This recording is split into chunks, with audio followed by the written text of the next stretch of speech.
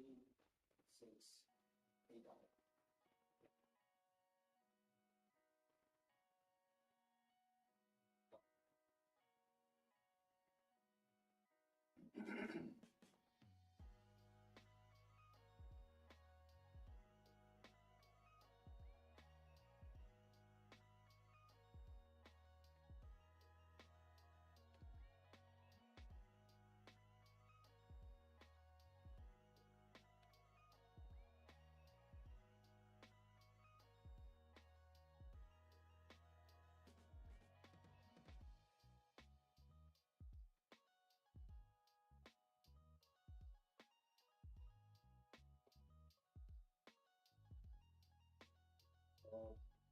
Block 4. Yeah, no reactions. Take 1. Refresh those and.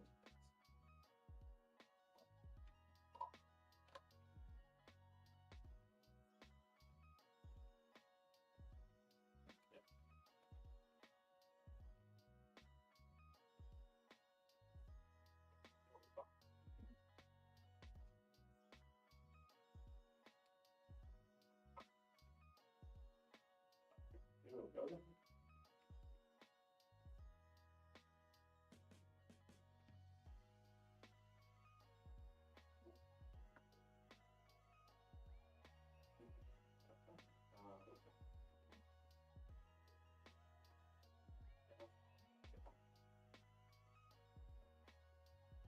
With the back.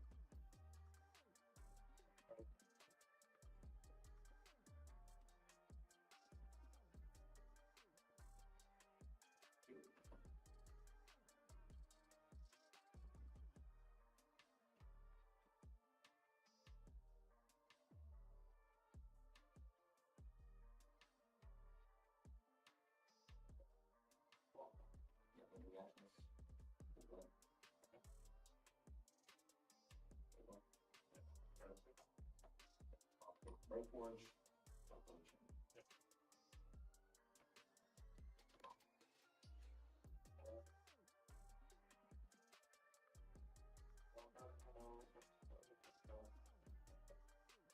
No boss.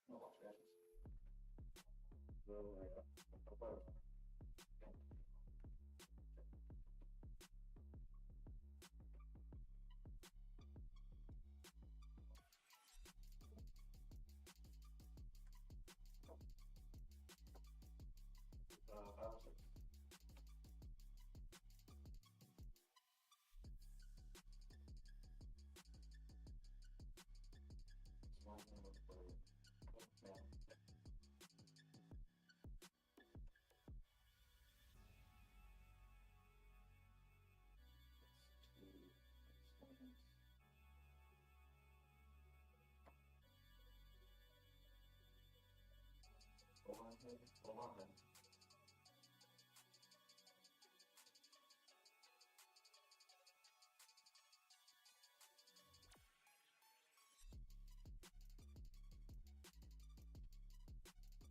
Block one. Here we go. Okay. First one back on the page. Yep. Okay.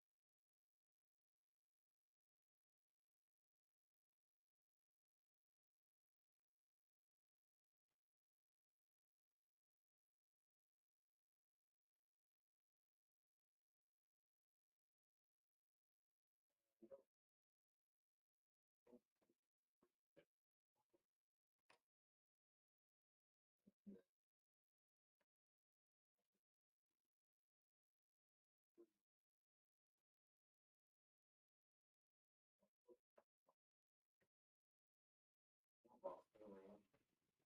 Right.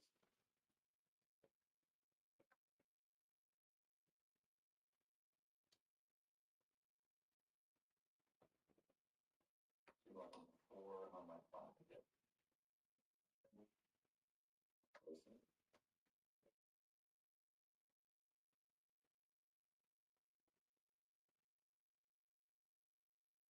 Right.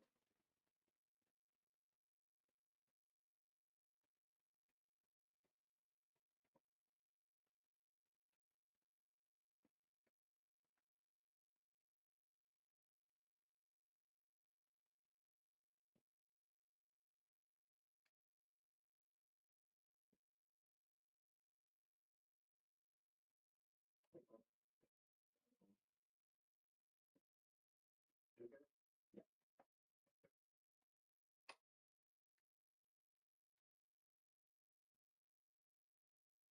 Green. Red. Close chain. Yep.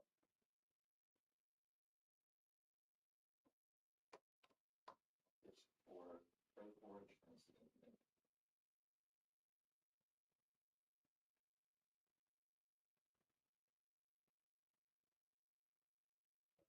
Well, right.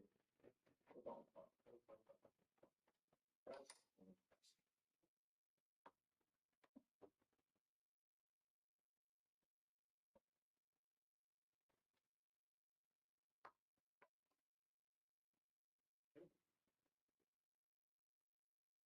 Okay. Land. Yep. Go on. Go to that. Okay. 6.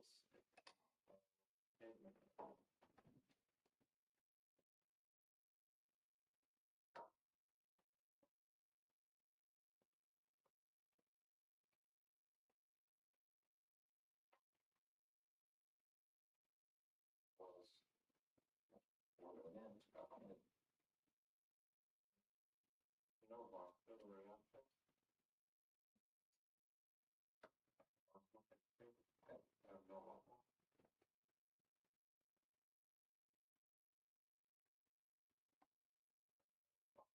Block for my 4. And wait for it. No. Okay. Take 2. Copy. Definitely be using. I'm just going to put those here.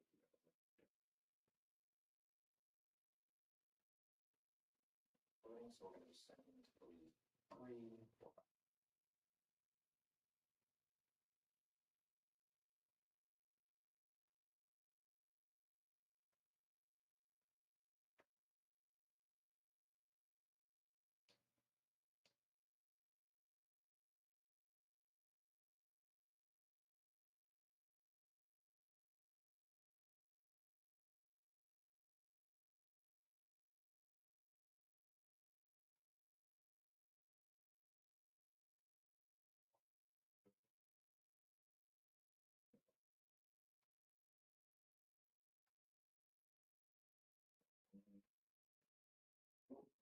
All this.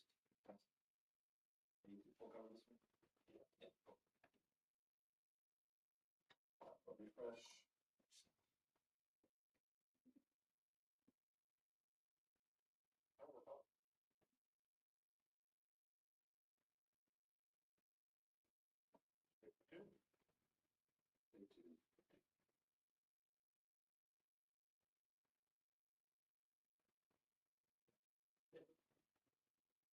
Can you tell me how many CNCs are benched? One, two.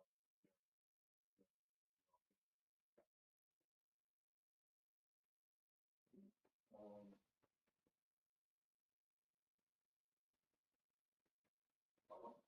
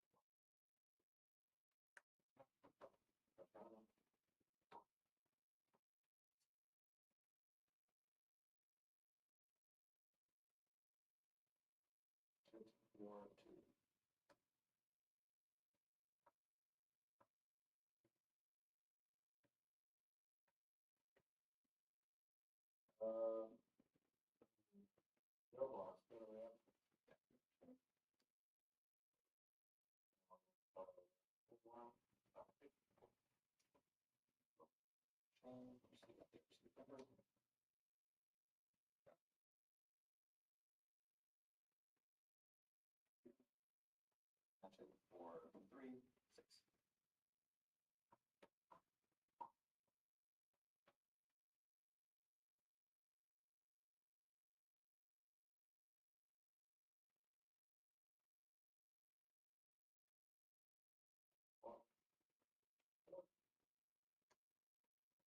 Next, 2, 2. Yep.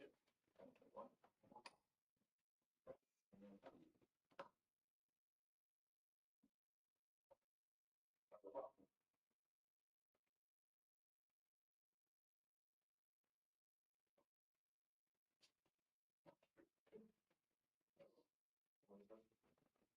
No going down. No going down.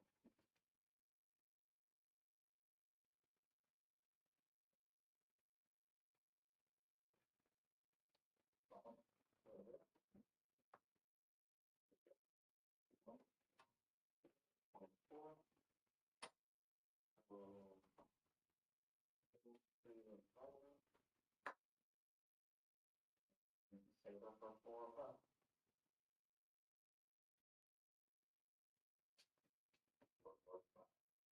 Let's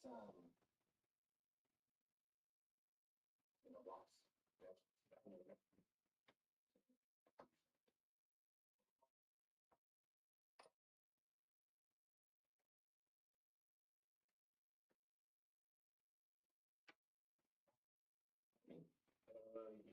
Okay.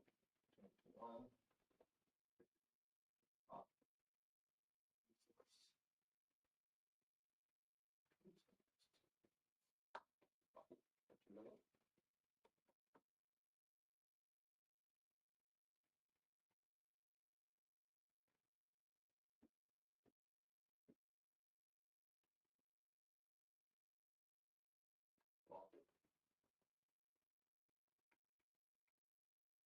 Two reactions. Plus 3.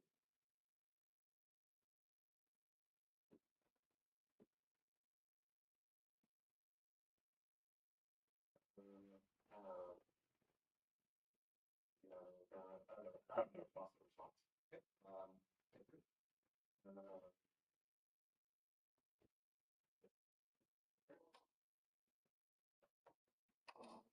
Take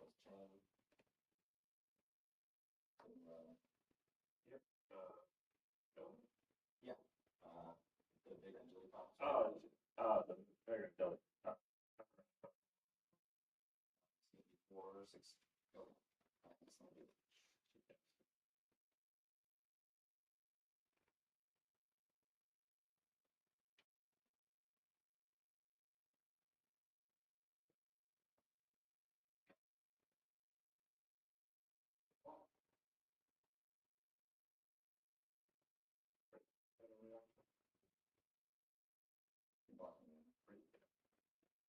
6 minutes.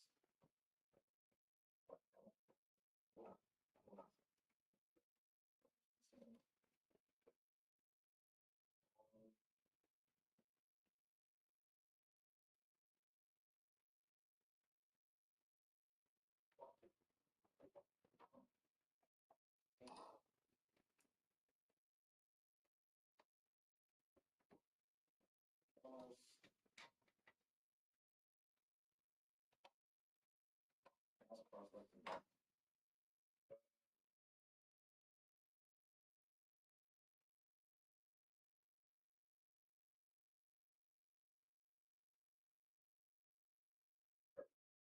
Also, 30 to 32 are important.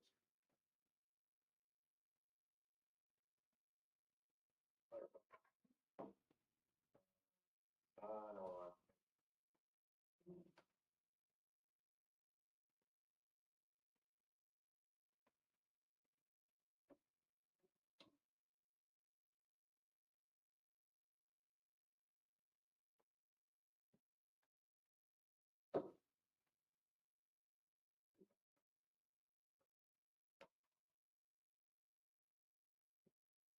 Quite close.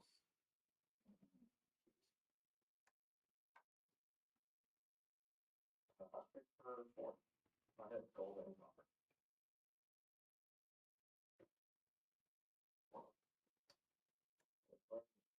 52.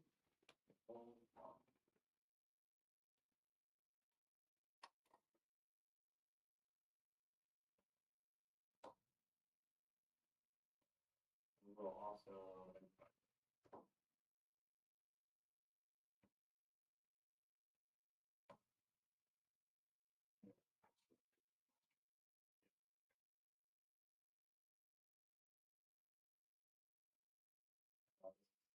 favor for 4.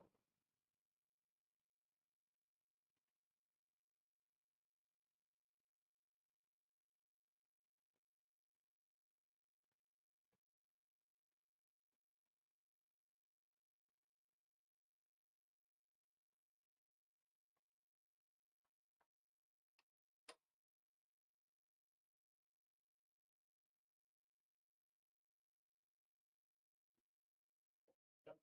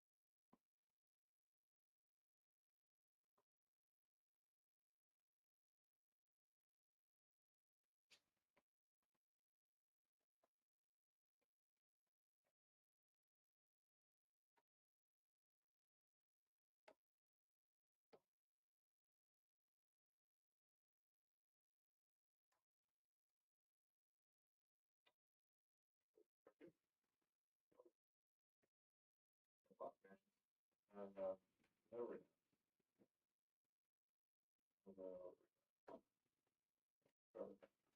Faster.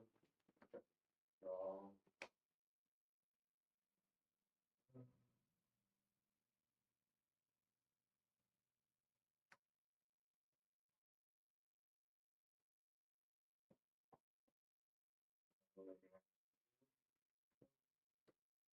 So I'll take 5.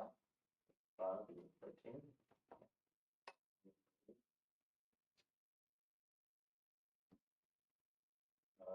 Closing chain here.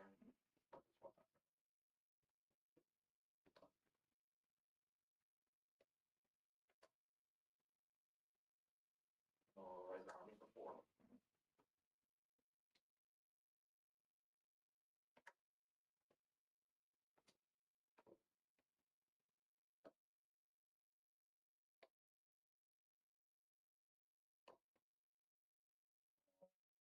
Also, and then we switch it back after the hours.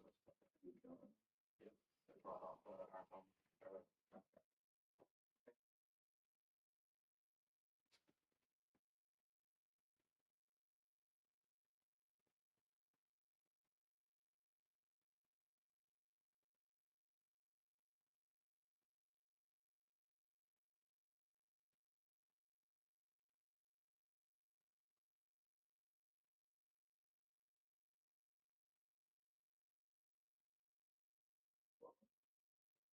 Yep, you know what?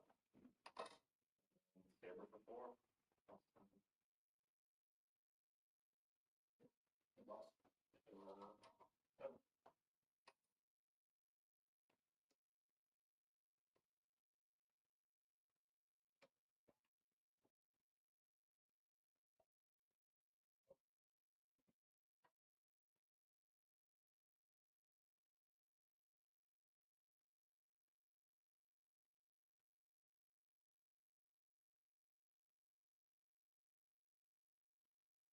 Close.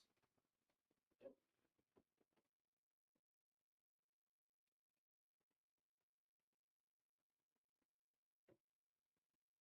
Four.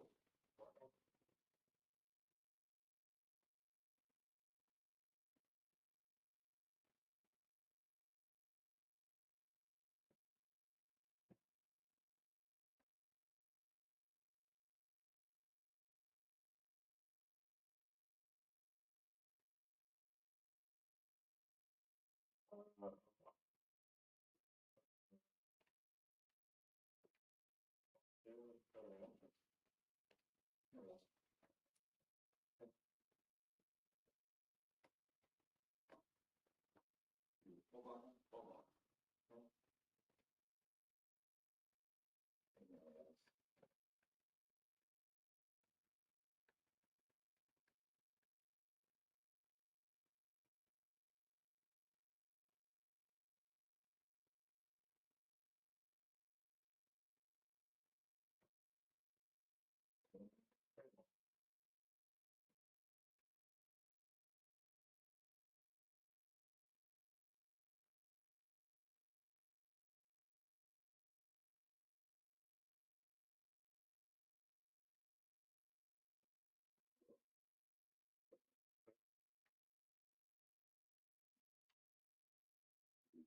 Three.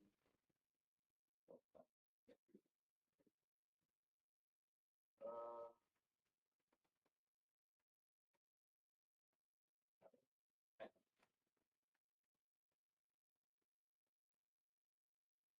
no more.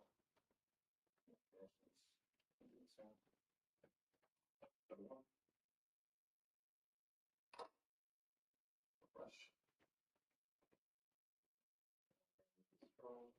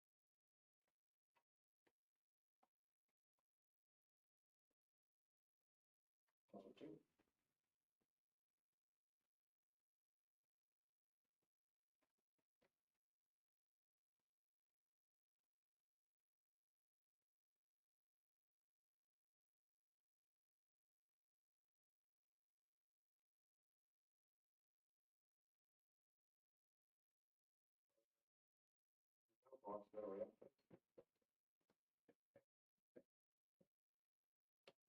Yeah.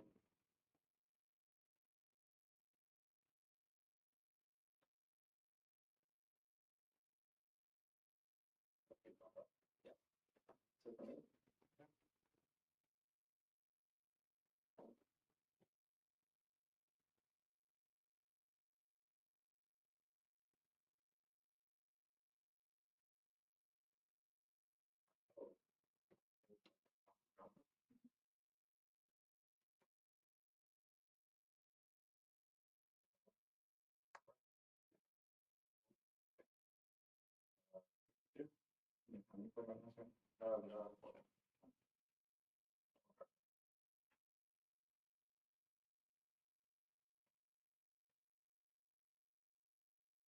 Two, no block scratches.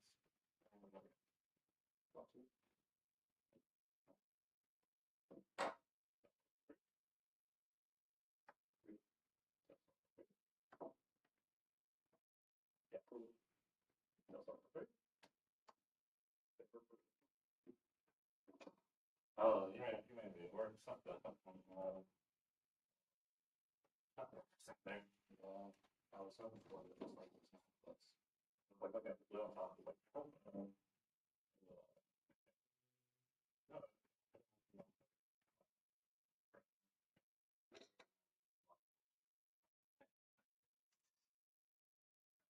use before we do the last week. Yeah. But if you want, what we can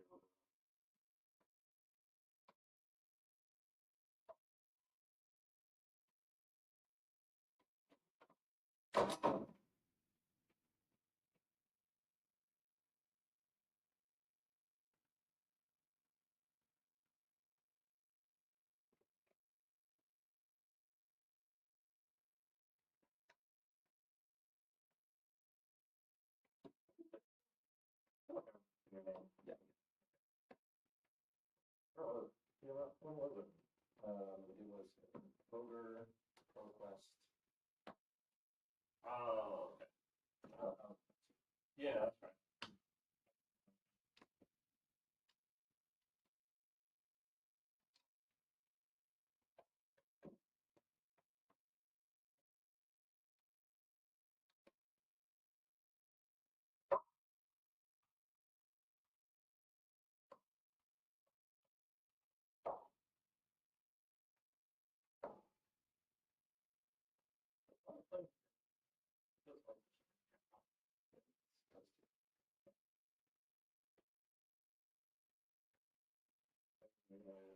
walk back out those and fold it. Yeah.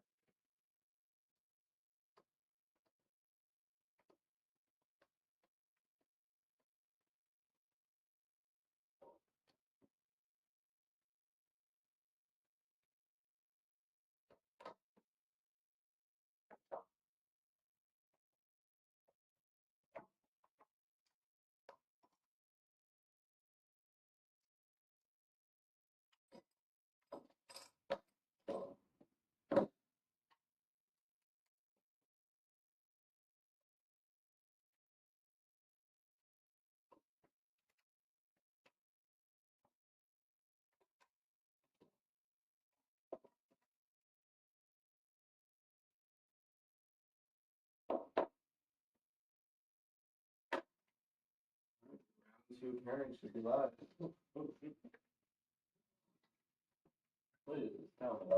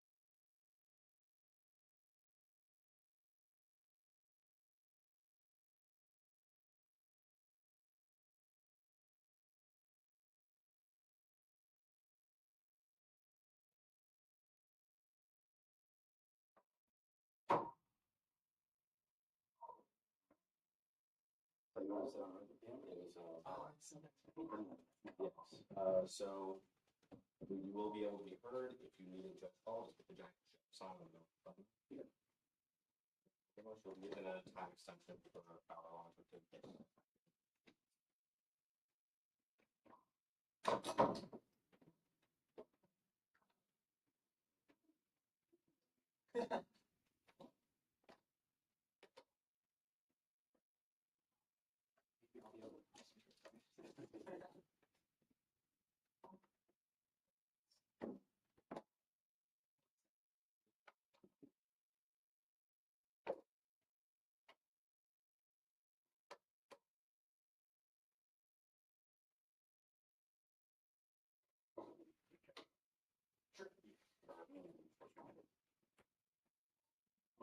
My phone can crash. I don't know why. I keep reinstalling it and everything.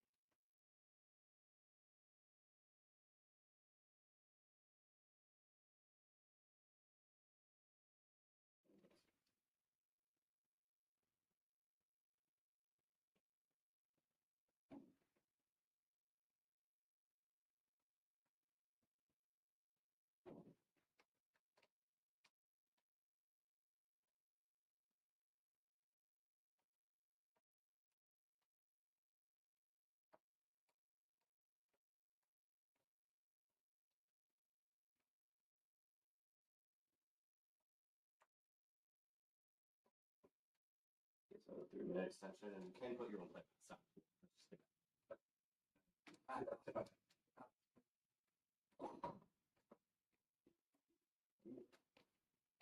Still not gonna say one because it'd be anything.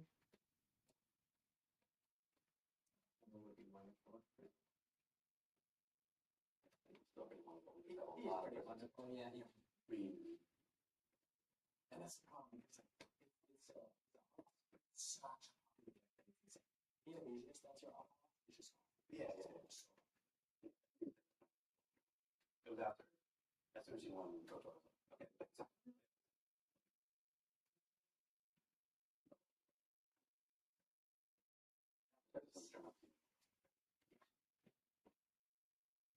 I found something kind of thinking that match about in the house. A little bit too.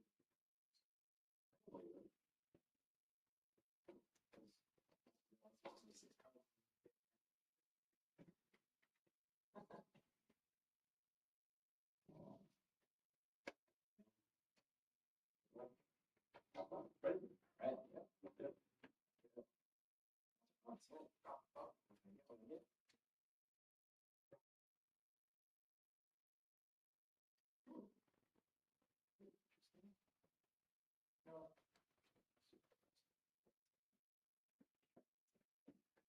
Yep.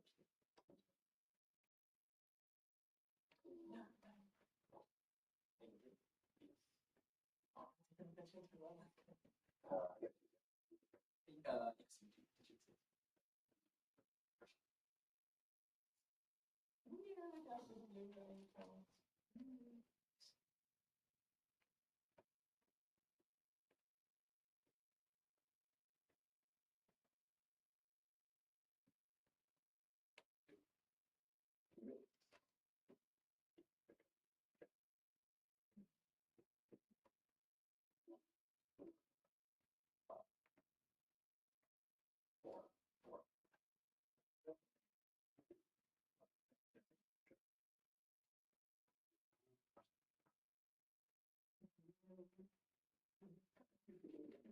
Yes, you do. Yeah, remember. Right, yeah. It's also nice because like you're bringing up everything you need to see. I have so many tokens that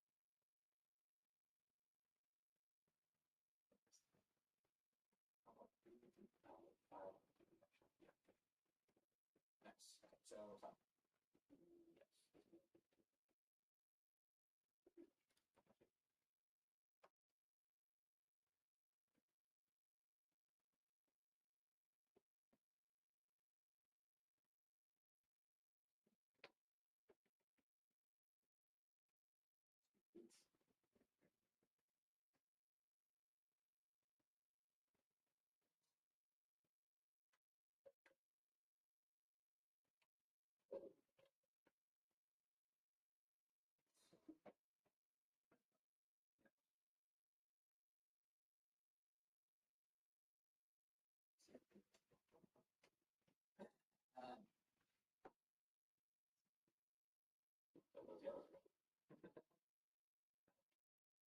Techo.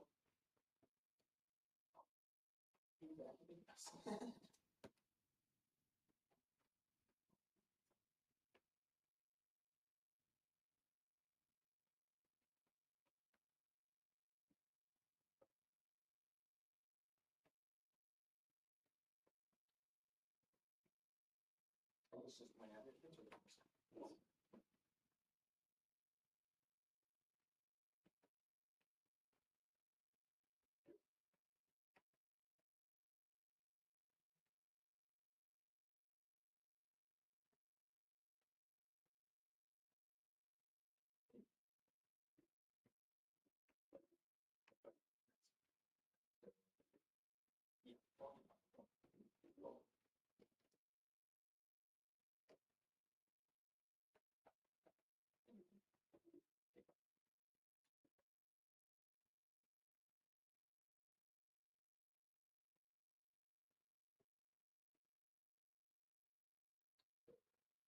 Three. Just Okay. I just haven't played it. But then, doesn't this give you gold? This gives me one, and that was my first time. I only hit created gold the first Oh, okay. Okay. time.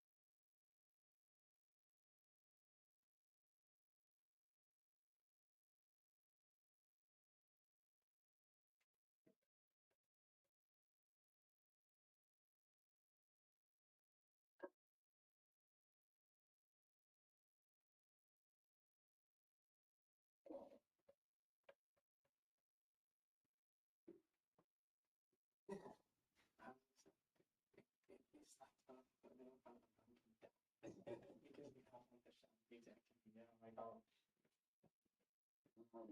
we still have that much my apps.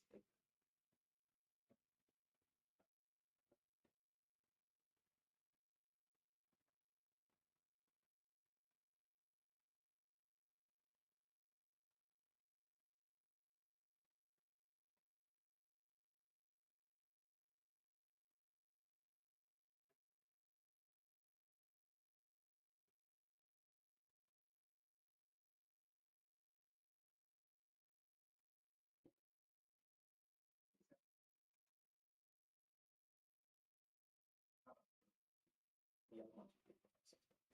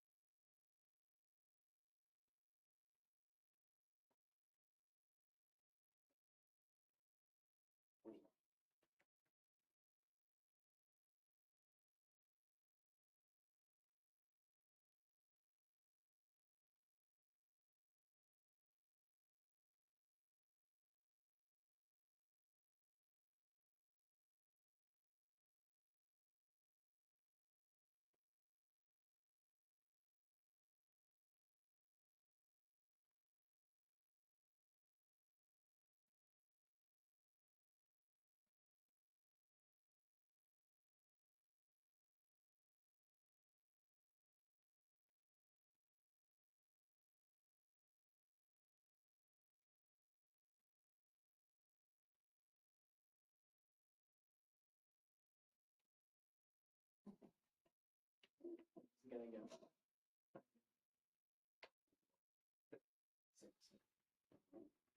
Oh man.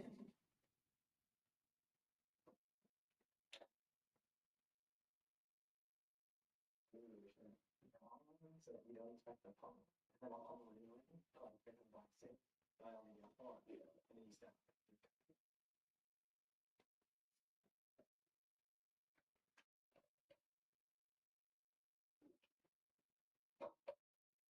Walking down, I think it's time to do it. Because with the D-react, I only get black 6. Oh. Yeah.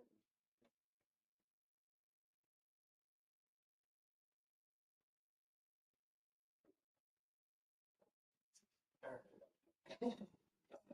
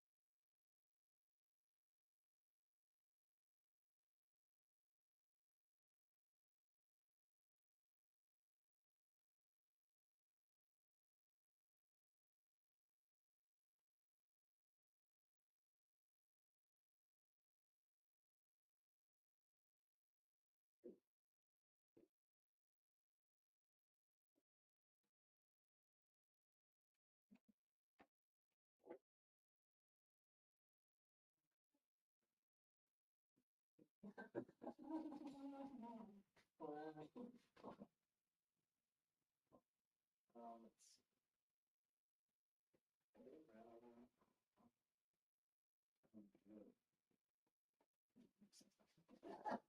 Is it all?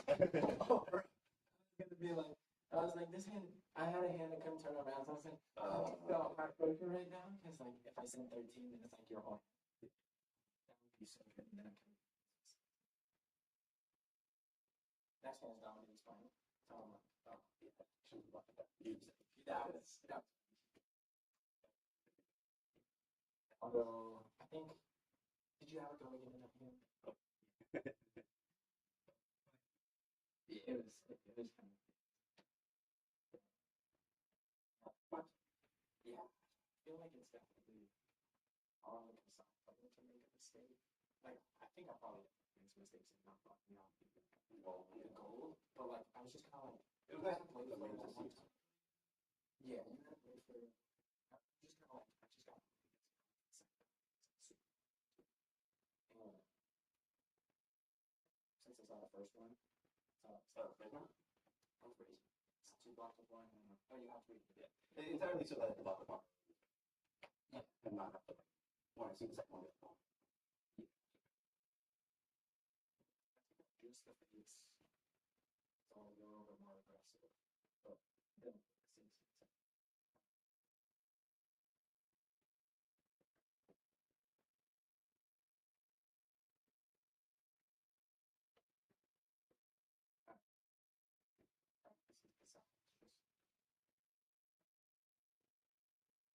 Playing Victor into either warrior actually just feels more. Yeah. There's some building in yes, but I didn't.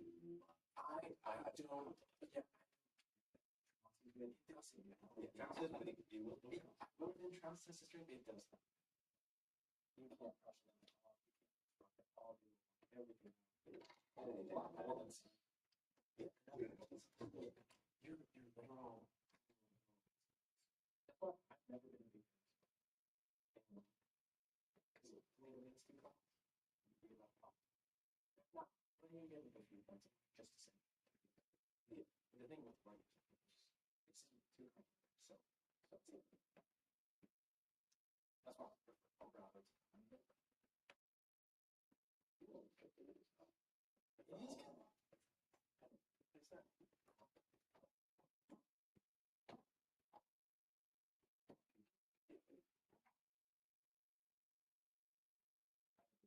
I only taken too many chances.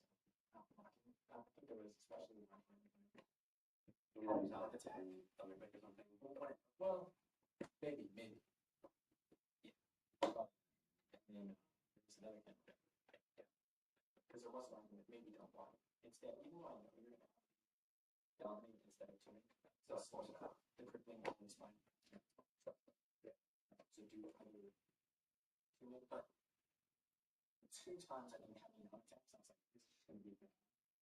Anything with this, so it would be a 2 attack.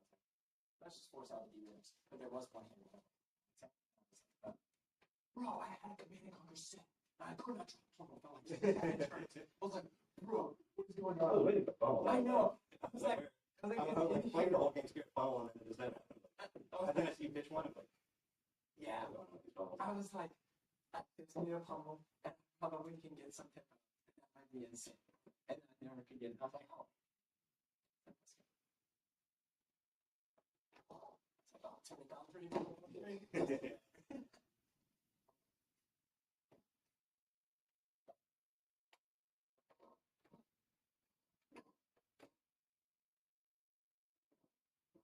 Cool setup for sure. Yeah, it is really nice actually. This was cool.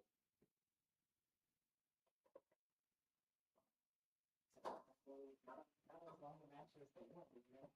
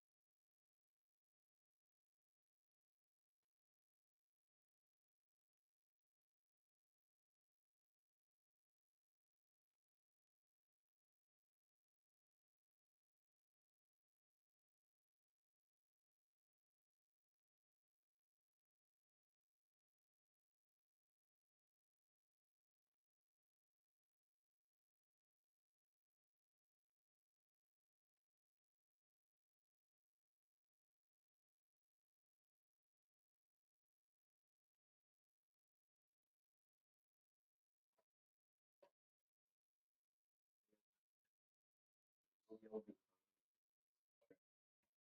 I'll be, If you need anything, in there, you can go ahead and put your plate on the top.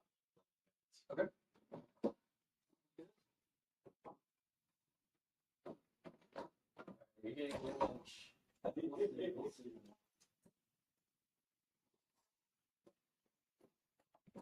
You know what I'm gonna do is just hit me for 40 on a turn.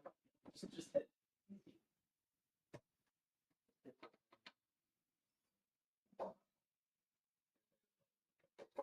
You do whatever you want. I would do mine by the way. Yeah. Keeping the habit, keeping history, yada yada. Yeah. Need it for history purposes.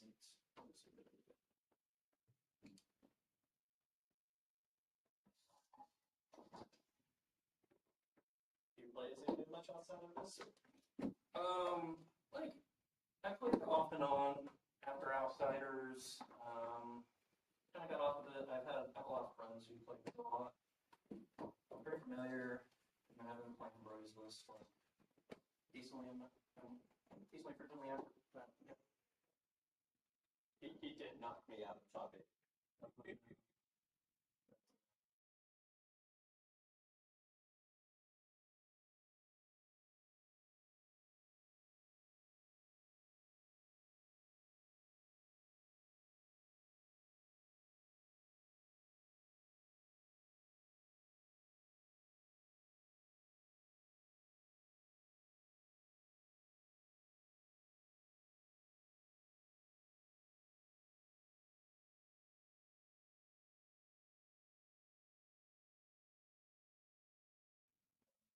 Two Missouri, both maxes.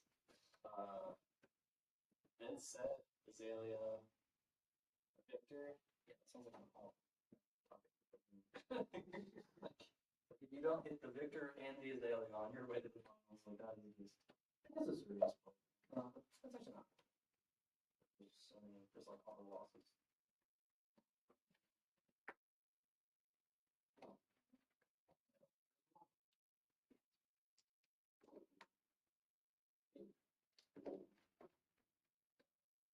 Wall to first.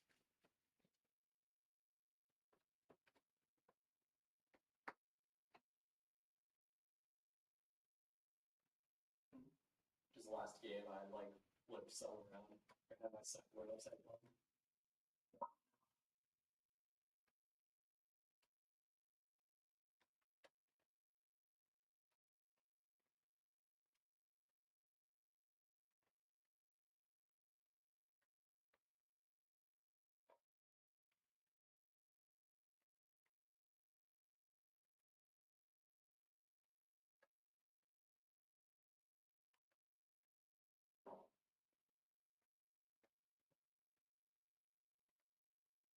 Almost brought Navi up, which like be just as bad. But I wouldn't have made it through the victory. I've not seen that. It was just on just on a European battle hard last week. I did well there, top 8. Losing to Mr. Pro Tour champion, the hero slip, Mr. Pintor. Yeah. He is pretty good at the game. Apparently he like misboarded, and that's like forgot back in protocol. So smart with no target. Oh. Like what happened to Bird? I think that featured his forgot his Celestial. Oh yeah. Like, no. I've had that too. I brought to beat Lexi. Yeah. And then accidentally left out. Before I was trying to double item. Look, that's fine.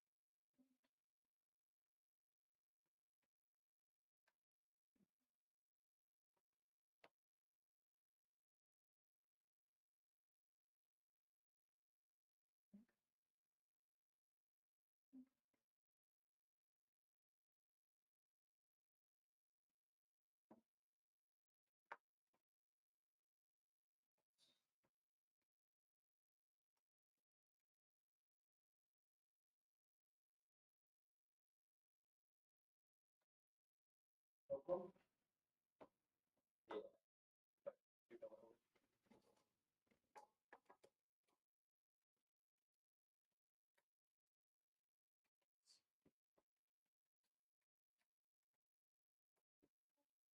Keep going.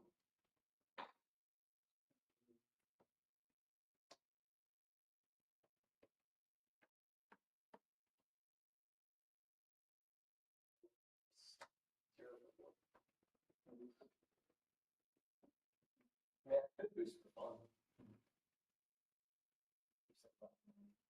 The one right off the top, it was um,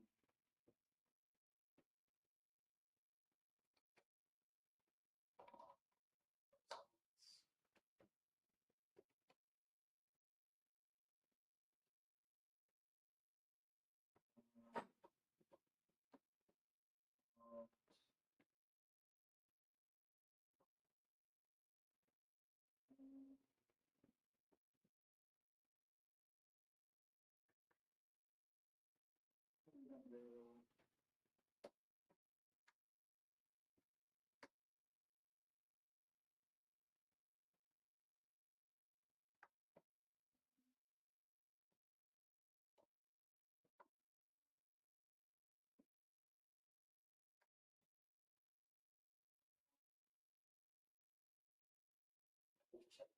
on. Now you can check what we got on the phone. So unless for 13.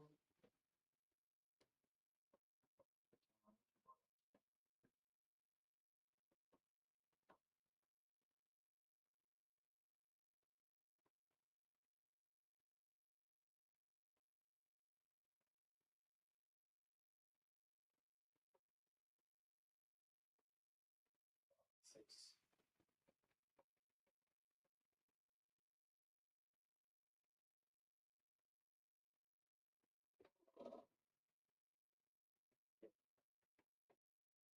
Take over 7.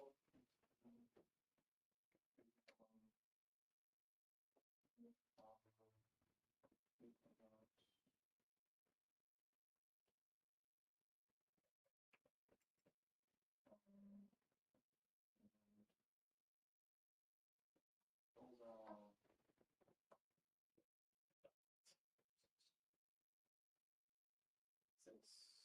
Where's the bullseye? Six. Bullseye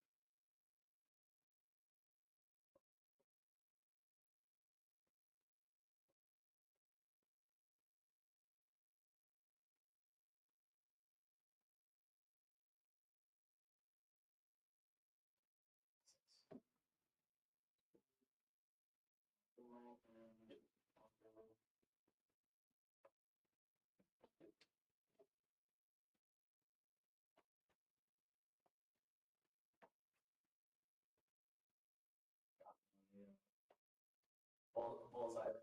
electric. Classic and move to Aelia.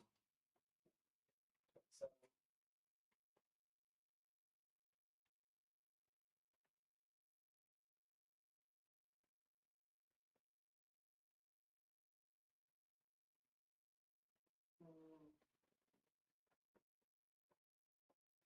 Um,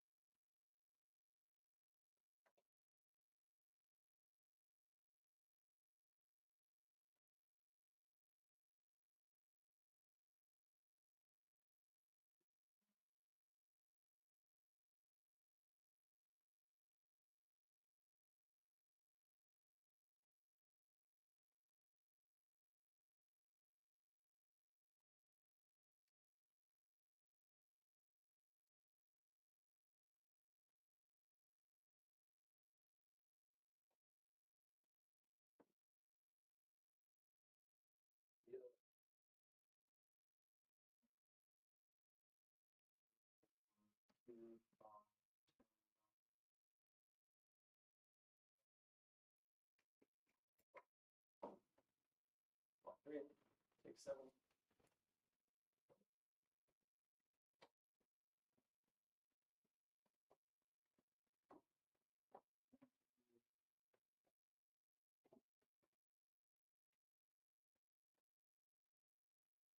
So 6.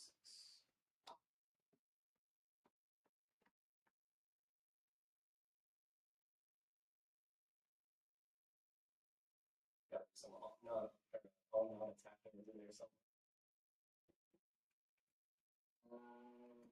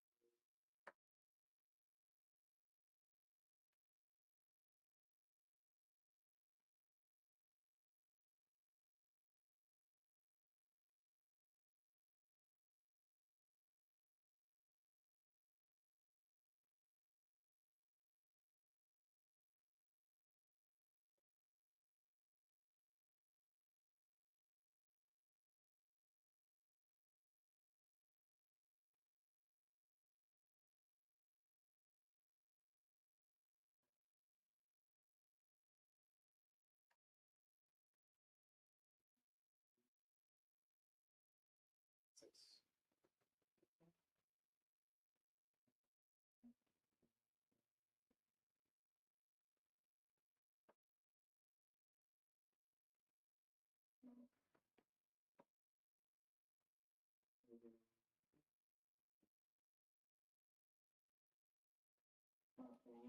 You know what isn't coming at least?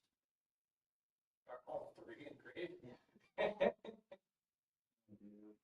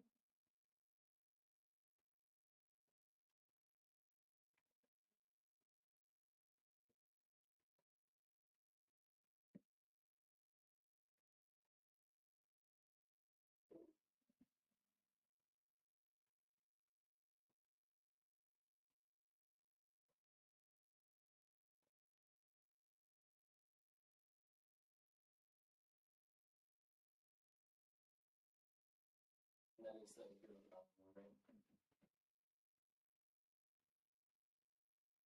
Block grade. Take 4.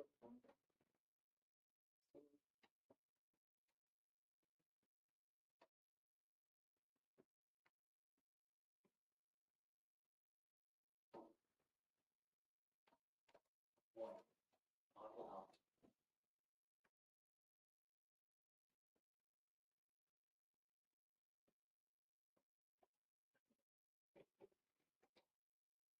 There you go, block it. Just for you.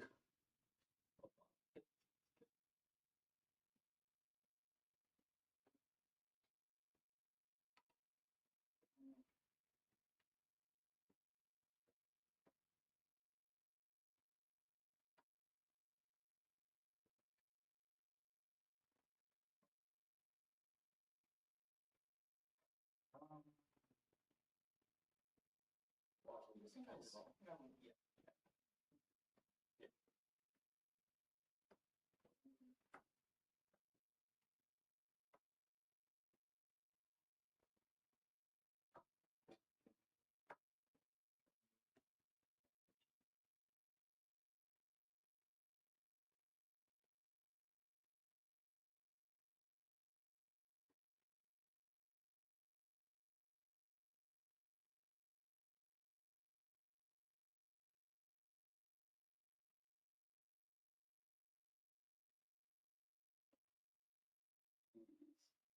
a good turn to act.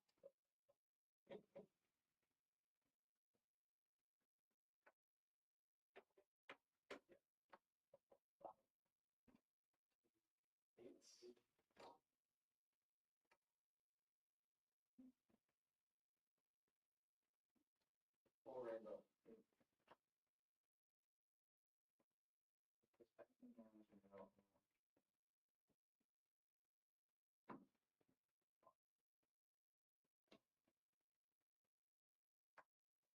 Jumpstart for 5, boost him, hold the full cost. Just a try. I'm just about that honestly.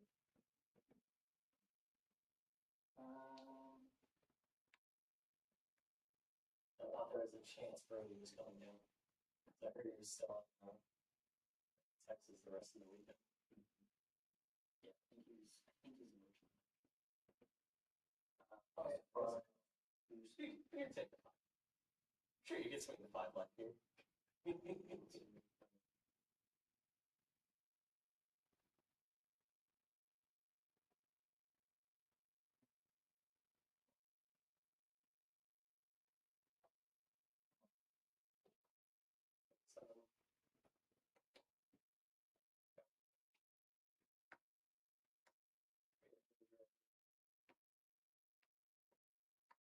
First paper check for the king. Initial.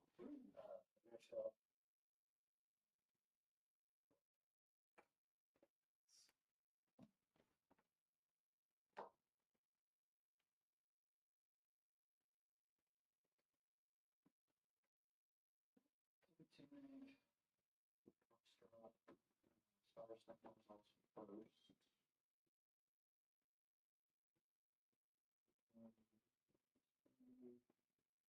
Office to the bottom.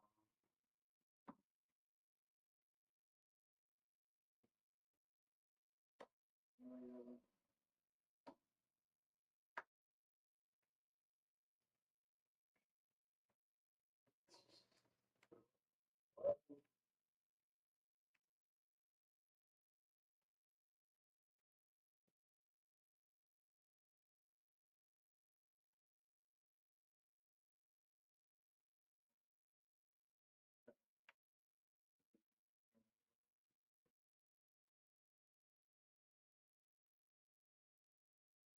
Two, 3, 4, 5, 6, 7.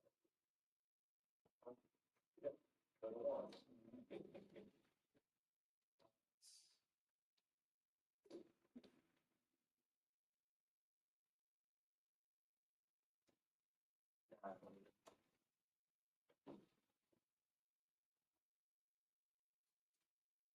Oh, it's not. Data, boost them.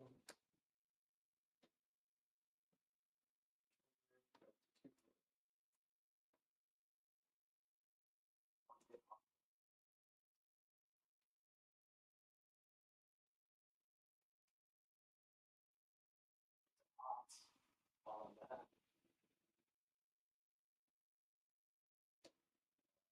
Look, that's slow. I think that's pretty good. I think this is the first time I've played a hyperdrive.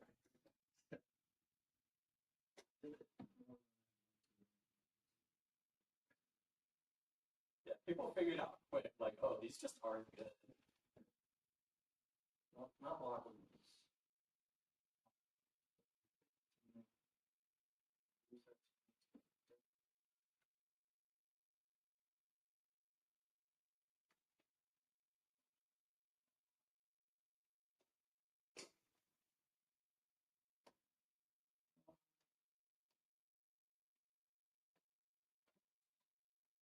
Going to the Ponzi done.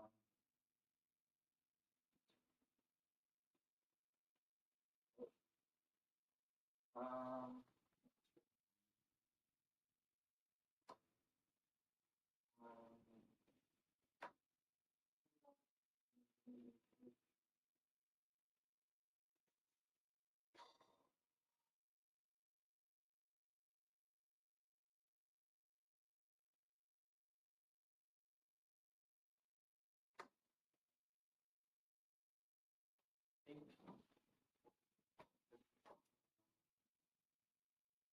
would have been funny to take it on him and kill myself on attack. I'm like, wait, I'm dead on it.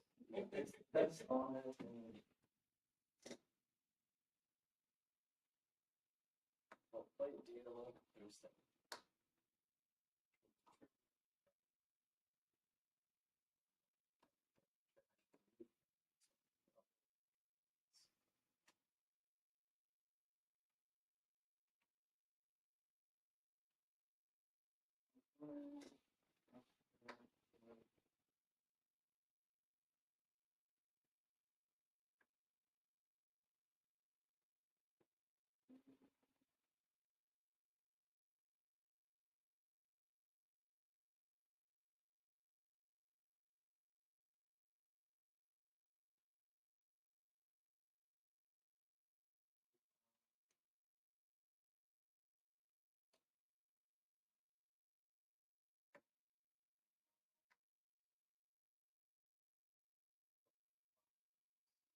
I'm sure you're fine.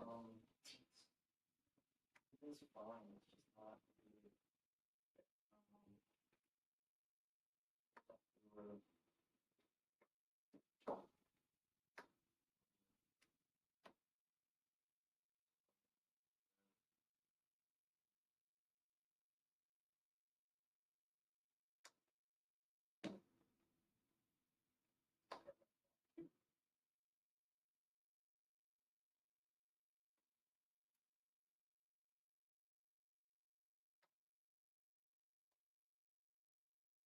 The dominate hero or I get pumped no matter what. I'm happy because I can death dealer, in the bulb shot, but then I hit the cut on Arachne. It's like the one card in my deck I don't want to see. Yeah. This deck is very good at it. Yeah. Stupid. Go with it. Oh. Block that.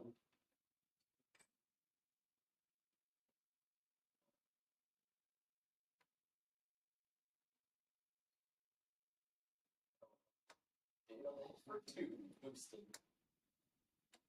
Trigger. Floating.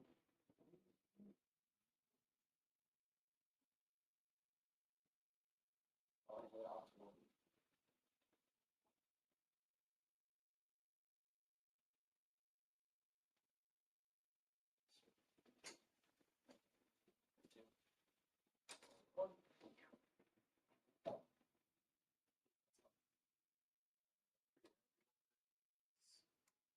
Finally hit 3. It is almost assembled. Hey,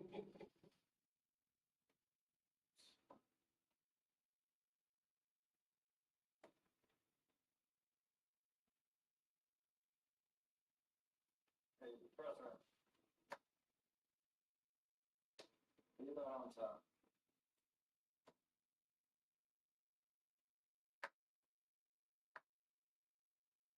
There's the main power on it. You don't need to pump it. You don't need to pump it. You're good.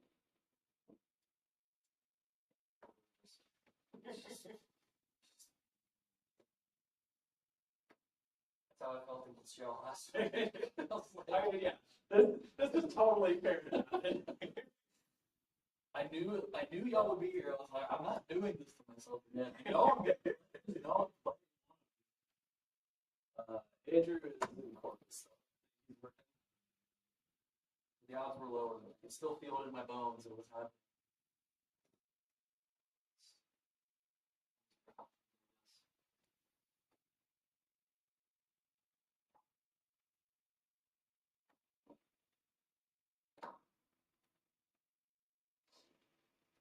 This deck is just kind of stupid. As long as you don't run into like Victor Bravo and puts in 20. It's like 2 choices with me. Besides the bird. I thought there was hope with the turn 0 duo. I was a little spooked. I was like, that's exactly what he needs to do. Oh no. I think the nerf did at bottom of my arsenal in the back of but I just didn't hit I didn't hit 3 drivers until turn 8 or something. I was like, I'm either gonna red you or I'm gonna sleep guard you every turn. Or I'm gonna inertia you or stuff above. I found the game.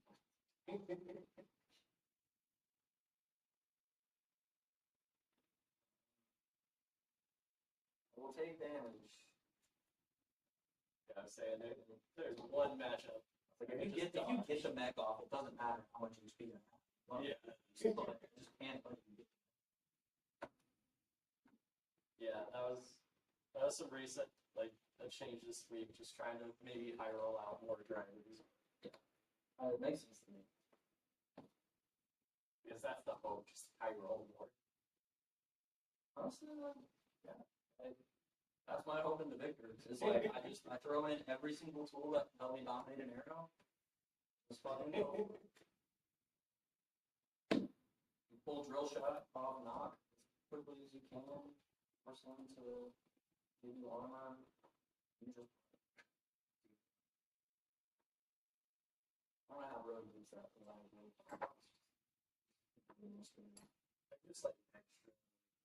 I mean, he doesn't spend all that time thinking to not like monster pitch step. That's the thing, like, I understand people get frustrated with Brody, but like, the dude ends up making the right play. Yeah. You can't be mad. It's for a reason. Exactly. There's sometimes when it's just egregious. Oh, I mean, Like, watching the prison game versus Aelia was like that very. Oh,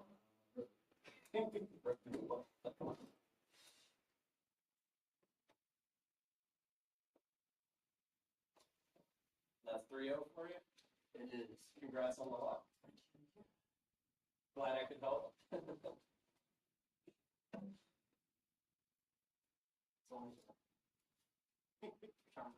Yeah. Yeah. That's just karma.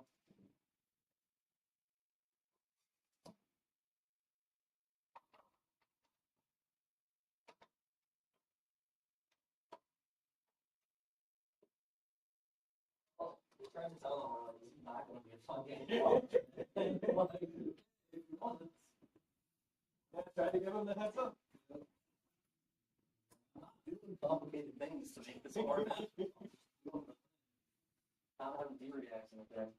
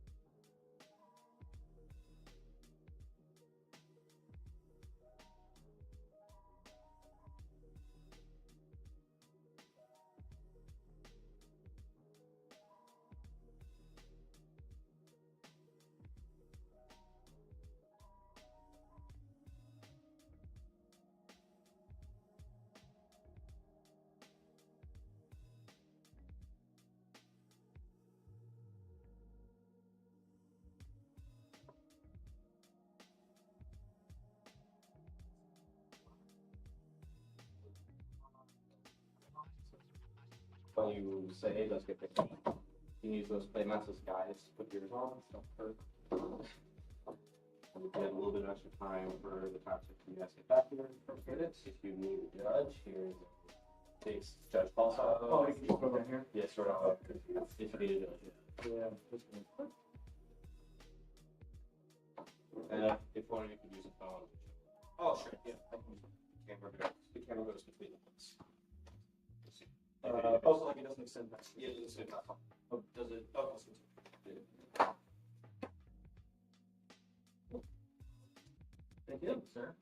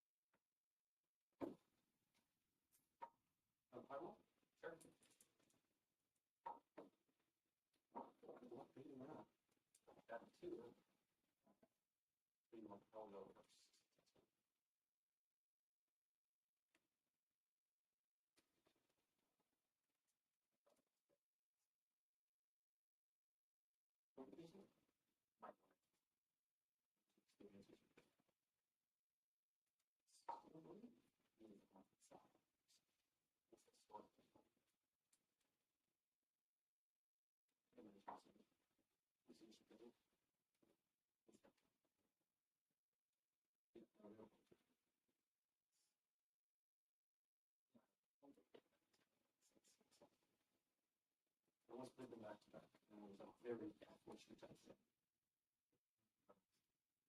They also communicate each other, right? Let's go. Because I know they have a ton of experience. They use each other's one skates together. Yeah. That's all.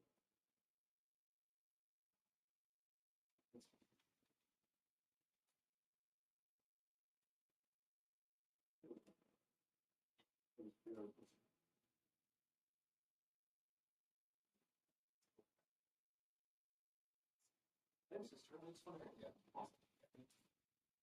You the older than me. I'm so you know how it is in the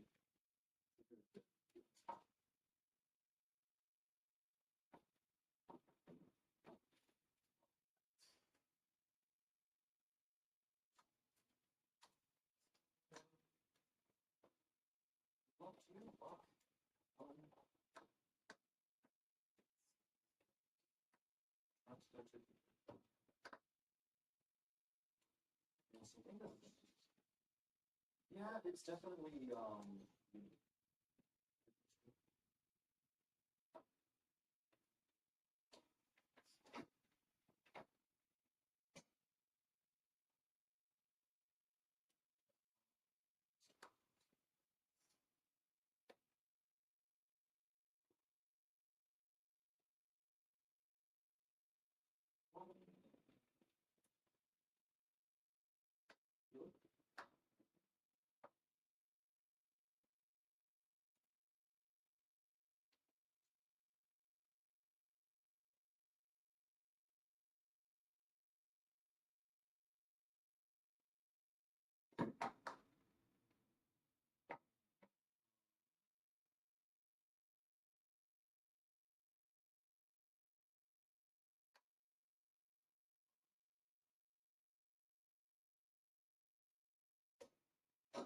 Go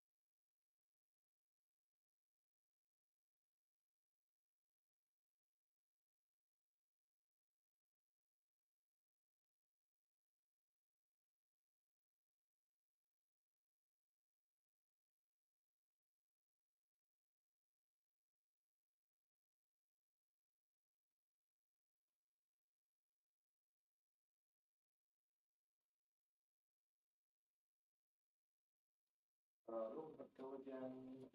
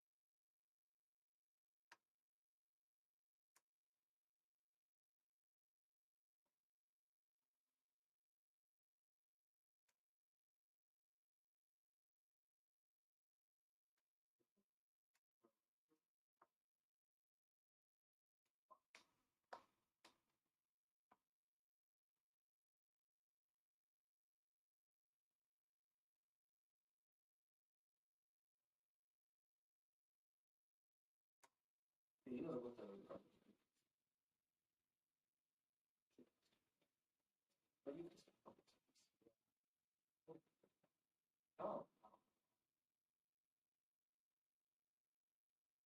but you just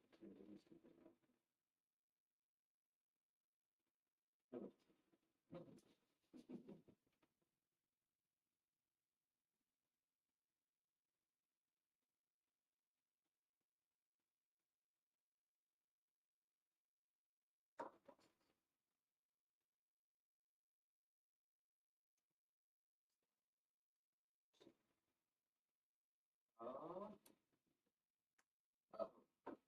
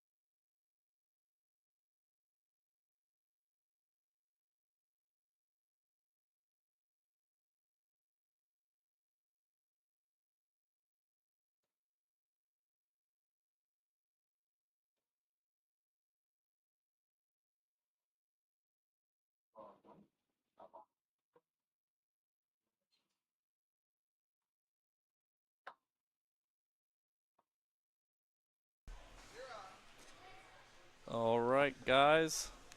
It's going to be a very exciting game of Techo versus Arachne. We're at the GameGuys Pro Quest. I'm going to run it down for y'all. Jonathan's playing Coercive Tendency. It's going to look at the top 3 cards of his deck. He's going to leave them in any order of his choosing, then banish. If the contract is completed for Leave No Witnesses, then all of his assassin attacks will get go again.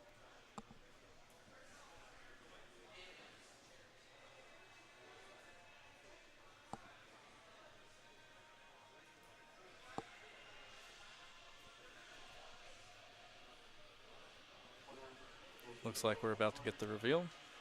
It's going to be a magnetic protocol, which will not give go again to Leave No Witnesses.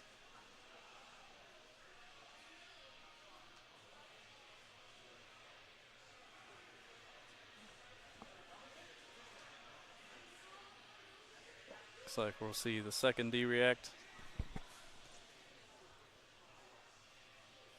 That'll be 1 defense for that red headpiece.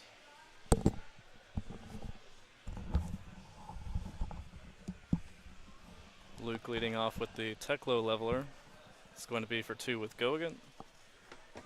And to the arm piece, completing his Evo equipment suit. Yeah, already setting up all 4, like, relatively early into the game, probably is exactly where he wants to be. It's probably pretty scary for Arachne right now, but I haven't actually had any experience in this matchup. You probably have a lot more to say about it. The one thing to note is that he has 3 of the red Evos, which are protected from Shred because of the Battle Worn and not the Temper. So that'll give Luke the ability to block a lot better.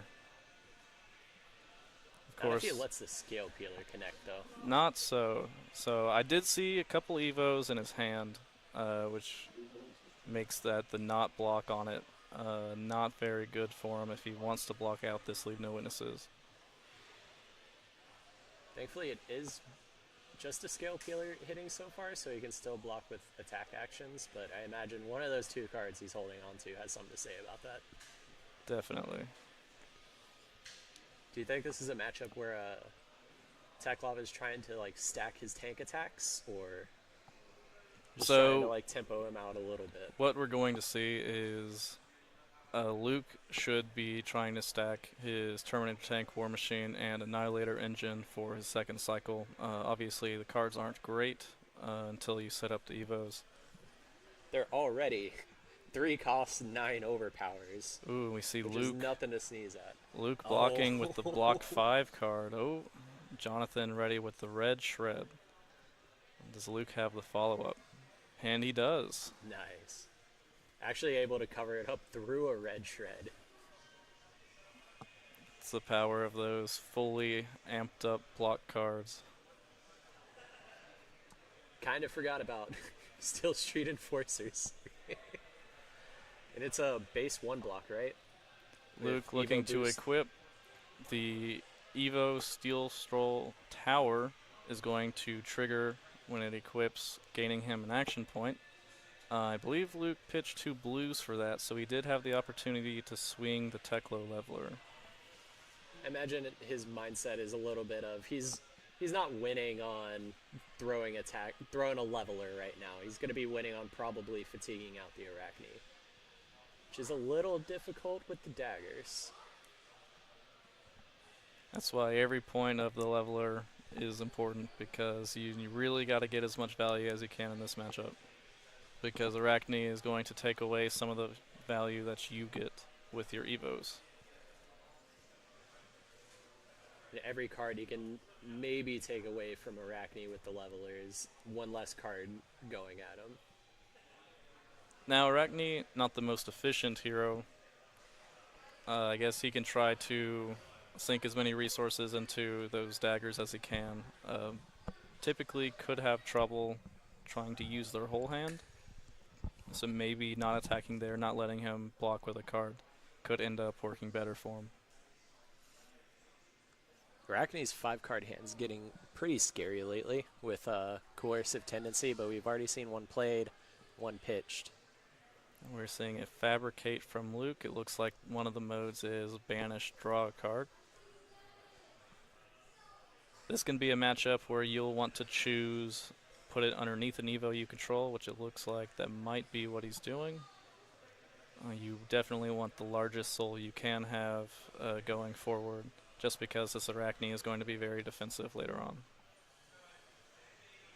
And Arachne isn't nearly as punished by the Mechropotent's discard effect as a lot of other heroes, because he can still very well block out tank attacks with how many reactions he tends to play. So, he, like you said, he would want to stack up as much soul as he possibly can. Another thing to look at is how well he utilizes his head and arm zones.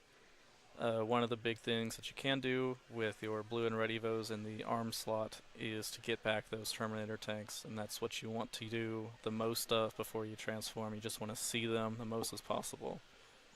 Seeing as he didn't put the Fabricate underneath already, I believe he most likely chose the +1 to armor, maybe to negate out the Scale Peeler. That could be the case. It looks like that is the case.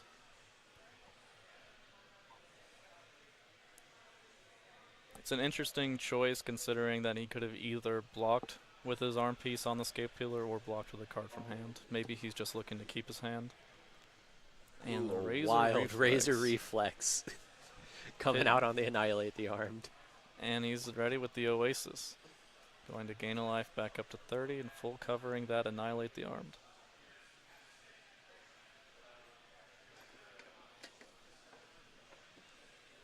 One thing to note is Jonathan has kept that card in his arsenal, I think, for a couple turns now, so it'll be interesting to see what he could potentially be doing with it. Yeah, when I saw the Razor Reflex coming out, I imagined it was maybe a zero-cost contract to come out afterwards, but it looked like Luke took a damage from it, so I imagine it had go again. I think he gained a life from the Oasis. Oh, okay. Yeah, was the life total change.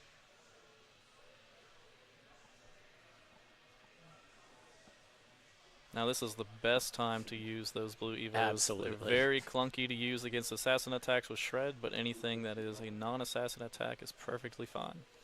Running Mechanoid, I love to see those generic attacks coming out so I can actually use my Mechanoid block.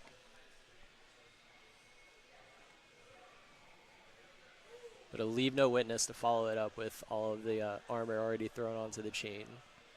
But that means Teklov still has 5 cards to hopefully have an answer to Leave No Witness. So it looks like he has an extra arm piece in his banish zone. So going ahead and blocking with the arm piece, getting the last value he can out of it, we might be looking into him playing it out. And when he does, he will get that trigger. He will gain the Terminator tank, War Machine, War Annihilator engine that could potentially be in his graveyard. So it looks like he did have the Terminator tank, and that'll go for the 5th card from the top. With already at Evo 4, that's going to be something to be really worried about from the Arachne side coming up on the following turn. And if you think about it this way, if the Arachne is paying attention, it's the top card of the deck right now. Yeah, you can just sink it. But then it's a late game threat. But now that he knows that it's there, he could try to very aggressively banish the top card. And it looks like he's going to keep it on top. Arachne would still have a full grip, so there's a pretty decent chance this is connecting and banishing the tank. Now we did see the Arachne play a coercive tendency, and we did see him pitch one. There's still one that is unaccounted for. So leading off with this, Plunder the Poor, I could see the coercive tendency being played. How likely is Plunder the Poor to be hitting besides, like, D-reacts? Very likely. I believe it wants to banish 0 or 1 cost. Which, to my knowledge, would mostly be like the Warmonger's Diplomacies, the D-reacts, Oasis. Yeah, the Fabricates, the Oasis, the D-reacts.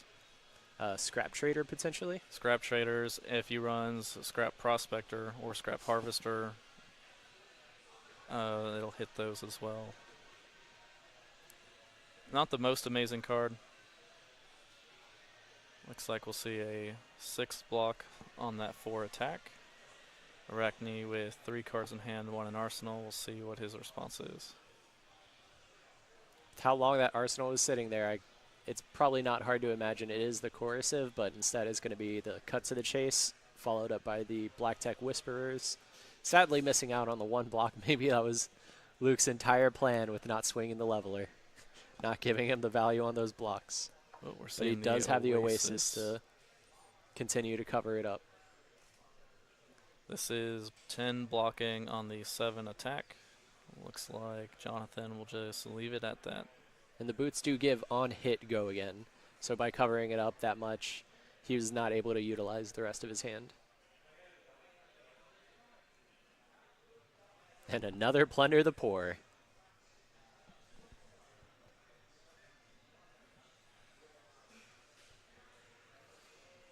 And again, looking for 0 or 1 cost cards to be banished for its contract.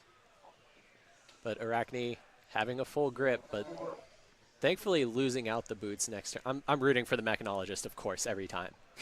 Thankfully losing out on the boots last turn. He's not going to have too much follow-up unless he found that third coercive tendency, or maybe just a pile of attack reactions. Now it's interesting seeing Blue line up a block with that Terminator tank. You would think that with the Evo setup he would try to go for that play. Maybe he thinks that the Arachne is just going to cover it anyway. He might as well just block with it. And Arachne it looks does like a scrap trader to the banish zone. And he gets his silver.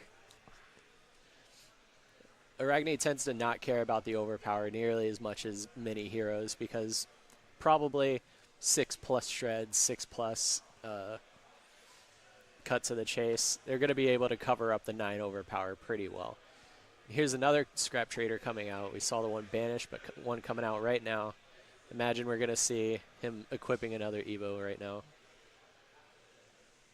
Luke has had that card in his arsenal for a couple turns, and I think I had gotten a glimpse of it, and it was a blue chest Evo that he put in there. Starting to get my hopes up. I was thinking it was a Singularity. We're going to see the fun stuff soon. But that is a Steel Soul Memory coming down, giving him his 5 intellect for the turn.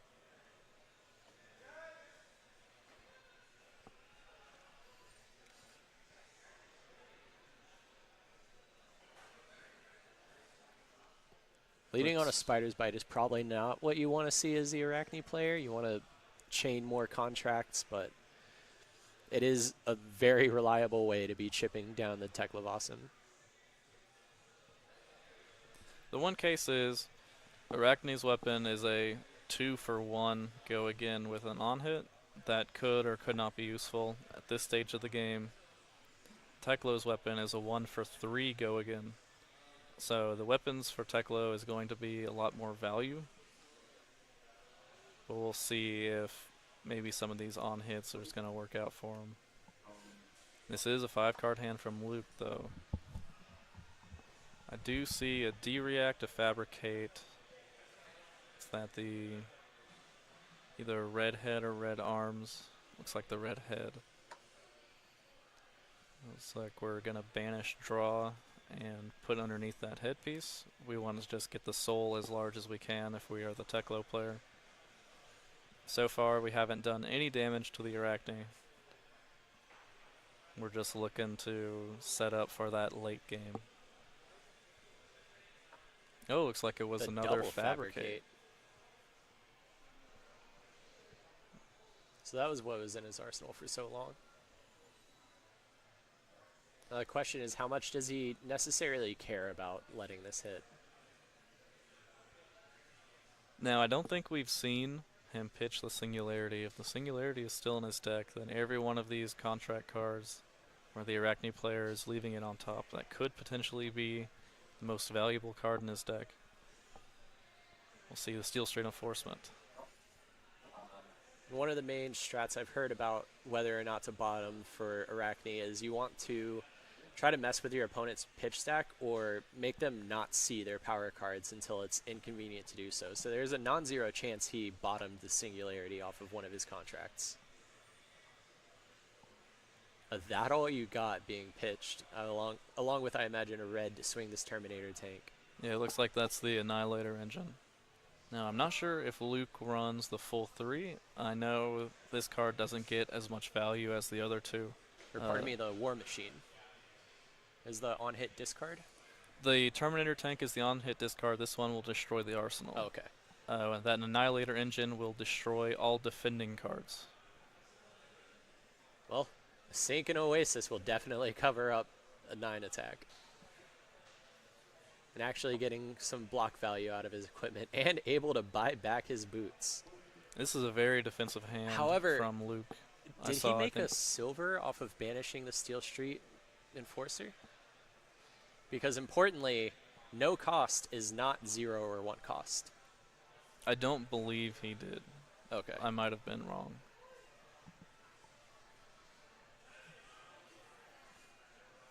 Luke's turn, or hand, I think, has a red Evo, a Steel Street Enforcement, and a D-React. I don't remember what the 4th card is, but it looks like it's a very defensive turn. It's probably not what you want to see when you're finally looks left like with a full a grip. War Machine is the last card in hand. Well, I mean, Leveler into War Machine is a pretty good turn. We're going to lead it with the 3 go again. Looks like Arachne is finally going to take some damage, dropping from 40 to 37.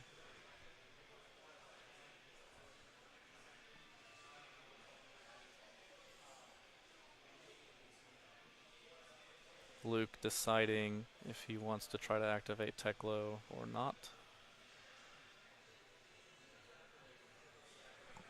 Looks like he's just pitching that All You Got, swinging in that War Machine. Alternatively, Luke could have pitched the blue to activate Techo, and then pitched that All You Got to play the red Evo in his hand, being the chess piece. The chess piece would have drawn him a card and on equip gain him 3 resources, so he would still be able to activate the Leveler and swing the War Machine if he had chose to go on that play. Very curious about some of the decisions. I trust Luke's a great player. I Luke's trust a he knows very what he's good doing. player. And so I'm sure holding on to that is just fine for him. He tends to have very specific plans into very specific heroes. Another very defensive hand with a Sink Below and an Oasis for Luke. Very red heavy though. We might just see him attack with the Leveler and pitch to Techo, get all those cards out of his hand, try to find a better hand to go forward with. Yeah, importantly, not needing to actually play the Evo to activate Techo. However, I'm not sure he'd want to see something like that in his pitch stack. But Oh, it he looks does like we're just playing the blue Evo from Banish instead. just refreshing that block. Arachne taking more damage, coming back in with a 5-card hand. I believe this is a 5-card hand. Now it looks like, from this point of view, that Techo has a lot of armor. But against Arachne, a lot of that armor can't even be defended with, because Luke does not want to lose any of it to Shred. We've already seen all 3 Fabricates, so there's no fancy shenanigans with Fabricate as your defensive Art of War to save your equipment. And we're unsure how much, do you know of any armor in the Banish that he might be able to protect it with? At the moment, I believe that chess piece that he played was the only piece. Very importantly, 3 armor pieces with 3 block into a CNC. This should be very easy, just cover up with your equipment. It's not Assassin, you can't shred it. I guess the worst he could have is a pummel, and it looks like he's just pointing to his Evos, just saying, I'm just going to cover this up. Not entirely convinced the Arachne would be on pummel as much as I would be convinced Azuri would be. Very interesting, though. He blocked with all 3. Maybe playing around taking additional damage from the pummel. Well, it's also interesting because that play plays into spreading play a lot more. We have seen 2 already, and maybe he does have the 3rd playing the full stack into Teklavasen. finally giving up a card into the leveler. Oh, this is a very nice play for Luke. That Scrap Trader is going to give him 4 resources. Choosing to not play the red Evo to get his action point back. Choosing to continue playing out those blue Evos. If there was another blue in hand, there's a chance he could have even stacked more soul playing out both legs. Well, I believe he had a Terminator tank in his hand, so there was a chance that he could have played the red legs to gain his action point back into a Terminator tank, so being both offensive and defensive for the turn. Arachne just sending 2 daggers and passing. Not what you want to be seeing, staring down how much Techo can do. Looks like we're being very patient with our Terminator tanks here. We're going to pitch them for second cycle, making sure that we can try to get as many cards out of the Arachne's deck as we can before we just start hitting them with all these very large attacks and very disruptive attacks. I wouldn't be surprised if at this point Luke is imagining how his hands post-Singularity are going to start looking like. Now, the sweet spot for Singularity that I like to play into is getting your opponent to about 20 life. On the turn that you play Singularity, you are doing 6 damage if you're taking their whole hand, and if they try to keep 2 cards, you're dealing 12 damage to them. And if they're at 20, that is a large chunk of damage to go through. So we might try to see Luke creep up that life total a little bit more before he tries to commit to it. And an Eradicate being played here.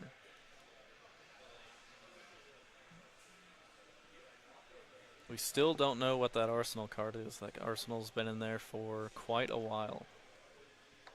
For both heroes, I believe. Well, Luke did cycle out that Fabricate a couple okay. turns ago. Hopefully it's not a blue shred that's been stuck there. Mechanical Strength blue coming in for 7. Just a casual 2-card 7 off of a blue. Guardians wish their blues attacked for that much. You know, there's the occasional Seismic Surge into 2-card 6 with a blue. This is the point in the game where the Techo is going to start getting very scary. Every card in his deck getting more and more potent as time goes on. We've seen a lot of the tanks going to the bottom recently. So there's a chance the next few turns are pretty low pressure, but we still have yet to see the Singularity anywhere. Another thing to note is that Luke has at least 1 Remembrance in his deck. And so it'll be interesting to see if he'll choose to use that before or after he transforms. That would allow him to, if he needs, block with the Singularity and get it back at some point. Blocking with the Already Dead.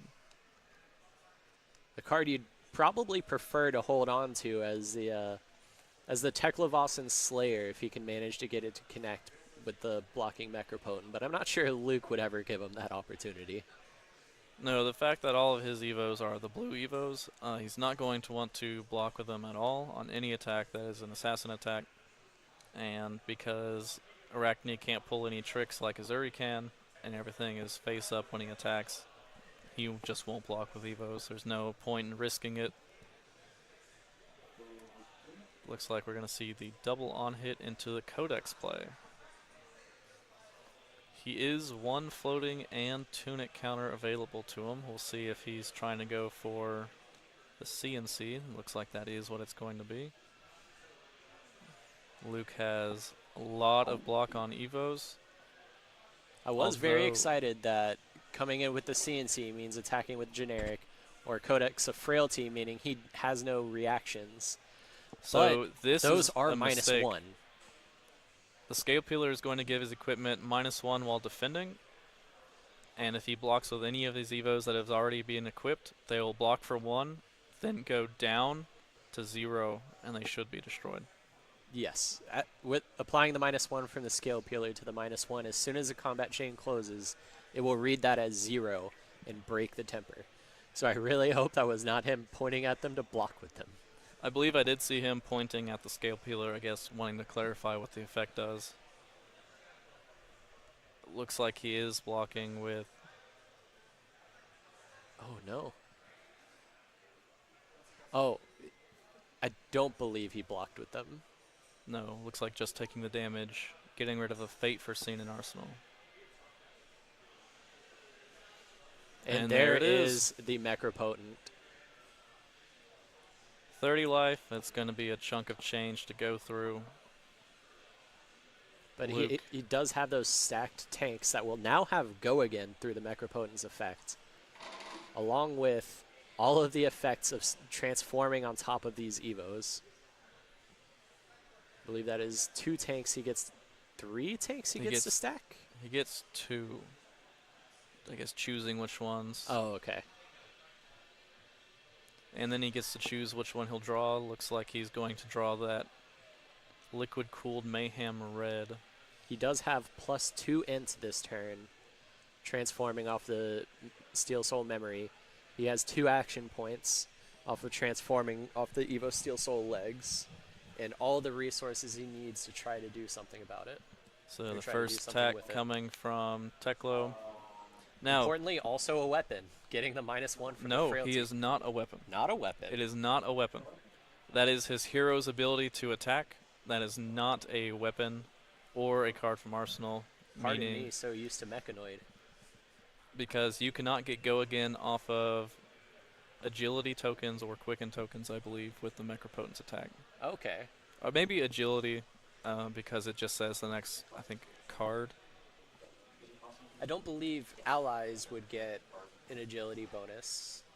But no, I think agility says weapon or attack action. Well, it's not an attack action card. So, not This is benefiting, very easily not benefiting figured. from any sort of Go Again, and should not be punished for the frailty token either. I believe they're pausing the game just to figure out whether or not the frailty token is in effect.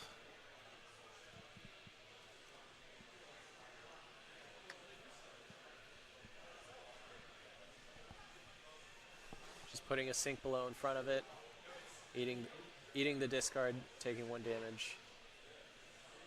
And it is not once per turn. He may attack again. One thing to note is that the Necropotent does not give himself Go Again. He did have 2 action points from But transforming off yep. of the boots, though. So it looks like 2 cards discarded from hand and 2 D-reacts played. Luke going into his next turn with that 5-card hand. Arachne just drawing up. The last hand in the game for Luke of more than 3 cards, though. We're seeing the Liquid Cooled Mayhem Red coming in for 6 Go Again. Having a full discount costing 0 from the Necropotent counting as 4 Evos. We're seeing 2 cards blocked, importantly, in non-attack action. And now just swinging with the Necropotent, not having much to do with the rest of his hand. It looks like he has some Evos in his hand that don't do anything. And he discards the Ripple away, I believe, just to cycle through his deck to try to find tanks. Now we know that the top card of his deck was that 6th card, that Terminator tank. So we are going to probably see that Terminator tank coming in with the Necropotent attack follow-up. These turns are going to start getting very potent. 9 into 6 is pretty devastating on a 3-card hand. With an on-hit discard and an on-attack discard.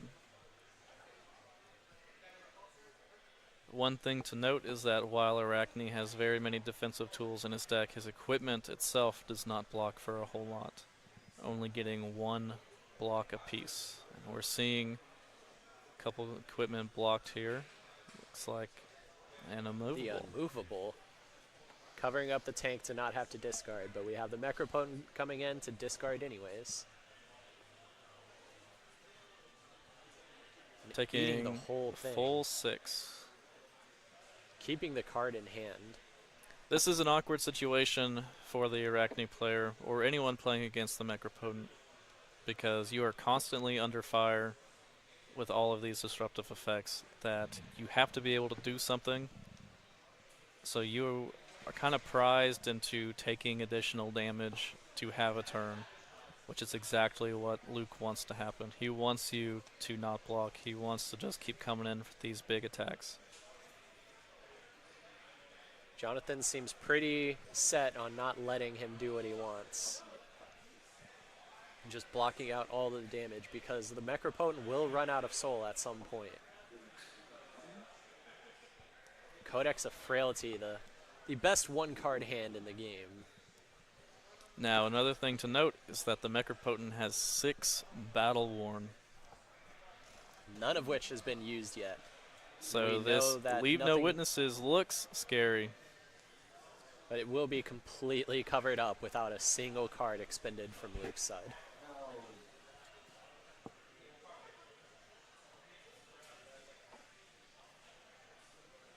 And we know with nothing in the back, there's not going to be any shenanigans coming out following this Leave No Witnesses.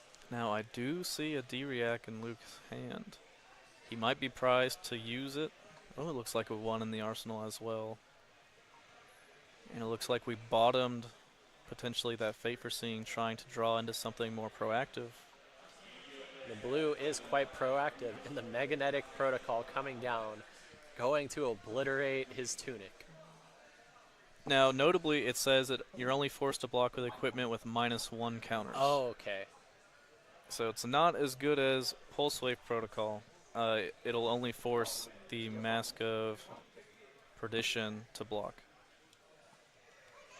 Blocking with the Mask of Perdition at this point won't do many things. You get a funny -2 counter on it.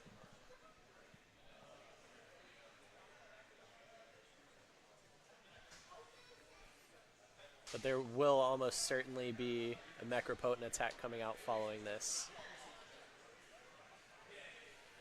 Now, something else that Luke has to be wary of is that he still has more blue Evos in his deck. And those are good cards for pitching, but they are pretty much useless if you get down to having nothing left. I think this might be what Jonathan's trying to go for. Just block out, fatigue the soul, try to live through all these big attacks that Luke's throwing at him, and after that, Luke will run out of steam. That seems to be his plan currently.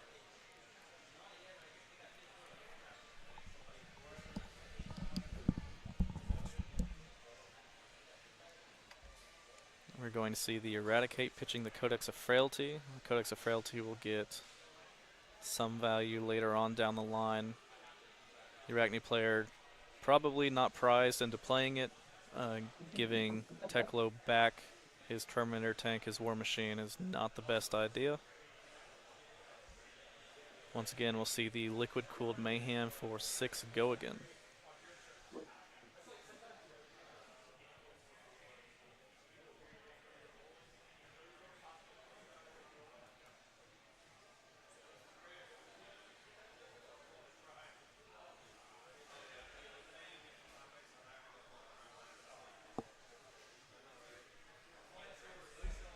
Arachne thinking about the blocking, deciding to block with the Coercive Tendency.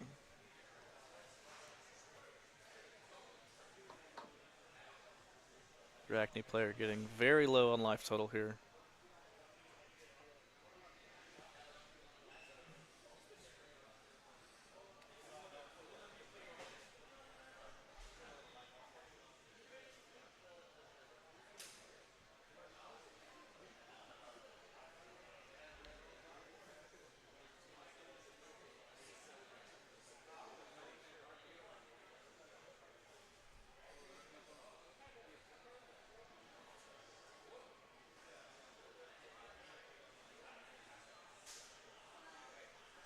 Looks like this might potentially be a resource light hand for Luke, pitching 2 cards to play this Terminator tank.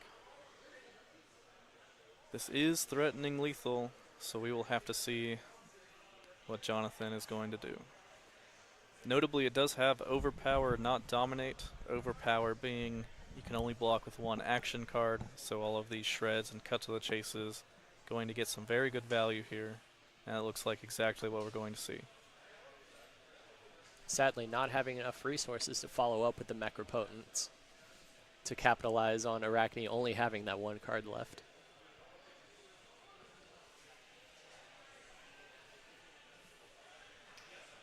But Arachne drawing back up, going back to Luke. Now this Arachne's deck is looking very thin.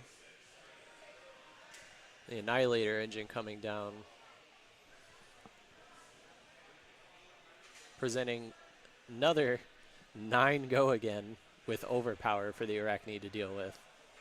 Every one of these attacks always threatening lethal.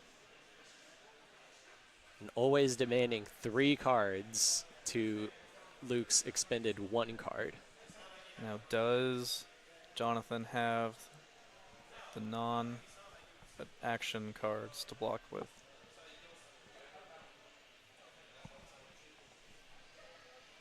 You've seen quite a number of them go to the grave already. I can't imagine there's too many left. Now, the Annihilator engine, the on-hit, destroy all cards defending this card. Will destroy everything that's being blocked with. It looks like we're seeing the Unmovable for 7, taking 2, and the Remembrance coming out for Luke. This is a very bad sign for the Arachne, being able to recycle all of those 9 powers back into the deck. But that is also more reds being stacked into the deck, which can be an issue for the Teklevossen. On the bright side for the Arachne player, Teklo being at 3 intellect means that it might take him a little bit longer to find the cards he just shuffled into his deck. Desperately looking for a turn where all Luke is doing is just throwing his hero at him. And as you said, quite a number of those blue Evos remaining in deck.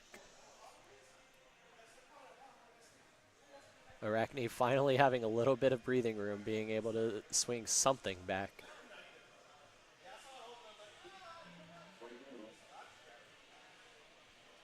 And the already dead coming out.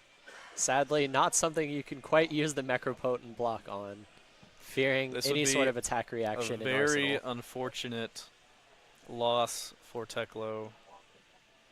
Oh no, is he motioning to block with it? Or is he just Luke- positing the question, what Luke happens? at a very comfortable life total. Might just be tempted. You can take the 6. You can take it, Luke. He Don't can't do it. afford to just take the 6. No point in threatening the banishment of your hero. It looks like that seems to be the case. One thing to note is that he blocked with 2 Evos, meaning that his hand potentially is only a blue. This I could be believe that the is- break the Arachne needs. There's also a missed opportunity to utilize the Mask of Perdition. Because that was, I believe, 2 silver that was supposed to be generated off of that, banishing the Hold the Line and one of the Evos. As already dead wants non-action cards. Non-actions. Evos are actions. Oh, okay. Equipment's actions, it's so hard to keep straight. It makes it very difficult for Teklo to block Overpower himself when all of his Evos are action cards. Always the fun interactions with Rhinar, not being able to block with your equipment, or not being able to block from hand to shut off stuff like barraging beatdown because it all still counts as equipment.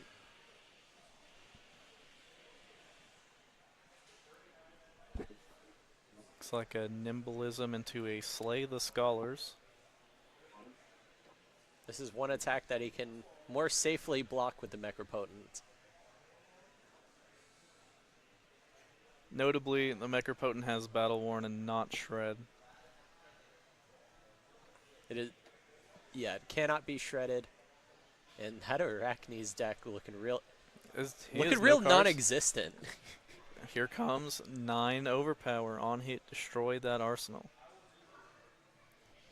With 3 life left. 3 If life 2 of those hand. cards are not reactions, he's dead here. And if that is a blue left in Arachne's hand, that's the game on this turn.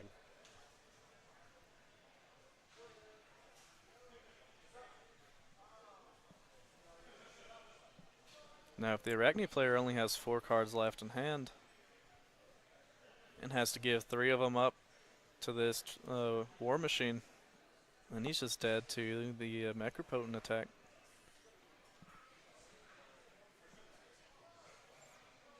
With a max block of 6, unless that's a D-React in Arsenal. That does look like about it for our Arachne savior up on these top tables.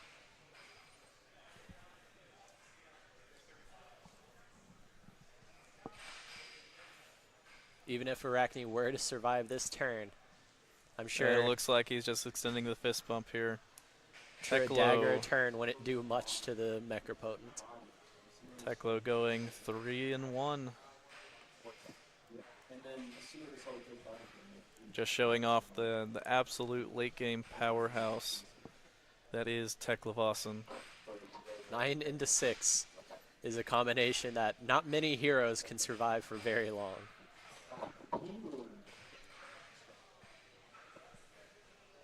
All right, as the round is finishing up, it looks like we're going to take a short break as we go to repair. Looks like the other tables in the event area are finished up as well.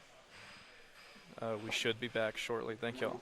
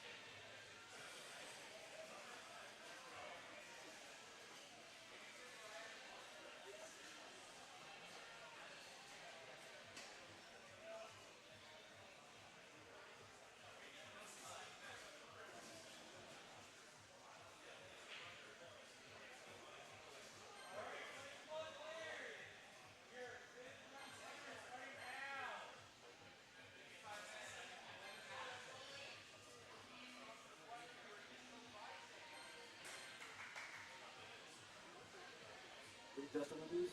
Oh no, I was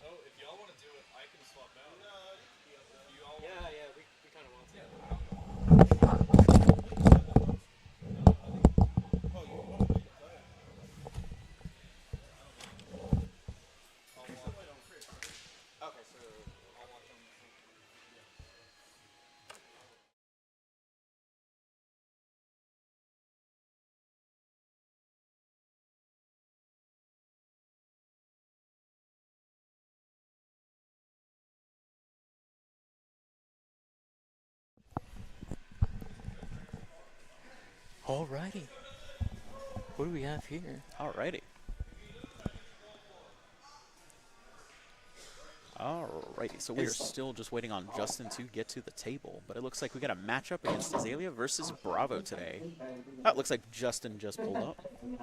I have not seen a Bravo play You've not seen a Bravo play, okay. in a good while, Yeah. but I wouldn't know what kind of Bravo they would bring to. So Justin here, I have only ever seen him pretty much play Bravo at a lot of these bigger events, whether around town, whether it's RTNs or here at a ProQuest. He actually beat me last year at a ProQuest. At a ProQuest? At a ProQuest, my very first ProQuest. He was the last round that I played against, and it wasn't great. He got me on Starstruck Dominated. Oh my goodness! It was not fun, especially being on Yuzuri.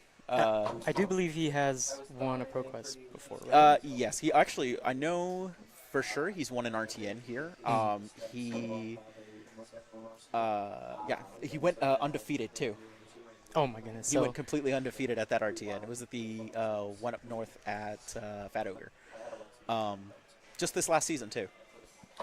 I wish we could pull up their records too. There's Fortunately, I don't think we. you don't get anything past their like ELO ratings or their like global and like national rankings. Oh no, I'm talking about right now. I imagine they have not lost, right? Both of these players here. I believe yes. This is going to be the for the top usually. I believe they're both 4-0 right now. So we have Aelia and the Bravo. Aelia. Now I did face one. I was able to get the win.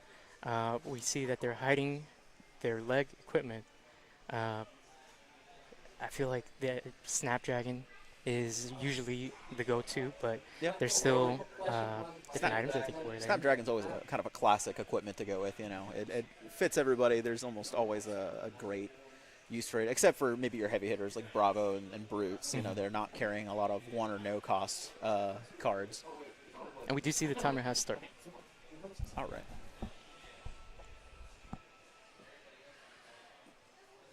Looks like they're just still setting up the board, though. No, yeah, it's going to be an intense match for sure. Aelia, obviously known for not blocking. Bravo, known for blocking.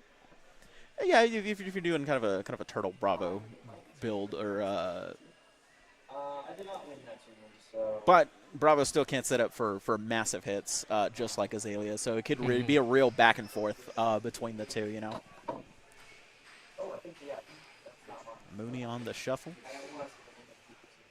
And just awesome mats. I'm just in love with the mats. Oh, yeah. The red in the ledger mat, Arcane Rising. Wow. That's a classic mat right there. That one goes way back. But yeah, the red ledger. The card's pretty cool, but that mat is very nice. Very very sleek looking too. And then we have the judge, jury, and executioner. Yeah. Which is just like Aelia love. We love to see it. We love to embrace it. And this season's. So we're in season 5. Yeah. Right? This is ProQuest 5. So. Yeah, so our ProQuest once a year. That's one thing I'm not so sure about. Yes, they're typically once a year. Typically once a year. So after ProQuest, and I believe the last day for ProQuest is tomorrow. Yep, tomorrow. After that, whoever wins is. Oh, it looks like we're starting.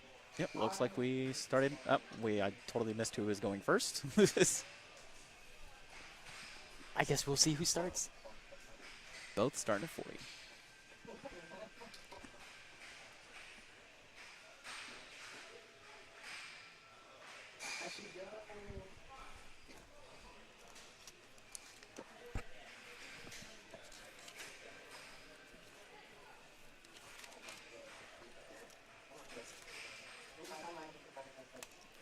All right, Justin coming out, finally showing his equipment. Gauntlets of Iron Will for the arms, tunic,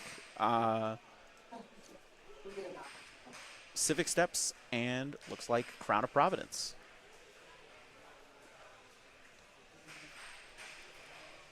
Wow, Crown of Providence. I wonder if he's been running that this entire time or if he switched into that for this matchup. Great defense. You know, obviously Zeddy's going to want to dominate. So the more options that he has to block, the better. We see the tunic as well. Resources is very important for his hero there. Oh, we actually see two Tunics. Two tunics? Is that a tunic? Okay. Taylor is playing off of a full art tunic, which is pretty rare to see. Wow. Is that a promo? I've never seen that. Full art. It's pretty rare.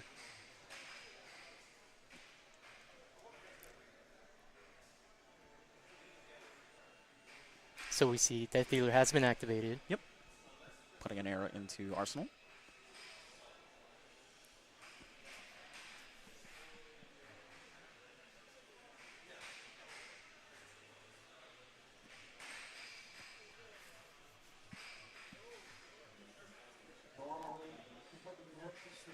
A lot of good options.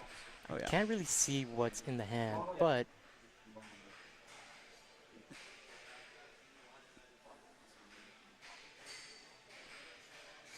the move is imminent.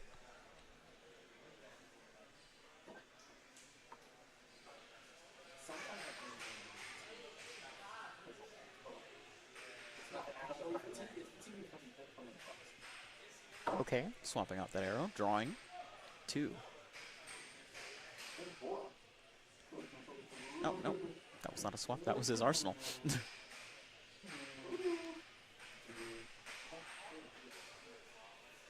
Okay, well, we do see a swing here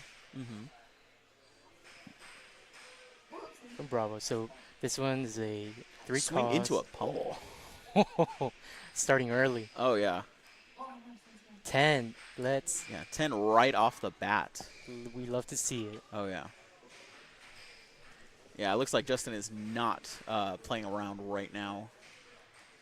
Swinging in those heavy hits already.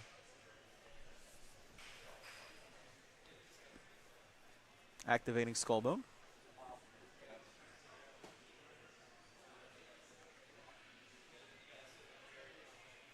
So we do opt 1, and we will send below and play right off the bat. All right. Now we see Activating Death Dealer. Death Dealer. So we have 1 floating. Oh, oh, just love to see it. Just pumps. Pump it up, pump it up, pump it up, and then the arrow itself costs 0. I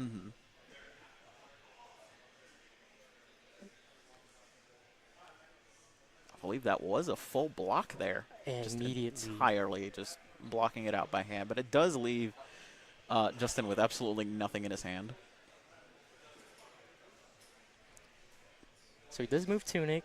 He still has his arsenal, Mm-hmm. and then just immediately draws. Good turn overall, I would say, from Taylor. Mm-hmm.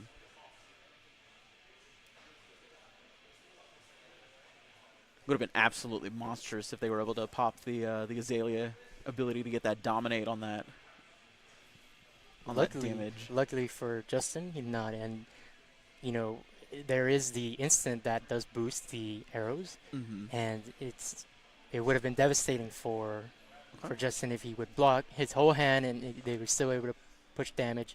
But that's Right. not the case. We have a rumbling. No, so that is Uh, a premeditate into a Ravenous Rabble. Ravenous Looks like Rabble. it's coming in for, it's a red Ravenous coming in for 4. Go again.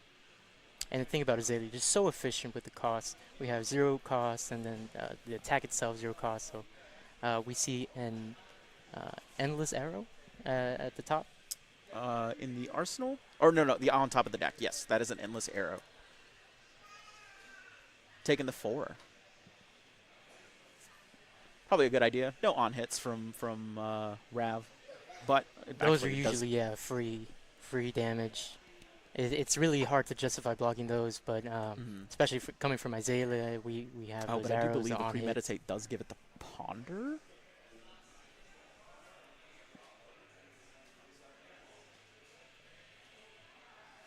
Two cards in hand, we see the same arrow that was used last turn to attack. And then there's the ability. Oh, look at that. We get the fatigue shot. I believe that's Oof. what it's called. Yes.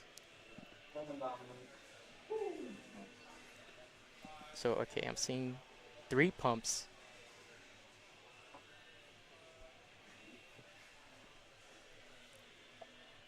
And then the dice. Wonderful. Oh, this one is dominated. right? Dominated. There's no avoiding that. You have to Blocking take with a it. buckle. Ooh, just taken. Or well, he's blocking 3, taking 8 out of that. 8 damage. And just like that, the Aelia is able to kind of even up the game and, you know, kind of have momentum now. Close. We have the Arsenal and we have the Ponder And of popping course- off. And of course, Bravo getting hit with the inertia. And the next attack action card that's used, or is it attack? I want to say it's attack as well, is reduced to half of its space.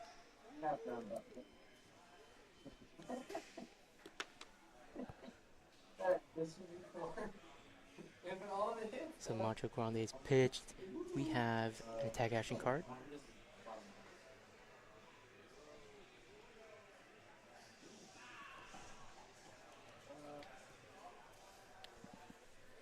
Okay, looks like we got a disable on the board. I would love to have their deck list Oh yeah. right now so I could, you know, make sure. Oh, we see a block. Blocking with the amplifying arrow and getting Oh. pummeled. Ouch. Those pummels just keep on coming for Oh Justin. yeah.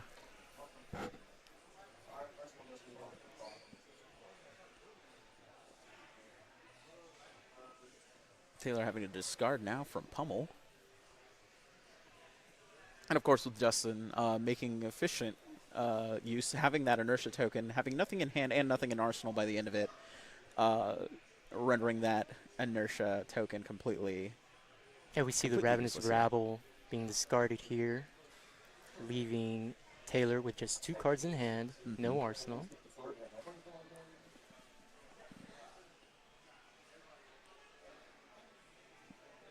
And the confidence of Justin just going in and reducing that damage for Taylor. We have, okay. A very efficient hand, I would say. Mm-hmm.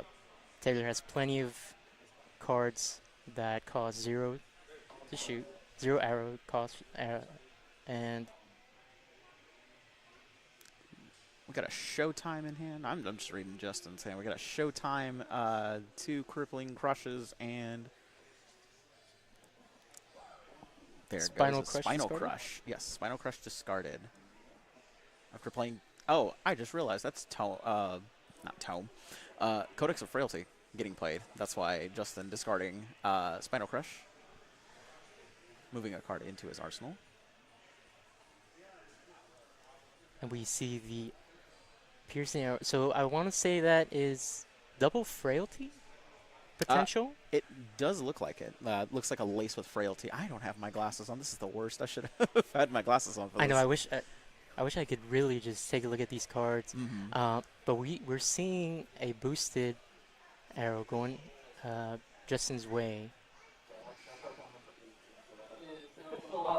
and Justin does use his hammer to attack.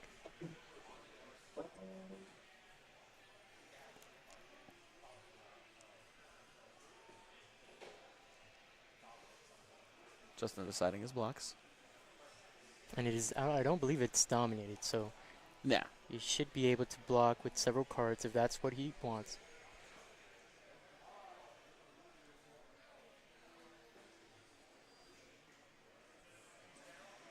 All right. There we go. Blocking with Crown, sinking, great idea. To draw up back to a 3-card hand. I believe this is the first time we've seen Justin use his equipment. Yes, this turn. The arm's going to the head. There we go, -1. Now, those gauntlets of Iron Will, do you know if they're tempered or if they're battle-worn? I believe they're tempered. I could definitely look it up. Now, those are brand new, right? Those are Yes, from those come from the new set Heavy Heavy Hitters. Hitters. Or the most released set. Most recent release set. That's the words I'm looking for. Yeah, I'm not a Guardian player. No. I'm a big fan of Aelia, so I could speak more on her, but let me see. Chaz arms. Gauntlets of Iron Will, yeah. We got Great. Thunderquake there. Great card. When this defense, the next time an attack would gain power this chain link, instead it gains that much -1. Oh, okay. And they are tempered, yes.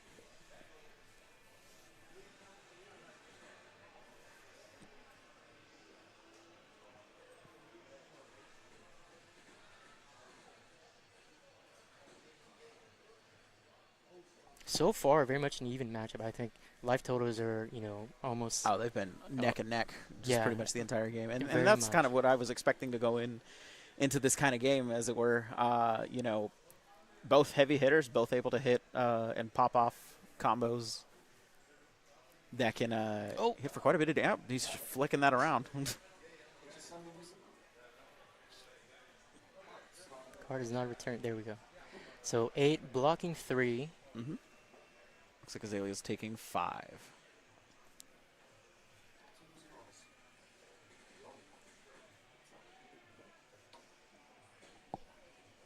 I really can't tell what that attack action is. The one he just Usually played, that was a Thunderquake. Thunderquake. Yeah. And Thunderquakes, do those have on-hit effects? No, that's just raw damage. Okay. But they do have an effect that if you, no matter what color it is, whether it's red, yellow, or blue, if you pitch 3 and put it into your, assuming your arsenal's empty, you put it face up into your arsenal, and you'll create 3 seismic surges. That way, you can play it again next turn, and it'll cost 3 less. All right, Taylor's setting up.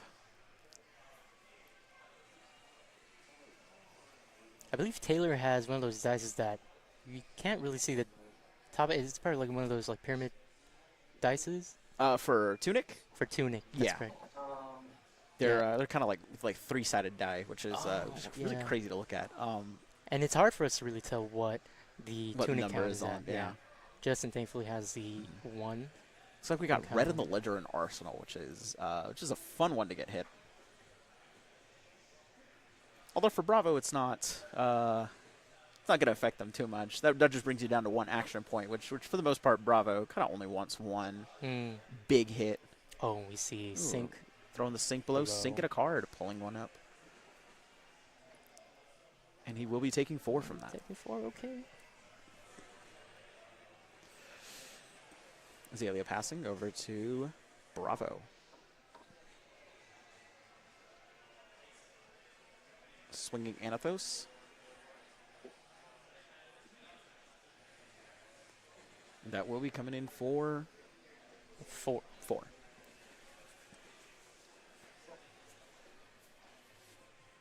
And it seems like he's going to take the damage.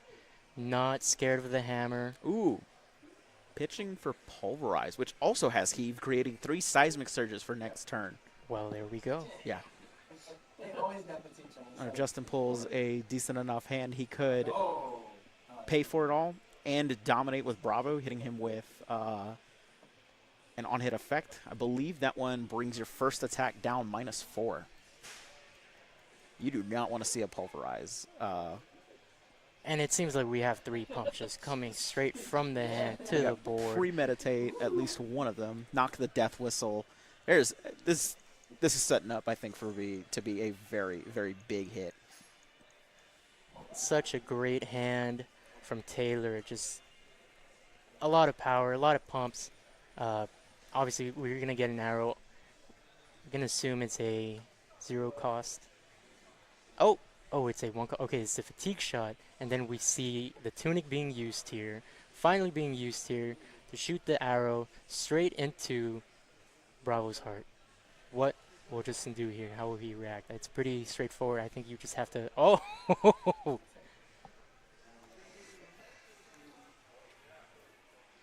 Taking 7. Okay, so we have a blood deck created. Pondering. Straight to the arsenal. Great hand, great turn. I really wish I could remember what that D-React is right now. I think... Getting hit with a Blood Rot. I've seen it. I have it in my deck. I don't even remember. I have that D-Rack in my binder. I have not touched it. I have not looked at it. Nobody wants it. Okay. All right, coming in with a CNC. Straight on his hand.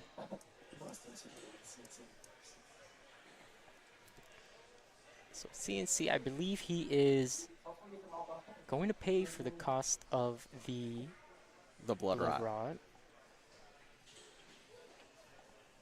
And Taylor really just taking his time here, making sure he has enough cards for his next turn, but obviously CNC is such a powerful card. Oh, and we have one. Oh. Okay. And he's Okay. just taking to the 2 from Blood Rot. Honestly, most of the time, I would just take the 2 from Blood Rot, unless I'm down to my last 2, if I could pay for it. But, yeah, most of the time, most people just take the 2.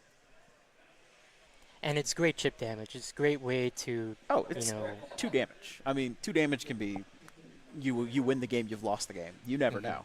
Absolutely.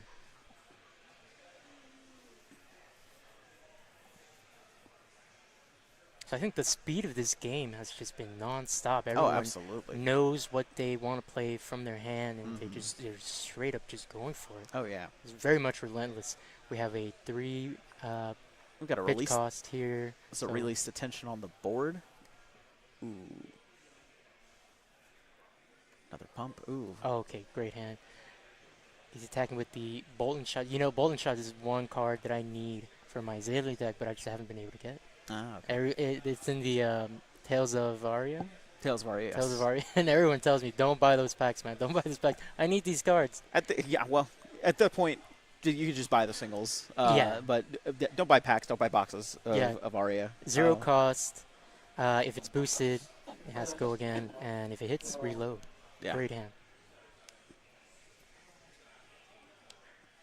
And I believe he cannot play defense reactions from the arsenal. That's what the first card is here, over on the right. But unfortunately, we're all able to see no D-React in arsenal for Justin. No D-React. How about that pulverize? Once Justin's able to, looks like Oh, we're blocking look at with that. quite a bit of equipment here. We're giving it all away. So the legs, I believe, give him They give him a quicken token, yes. and we're seeing the arms reducing the boost.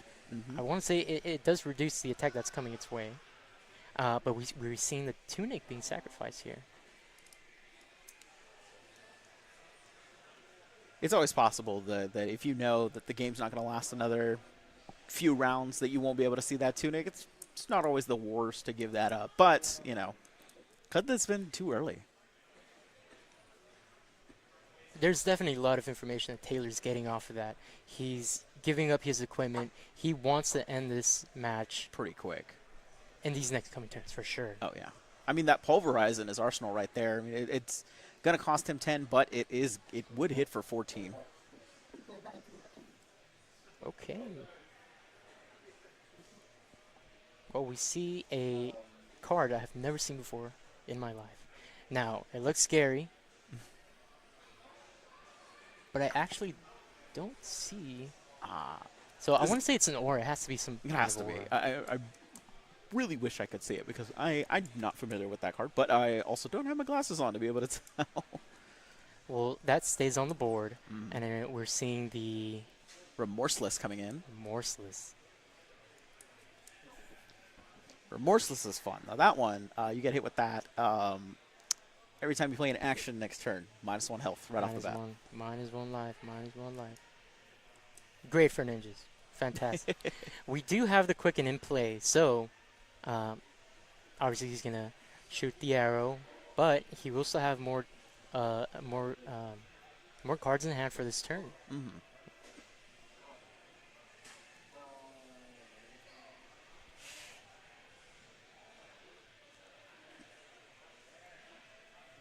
We're seeing 15, 16 life totals. Coming at him with Go Again.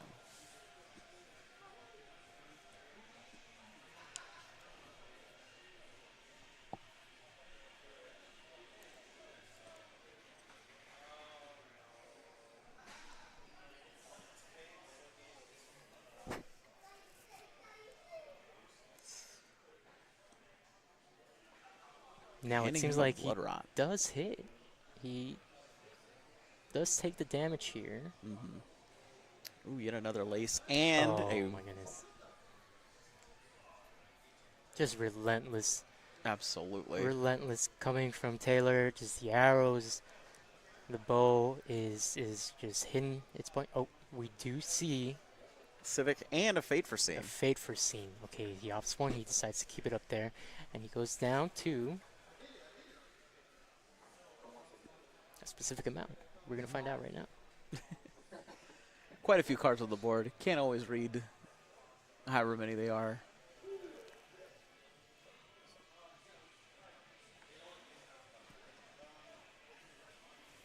Three, four. Justin officially losing all of his equipment going into this next hand. Oh, that was game. What? I guess not quite keeping track of the health. I guess Justin got hit for quite a bit and may have not been able to pay off that Blood Rot. I want to say there is his life became a 1 after that, the 2 shots that were thrown, and then Justin just could not take the pressure off. The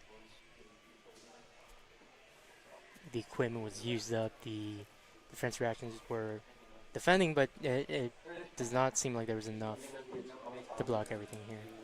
Not quite this time, but what a relentless game played by both Justin and Taylor.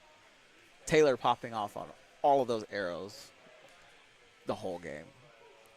Interestingly enough, Taylor did not use too much of his equipment to defend, but was able to find tempo, find enough damage to really put Justin away.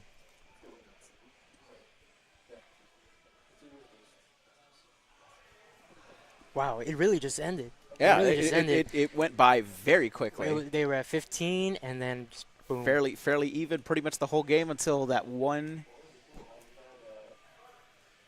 one play by Taylor right at the end with all of those pumps with Remorseless. Absolutely just a nasty combo. And we see that, the effects of the legs that were used by Justin to defend. It's such a such a risky play. It really you defend, truly but is. You're really giving them something back in return. And Oh yeah. we see Taylor here just taking advantage and getting the win here. I mean, it's great into some characters that really only maybe have the hands to do one thing on their turn and it be absolutely useless. Or you can use it against a ninja who inherently will already have a handful of Go Again cards or some way that they get Go Again. But unfortunately for Justin, it looks like it was pitted against him using those civics twice. And we see the Aelia, and we're assuming this is the number one. Yes, they were fighting for the number one spot. They are fighting for they're fighting for top 8 for sure. For top 8 for sure. I mean, they're going to make top 8 absolutely. I believe they're both 4-0 right now. Okay. which I'm not 100% on their records. Kind of wish I could be able to pull it up and check. But usually this is top table, so these two should be 4-0 right now.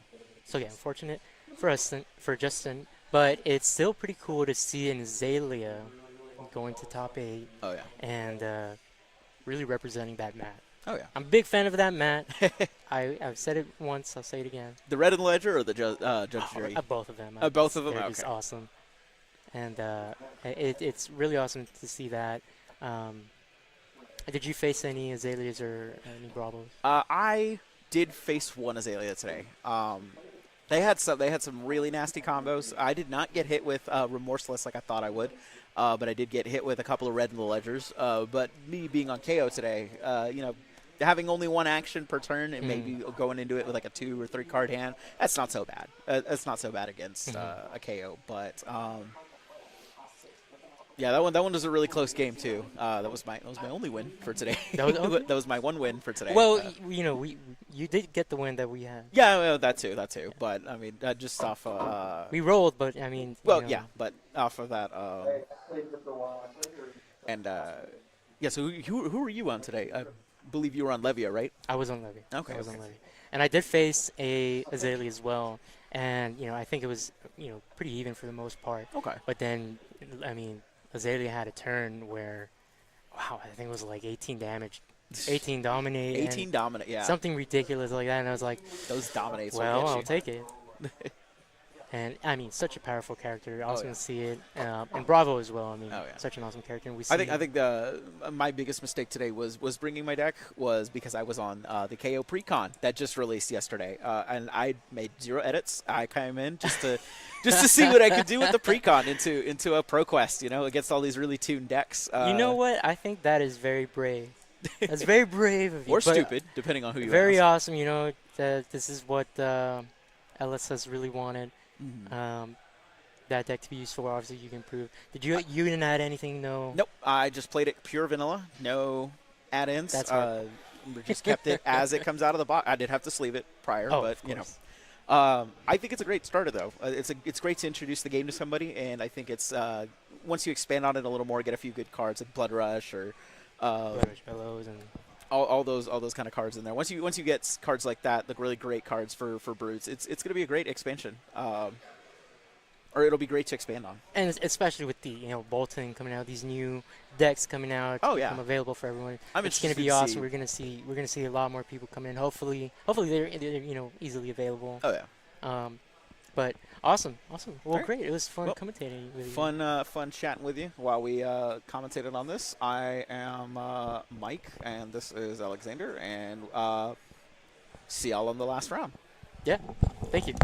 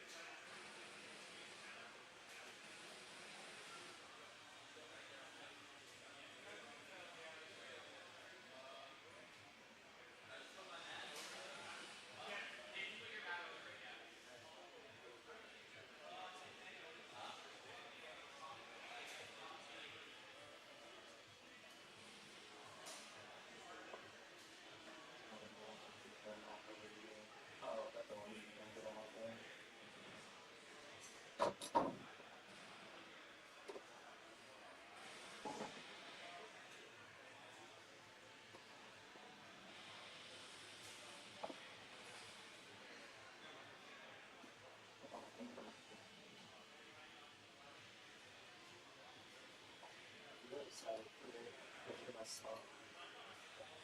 Techo just building this like leader energy. Oh, I know that. So, yeah. Really? We're gonna be going down and out and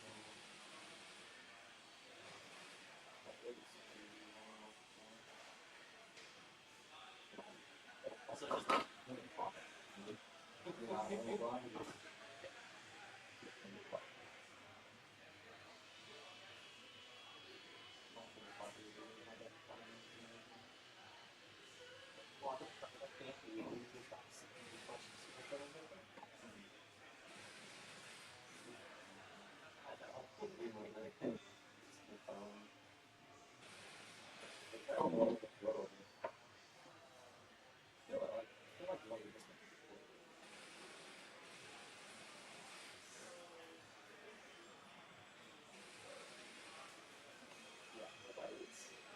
problem with the like ceiling lights is they cause a lot of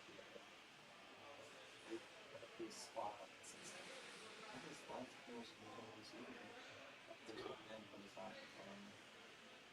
Very costly. Not even through the slope. They get it as good as possible. Just like push it down. I will take this. We're free to start.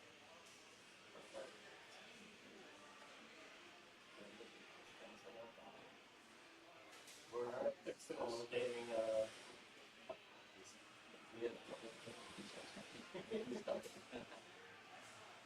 I usually do. You're on. Yeah. I'm not gonna start messing with it.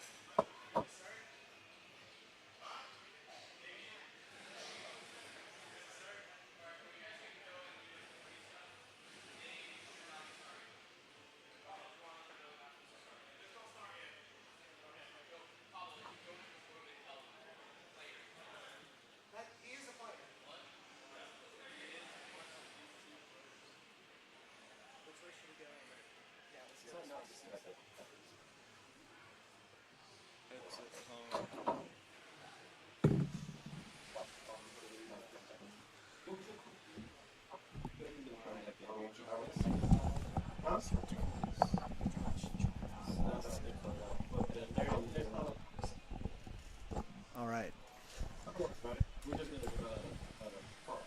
Getting comfy. Getting comfy. Can you hear yourself? Yep. All right. That sounds good. I can't hear you. I mean, I can hear you when you talk like this, but I can't hear you on the mic. Yeah. All right. So do we have to do anything, or Nope. is it just Everything's set up. everything's set up? Yep. So we just sit here and we're gonna tell the people what's going on. Mm-hmm. Are we actually live right pretty now? fun, Perfect. where they learned about soccer. Do you want to introduce yourself? I can. You should do that. All right. Good afternoon, ladies and gentlemen. We are now entering the top 8. The 2 players today is going to be Justin on Max and Buddy on Victor. I'm Charles. It's nice to cast with y'all today. I'm joined by... I am Josh. I'm a player here as well, and yeah, I'm excited. I'm excited to see this Max matchup. I've played a few Max games myself. Not well, but I've done that. So I'm excited to see. So what do you know about this matchup, Charles? What are you expecting to see here? So, as someone who has splurged into Max and Victor,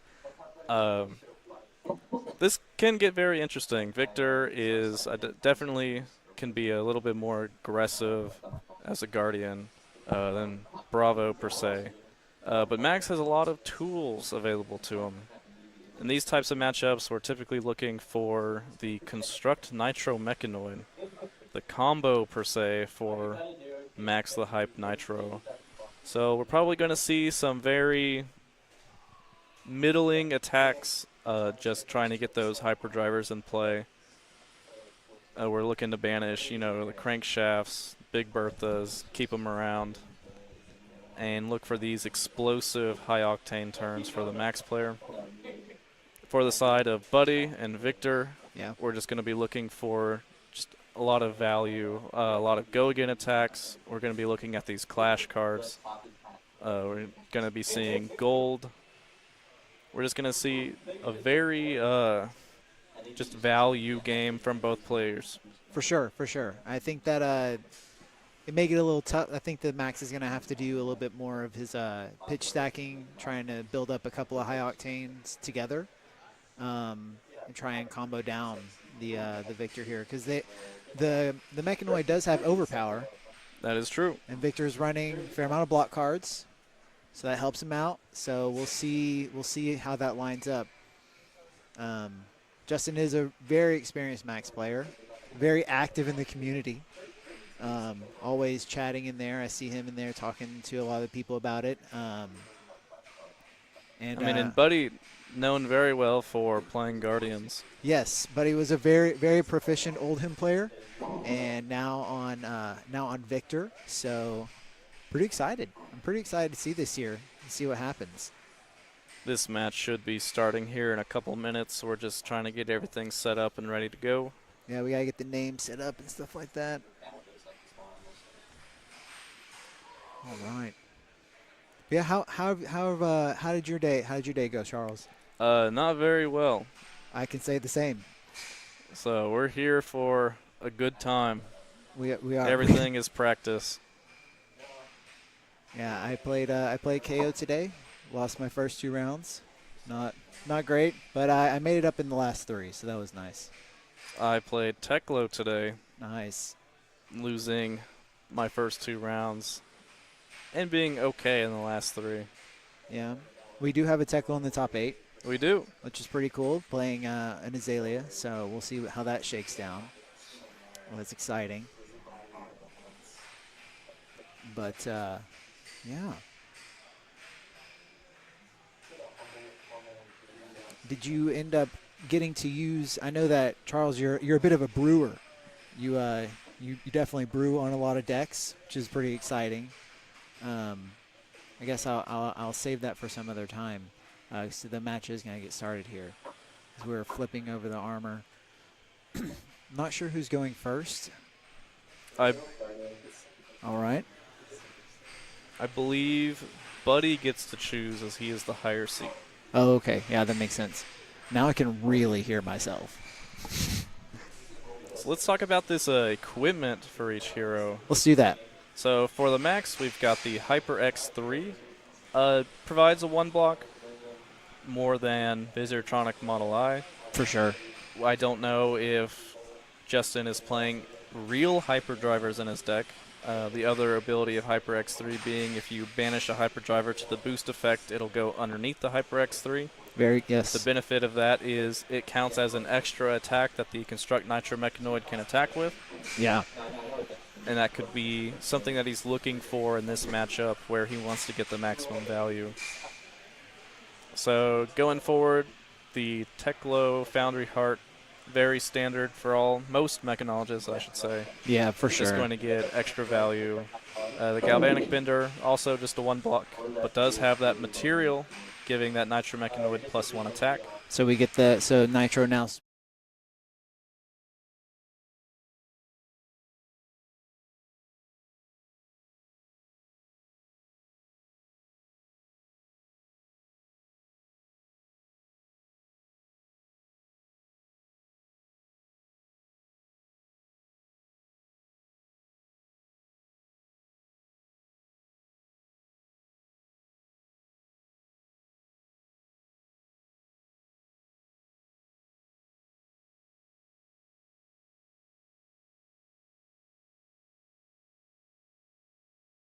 Potentially looking to destroy some maybe of those combo cards that Justin is going to try to hold on to at the top of the deck. Everything else looks pretty stock standard. Civic Steps is agility token, negligible. The one thing to note is that you might want to block with that as early as possible because the Nitro Mechanoid is a weapon that can get go again from agility. And giving Justin the opportunity to attack additional times for just blocking with equipment is something that Buddy does not want to do. All right, so looks like we're seeing a blue throttle for 4.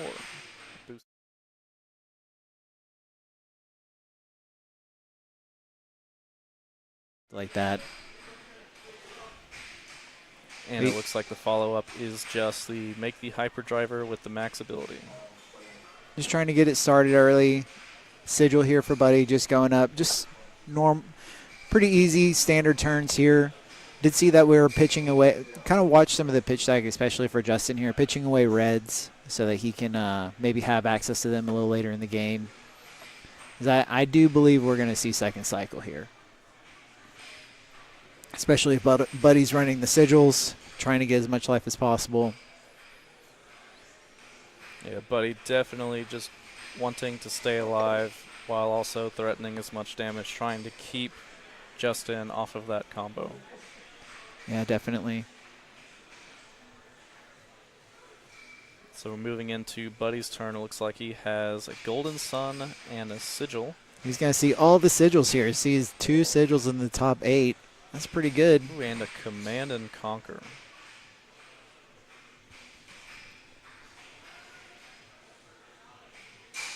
Justin looks like he's got a Recharge. What else is that? Yeah, I see At the least a recharge. Recharge and a couple more boost cards.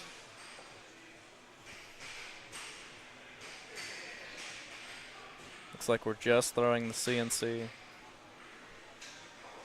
Recharge is a 2-block, but at red gives +4 to the next card you boost, while also giving a counter to a hyperdriver. That's right. So Justin here just going ahead and blocking for 6. 1 card and doing the armor. I think that he feels that with I just lost the name of the card. Yeah, with this card in hand and able to add another counter to the hyperdriver, that he's feeling like he can probably get pretty early into the mech suit. So I think he's going to go ahead and try and get the value out of the armor while he can. Yep, and we're seeing a throttle for 10. And our first clash of the game is going to be a draw. The blue debilitate to the red. The red I'm payload. forgetting that card. Payload. That's Payload. right. That's that dominate card. That's the dominate one. Looks like we activated the Techo Foundry Heart with the 1 floating, giving the 2 resources back and using that into Max's ability to get that hyperdriver. Yeah. Just coming in with the Miller's Grindstone here, pitching away Macho Grande. Gonna have at the bottom of the pitch stack, try and close out the game with it probably. We already got the 1 crank effect we need to actually be able to get 3 hyperdrivers around. We need to add 1 counter to one of the hyperdrivers in order for in order for us to be able to sustain or get 3 hyperdrivers on the table at one time. Otherwise, 1 keeps going away. So that's what that rev up is really good for. This Miller's Grindstone threatening the on-hit clash with your opponent. If the victor wins his clash, then the top card of his opponent's deck is destroyed. If the victor loses the clash, then the Miller's Grindstone will get a -1 attack counter, only attacking for 3. Luckily, the Buddy does have the Arum Aegis, which is a gold, for Victor's ability to re-clash for destroying a gold. Got the 0-4 coming out. Another twin drive. I believe that's the 2nd twin drive banished already. That is the 2nd one, 2 in a row. Ooh, revealing a Trounce to the Zipper hit. Justin going ahead and grabbing that Vigor token. Not really a card he needs, considering the hyperdrivers give him some extra value already, but could potentially help him out if he needs the extra resource. I think it may give him the ability to just block a little more on his next turn to go ahead and start it off.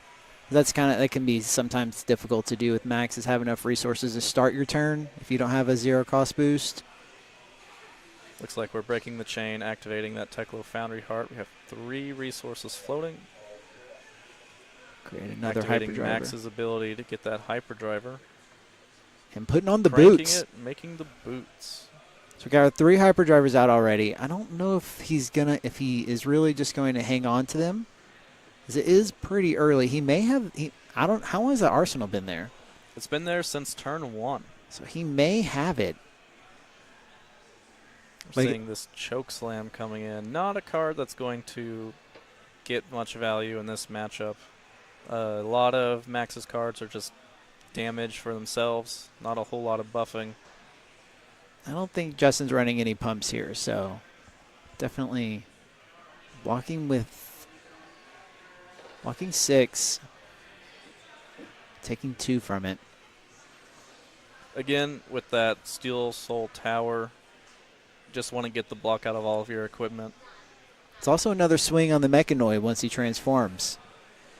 So So going from the standard 8 swings to 9 now. it's big. It's big. 6 more overpower. It does matter.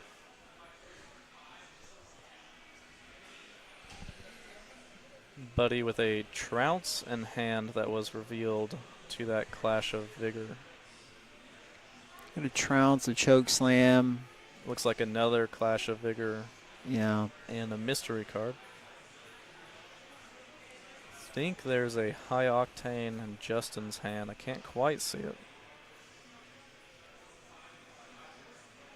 I think I would be a little shocked if Justin transformed even next turn with Buddy at 45. It may be a pretty tall order. Looks like we're playing out the recharge.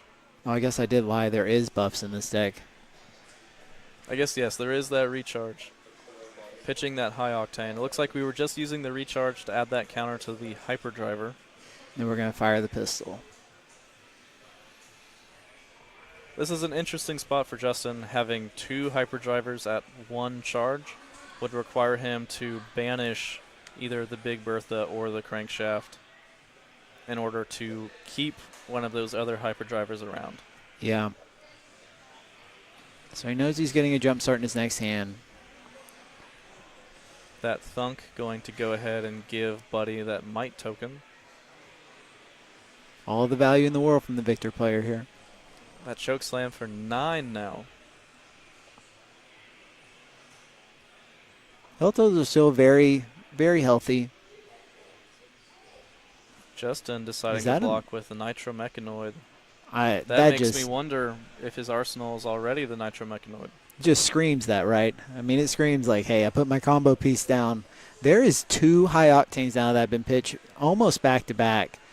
So definitely setting up a pitch stack here of 2 high octane turns of 2 high octanes right next to each other. Trout's messing it up a little bit, putting 1 card between them, but it's there. So it looks like there is now Justin just got to make sure he doesn't boost any of those away while playing the rest of the game. Yeah. We are also seeing Justin not boost this jump start. Oh, yeah, keeping those around. Potentially looking for a good enough hand that he can block with and transform.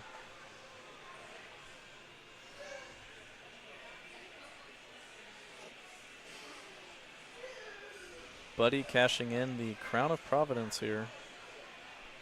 That's There's the third sigil. All right. Well, at least they're all out of the deck now. So no surprise where you think you have them combo down, then a sigil shows up. Miller Grindstone for 4.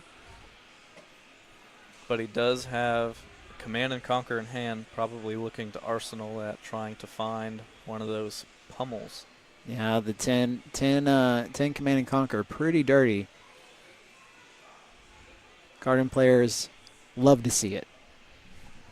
Yeah, that's the benefit of being on that tunic, allowing you to keep 1 extra card. Doing the Or clash. just to keep 1 card and have the tunic play of that Command and Conquer with the pummel. Looks like we're seeing, I believe, a Test of Strength and a Spinal Crush in the hand of Buddy. There it is. We're flipping. And there it is for Justin.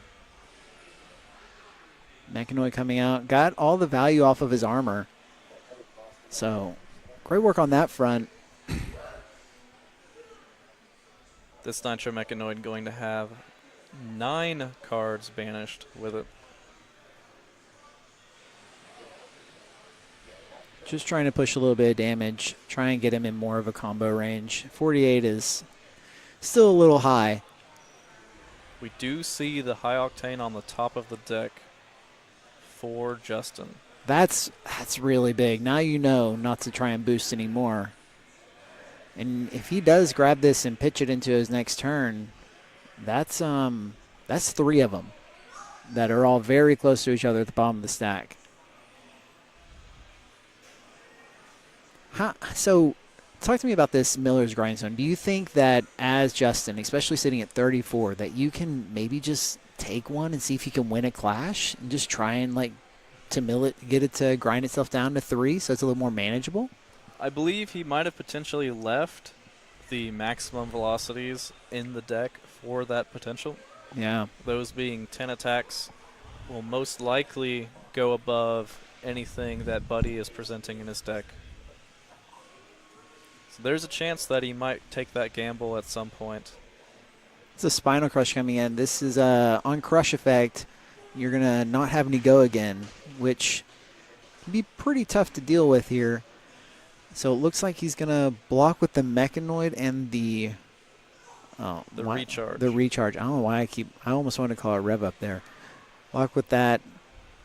The Mechanoid is a temper piece, 5 temper. Looks like we're banishing a crankshaft to the boost ability. That is going to add a counter to that hyperdriver. Floating 3. There's a chance that Justin is going to just be very patient here, just develop another hyperdriver and bottom that high octane, waiting for a turn that benefits him the best.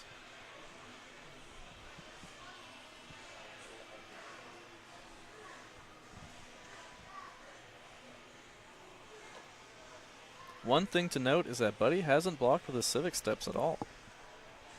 Oh, yeah. And that could come to bite him. It's a 3-block equipment that he'll either never block with because he doesn't want to give Justin the extra value, or when he does block with it, he'll get punished for it. That's a really, really good point.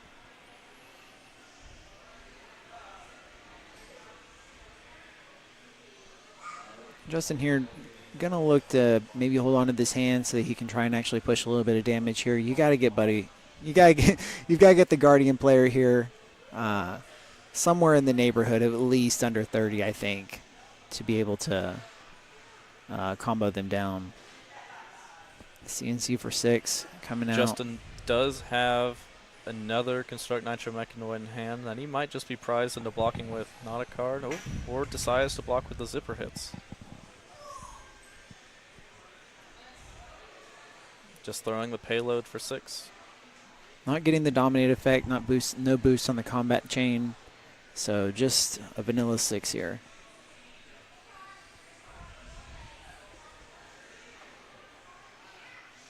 Buddy looking to block with that Clash of Vigor and deciding not to. That's an interesting choice. I was about to say, I think that's pretty interesting. 4 attack going back into the deck when you have a weapon that is wanting to clash. Getting Players, 2 cards from Justin. Players just doing a little bit of blocking here, trying to. I think we're just doing a lot of setting up for second cycle here. We know that there is most likely that high octane in Arsenal, and he did pitch 2 high octanes very early into the game.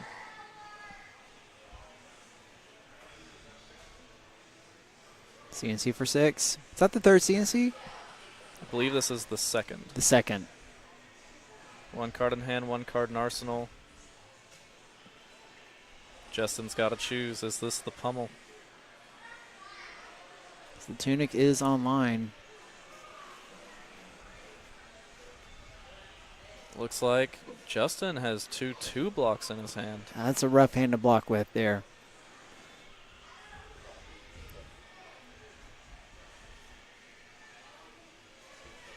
Justin going to take a moment to think about this one. Looks like 2 recharge, a rev up, and a payload. So could get the dominate here if he just is able to hold on to it. Justin gonna go ahead. Ooh, Oh, and it is there the it is. pummel.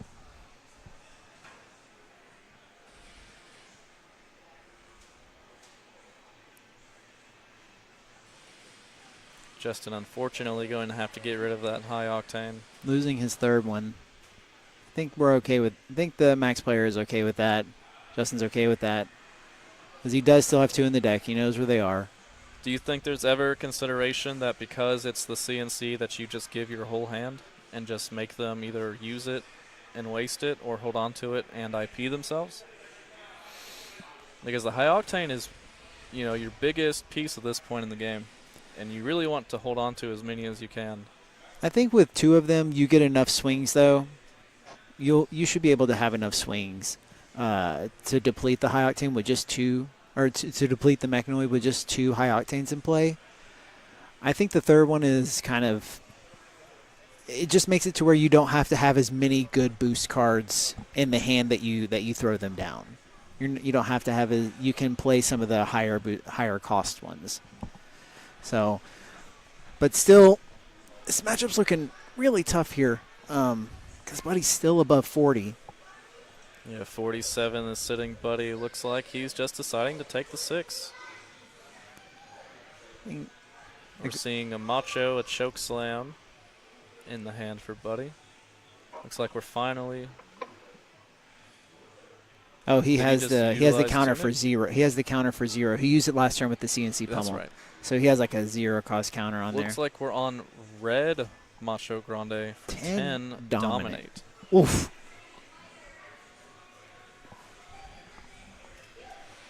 I'm wondering if Buddy here is starting to feel like he's able to start trying to close this game now. That he's not wanting to sit around too terribly much and just go and wait for the pitch that could come around. He's just going to start pushing damage. Seems like he may try and turn on the gas here. I mean, at this point, Justin's game plan is pretty face up, but he knows generally where those last 2 high octanes are. He just has to push all the damage he can right now, try to make his turns as weak as possible so that he can't get the value off the 2 high octanes. Yeah. Got a Terrace Under here in hand, so if I'm Buddy, I'm definitely looking for this Terrace Under hand. Just push through more guaranteed damage. Because if you're going to push through damage, you try and put damage into the max player that's just damage with no dominate, then they're just happy to block it out because they're just waiting to set up. They're waiting for the high octane to show up. So it looks like he is going to. Did he pitch the Terrace Under? Yes, it looks like he did. So just push the debilitate. This is coming in for 8. Debilitate giving the -2 on so attack. The first attack. When it crushes. We're just gonna test our card knowledge here.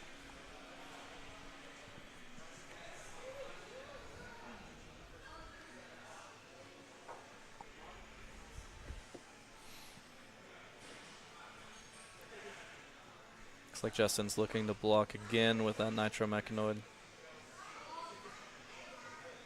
One thing that could be interesting and could come up is whether or not Buddy runs Buckle in his deck. Buckle having the ability to destroy an equipment with a -1 counter on it. Yeah, if he's running that, it definitely. I don't think that Justin is really playing around it too much. I mean, he's not playing around it because he's definitely blocked with the Mechanoid. If Buckle does show up, it can be pretty game over. Because he'll be able to actually destroy the Mechanoid with it, yeah. Like you were saying. This looks like a blue recharge into a red jump start. This is going to be 4-7.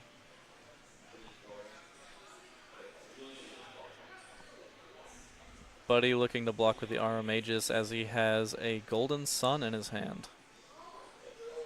Ooh. Flipping over the Rouse. I think Buddy's deciding if he's going to destroy this shield here. Decides not to do it. Notably, if he does decide to destroy the shield, it no longer becomes a blocking card. Oh. because you lose it off the combat chain. because it is still on the combat chain blocking before damage is done. So Oh. potentially thought about it and realized that maybe the value isn't there. But that is the second trounce from Buddy that has not gone his way. Buddy's sitting on no gold. He hasn't. I don't think he's won. Yeah, I believe he's not won a Any single clashes? clash. I'm pretty shocked by that.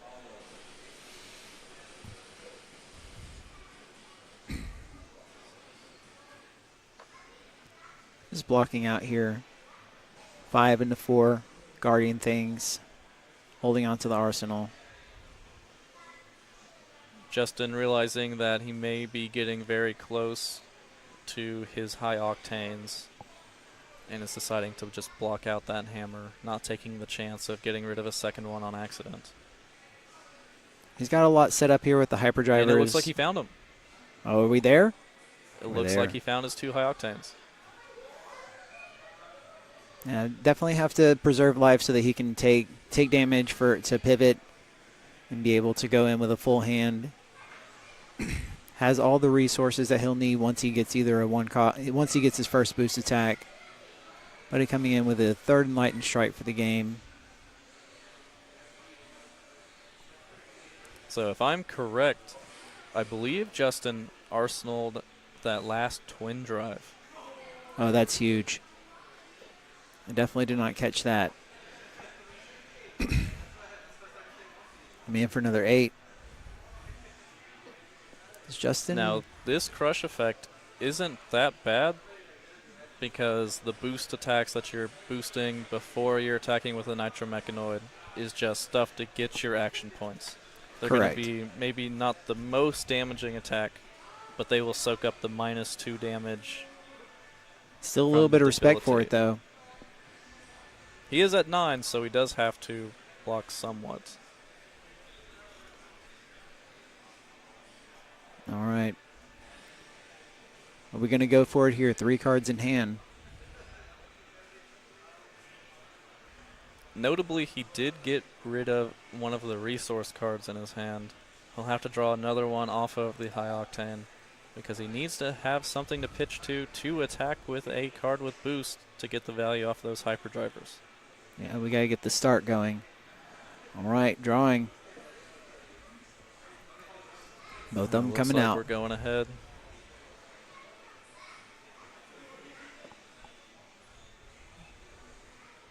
Buckle up. It's time to go. See if Max can get in the Nitromechanoid and pull this out for a win here. Looks like it's going to be a recharge boosting, gaining 3 resources, Got going 5 up to floating. 5. This will also give him 2 additional action points. 3 total with the go again resolving. That makes sense.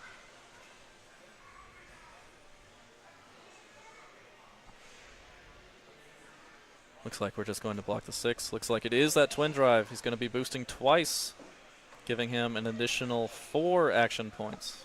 Go up to 7. The thing is, that's another 42 damage for this turn. Whew. Yeah. So if Victor is somehow able to survive, he's still hurting. And he still has to deal with this twin drive attacking him for 5. So what are we looking at? 47 plus the... The twin drive for 5, so this is another 49 damage. We have... Oh. Looks like Does he's he give picking him a up the free civic one? steps. If he attacks with this civic, or blocks with the civic steps, that'll just allow the Nitromechanoid to attack for an additional time this turn. So the Mechanoid should be able to swing 9 times? Currently, it'll swing 7. Because Well, we have a total of 9 swings on the Mechanoid. yes, All right. and the 7 for this turn. And it looks like Buddy realized that he just can't Just fight too much through damage. all of this damage. Wow. That's crazy. Took Looks it like down from Justin 36. Playing the long game, realizing he just needs to get back to that pitch deck, and it doesn't matter what happens as long as he gets there. Yeah, that's a very good job from Justin there. Very patient. Great game there. Again, I believe on that turn, Buddy also looking at the Civics text, realizing that he probably should have blocked with them a little bit earlier in the game. Yeah. Not realizing the value that he had wanted. Wow. All right. Well, that's our semifinals. That was our Quarterfinals. Moving into the semifinals next. Justin moving up to the top 4. Looking believe to. We don't have any of the other results yet. No, we'll have to see if we can get any of those. Do you want me to walk over there and see if I can find out if anything's done? If you would like to. All right, I'll be right back.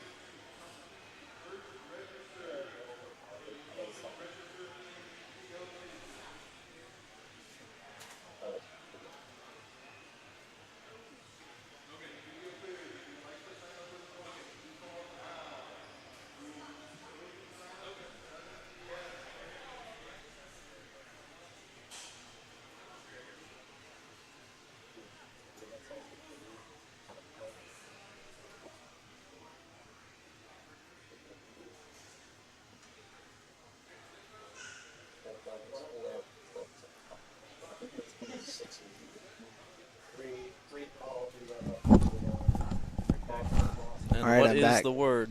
The only match that we've had finished so far is the Dory versus Levia. Dory taking it down. So that's what we got. Techo and Aelia still playing. Bravo, and I didn't look at what his opponent was. I forgot. Those matches are still going. But yeah, that was a crazy looking game. That was a crazy game. It looked like for a minute there the Buddy was in a good position, but just playing the very patient game till the end. Yeah. I looked over, I just took a glance at the Aelia Techo game, and they're both still very healthy. I think Aelia is still at 40, and Techo's at 37. Still very healthy decks, so probably still pretty early on in the game. But yeah. Techo just going to be playing that very long game into Aelia, just wanting to burn her out of her buff cards, leave her with arrows that aren't very threatening. Yeah. Well, I think that you want to step away and just go hang out. We'll take a quick break here. Thanks everyone for watching the stream. Whenever the semifinals comes out, we'll come back, give y'all some more commentary. All right, sounds good. All right, y'all take care.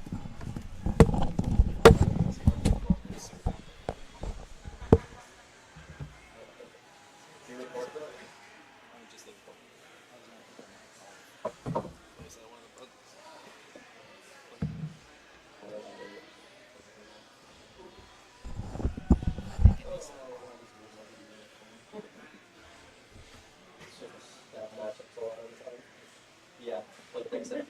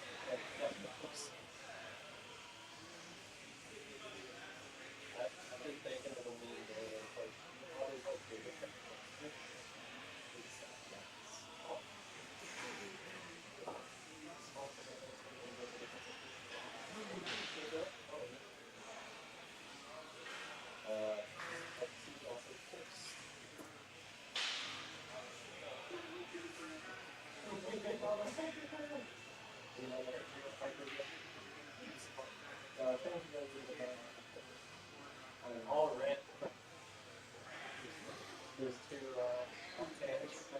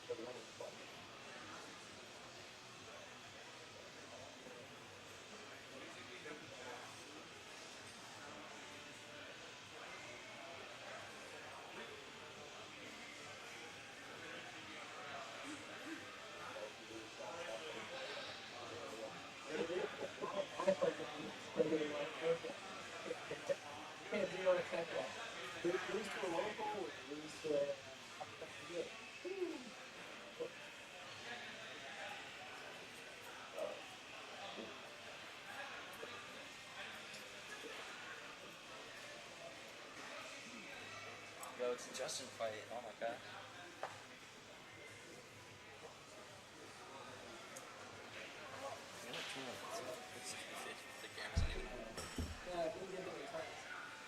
Alright, dude, you ready for this game of One Piece? I still don't know how to play One Piece. I vaguely did. I played one game of it. That guy came in that one time, got kicked out, and then was like, Who? Wait, what was the this? when you played that one game of One Piece with that guy, that was teaching people or whatever. He got kicked out? Yeah, because he's trying to sell cards in the store, and he was asked not to, and he's arguing about it. He was asked to leave.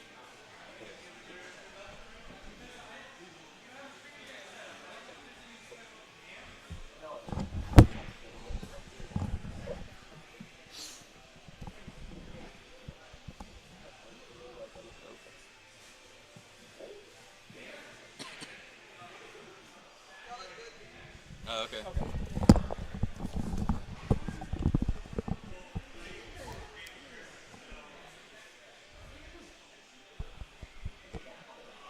Welcome to Justin Fight. Justin versus Justin. It's the matchup of the century.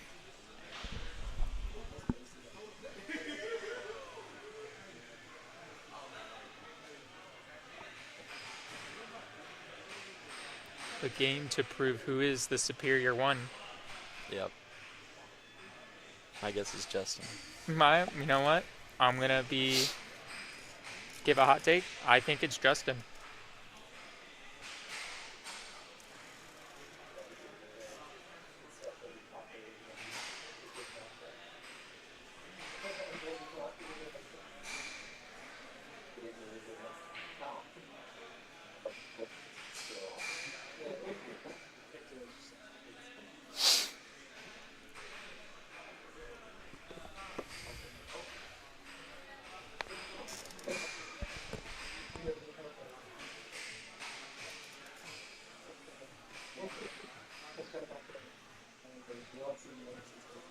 Alright, they are still shuffling. Still shuffling it up.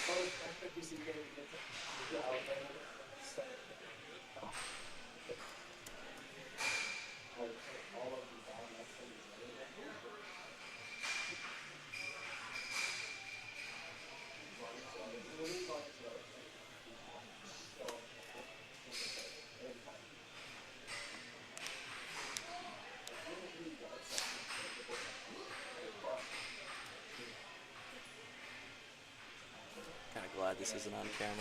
Yeah, right? Be a little more awkward.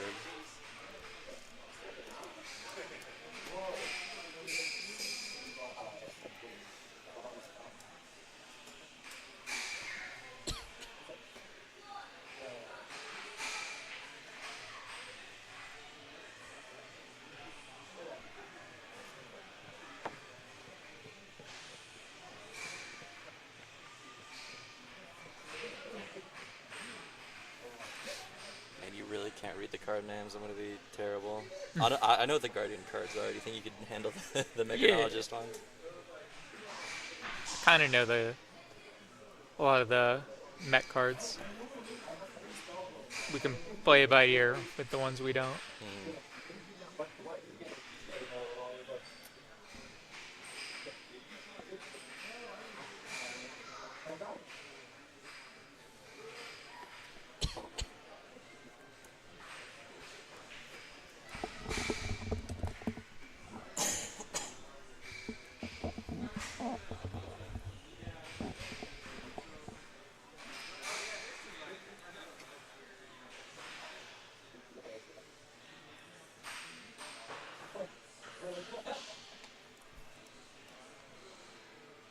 Looks like a judge is being. Is this just letting they're ready or? I don't know what's going on.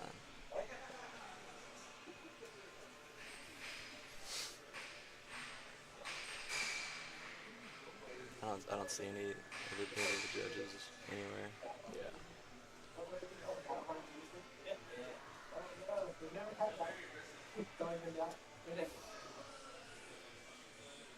Alright, here comes Matt. Maybe he remembers. Yeah, it looks like he's, nope, right back behind the desk, alright.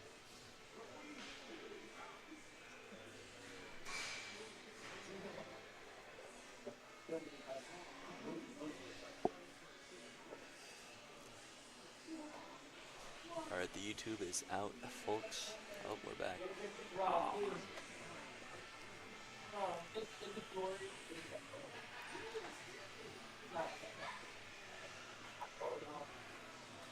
You love it. That's cool.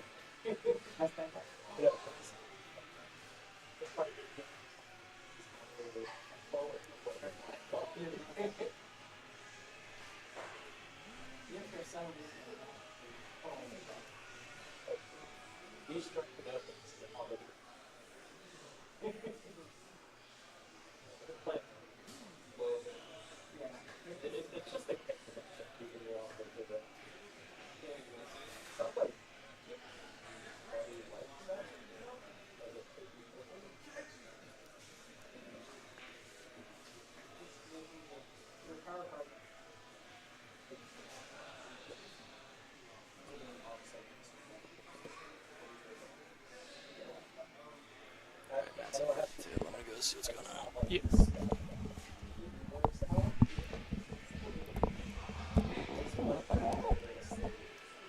Sometimes like I'll sit like a fumble with them, just like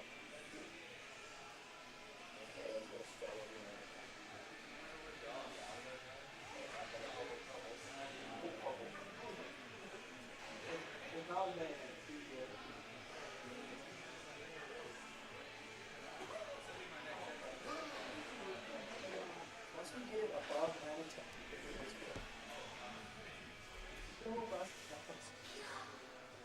made something. We go to this stage, yeah, it's a hell of a turn. You're just dealing with whatever comes off the top. Yeah, you kind of whatever card you have. Yeah, to keep like a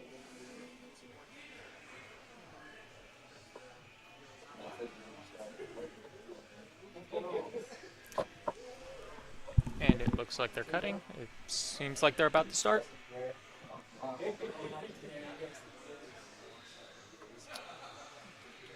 Max on the Techo pistol and no, normal stuff.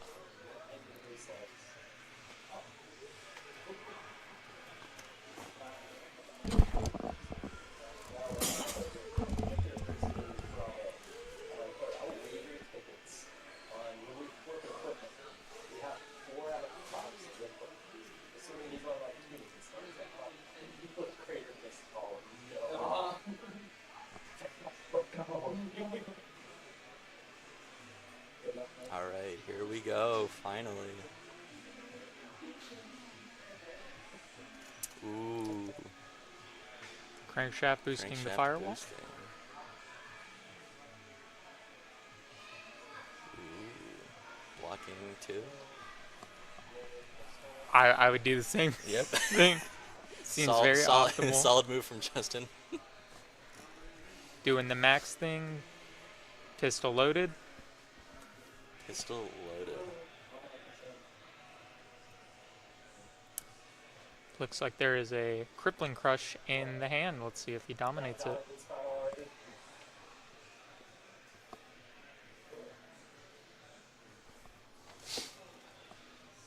I saw a spinal, so it's unlikely.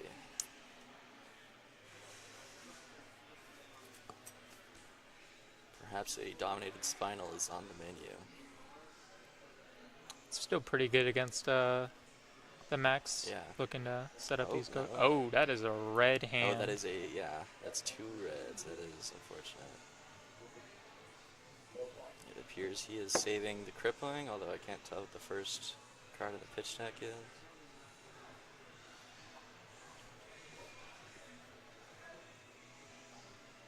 legally not capable. Oh, okay. But I think technically we can do that. No, that's whatever. You're Maybe. maybe. Yeah, that's true.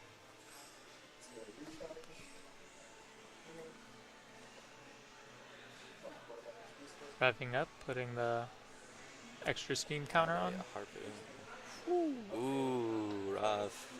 That is not what you want to he see has from got the to be max. careful from now on. Yeah. So yeah, rough turn 2. If only that happened against that Victor player last game. I would have to agree. You That know, guy was so cool and his deck was so good.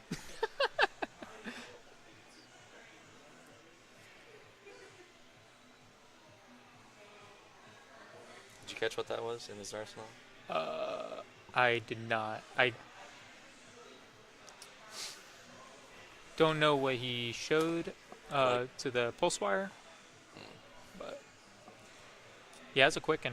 It is a quick one. Not really too It looks impactful. like a dominated crippling maybe on the menu. That's probably why he gave the boots for the quick. I would say so, especially with him pitching away so many of the red cards there.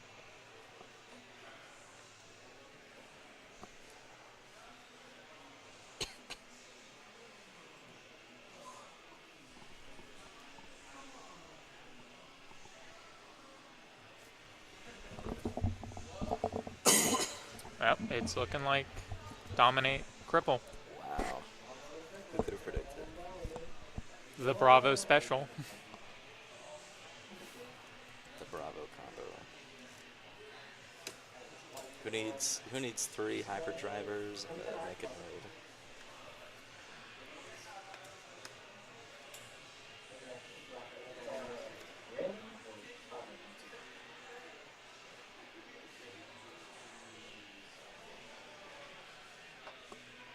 Giving up the armor early. Interesting. Taking 6, discarding 2. He's probably trying to just get the value out of it. I feel like he's going to try and mechanoid early game and then just spend the rest of his time trying to set up the combo. I'd imagine. Because he has to be careful with his boosts. So. Yeah.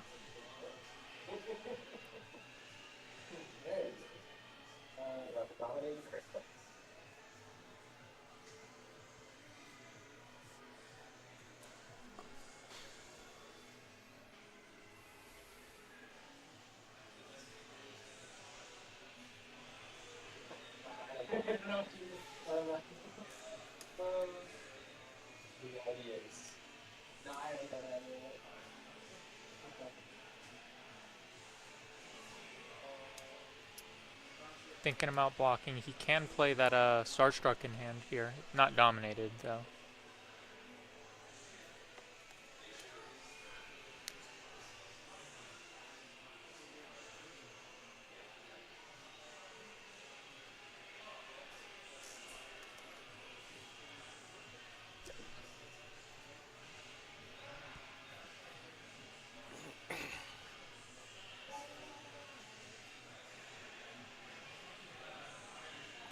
Ooh. The belting.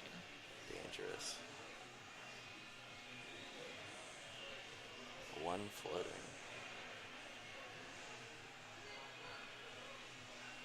Ah, that's Seems a like he's trying to save the specialization. Oh.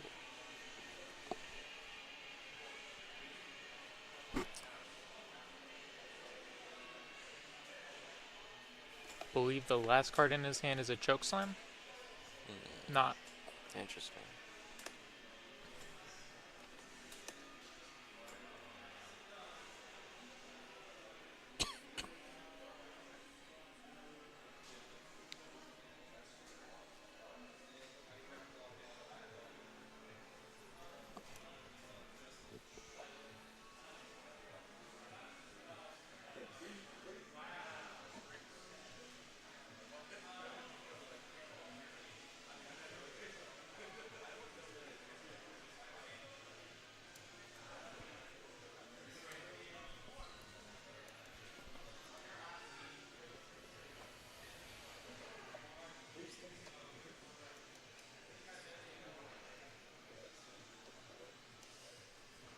All right, Cranking it up. some unfortunate banishes on the max player's turn.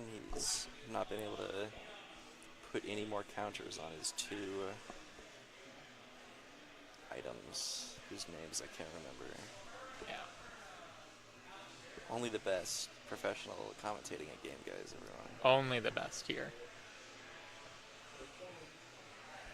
He has the Quicken again.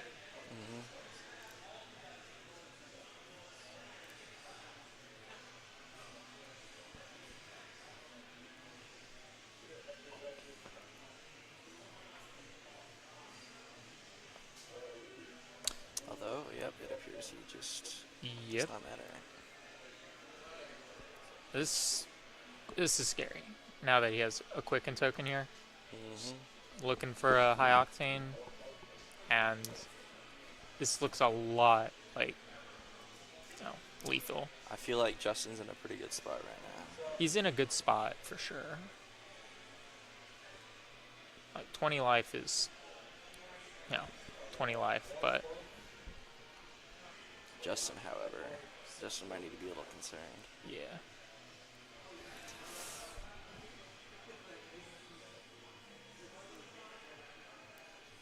And he's using the material early, possibly trying to get his health low. Oh, because he had the Quicken, I see. And, he had another action point, evidently.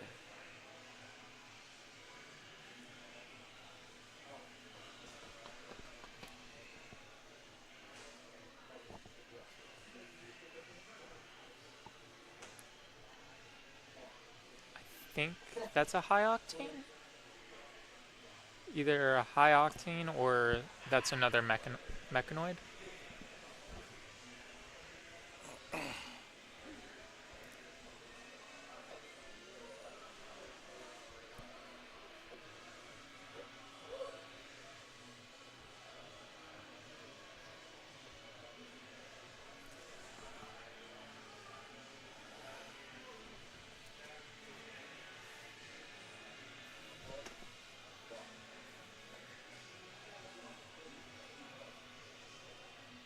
Block 8 or block 5 of that 8.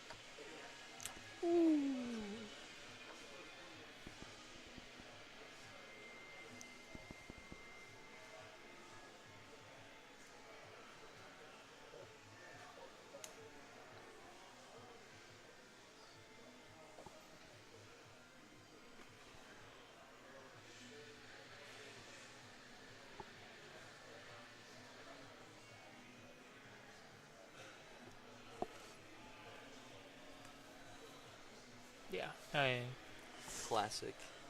it's Anothos for 4. yep. It's a staple of any Guardian turn.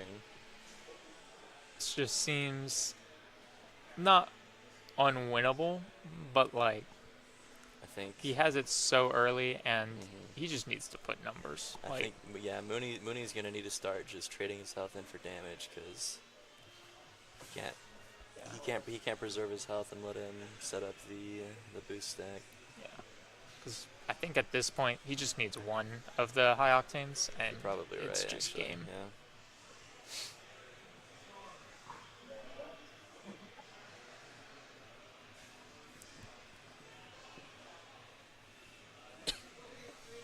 Seems he may have a rouse turn set up Yeah. here, which will help him catch up a little bit.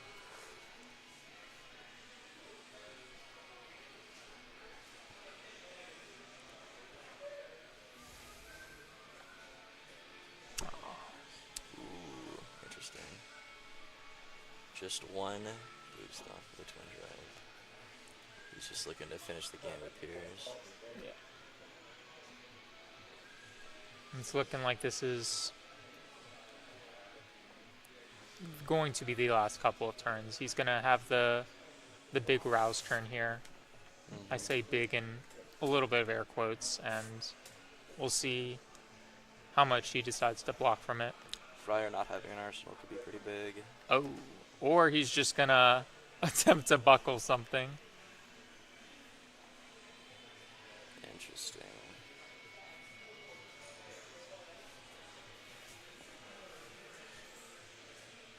There is a high octane in In hand. Armax's hand. And he's blocking with it. I think he may not have. Yeah, that's a lot of non-attacks in hand. I don't think he had the attack to get the rouse off. Unfortunate. Right. Is the Mechanoid's dead?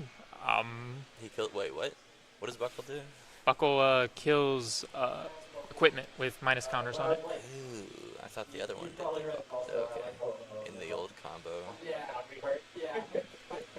Okay. That's the tech. Now it's a game, folks.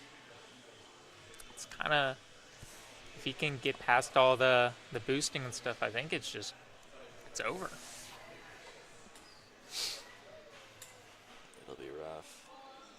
It is still. Looks like Friar's running a little low on deck, perhaps. Kind of hard to tell from this angle. Good. Gotta disrupt him and keep him on his back foot. One 5-card hand and it might be over. Mm-hmm.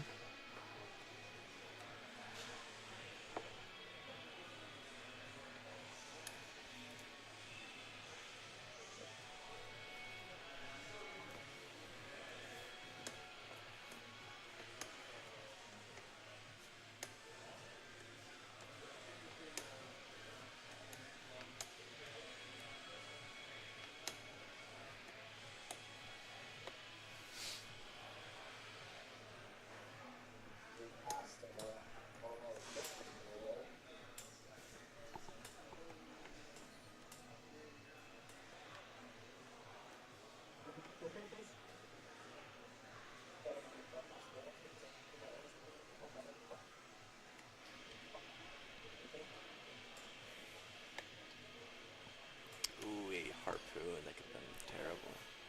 That's rough. Boost is good. Good boost. One floating. Or two floating, rather. 2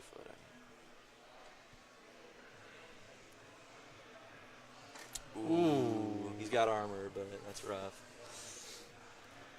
I think that's just how he gets there. It seems like he's running a full 3.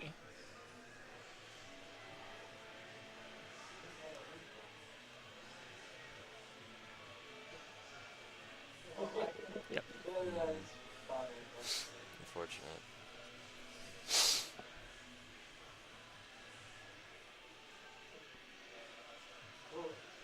Hammer for 4. And he's there's got the the last last bit. one in hand. He does have, depending on how he blocks, he does have the tunic block still, but still not a great position to be in.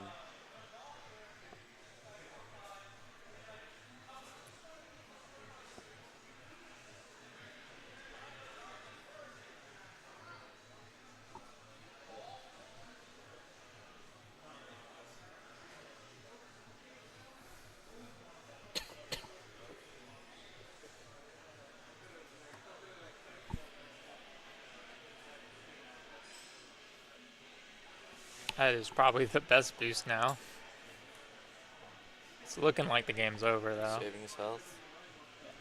If Friar can get one more, there it is. That's probably the game.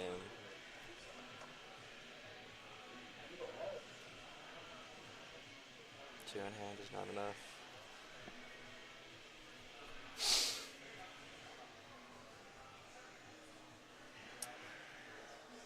It's a good game, folks. Guardian just can't do it. Yeah. Turns out you just needed to get out the robot. That's it. I think I still have plenty of juice to like keep healing your hand. I feel like it's cheating shooting it through the hammer. I would have to agree. As someone who got shot with a gun, it's kind of messed up. Kinda messed up. He The did hammer it was too. Not enough. The buckle was very good, but just the payload stacked up, couldn't get there. Payload's also a good card. Stealing the dominate from the dominate deck.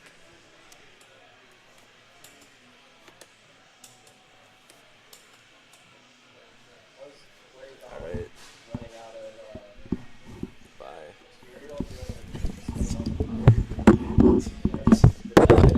Man, I suck at this. Yeah, me too.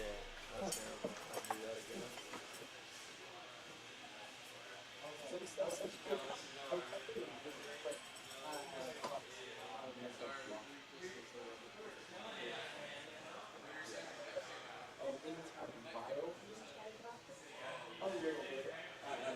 forgot.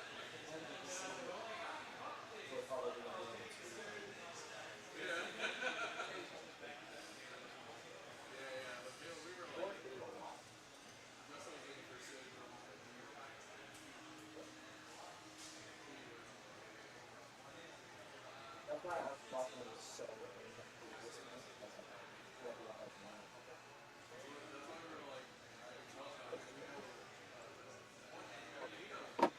Who forgets about this? I mean, it's kind of fun, but it's better than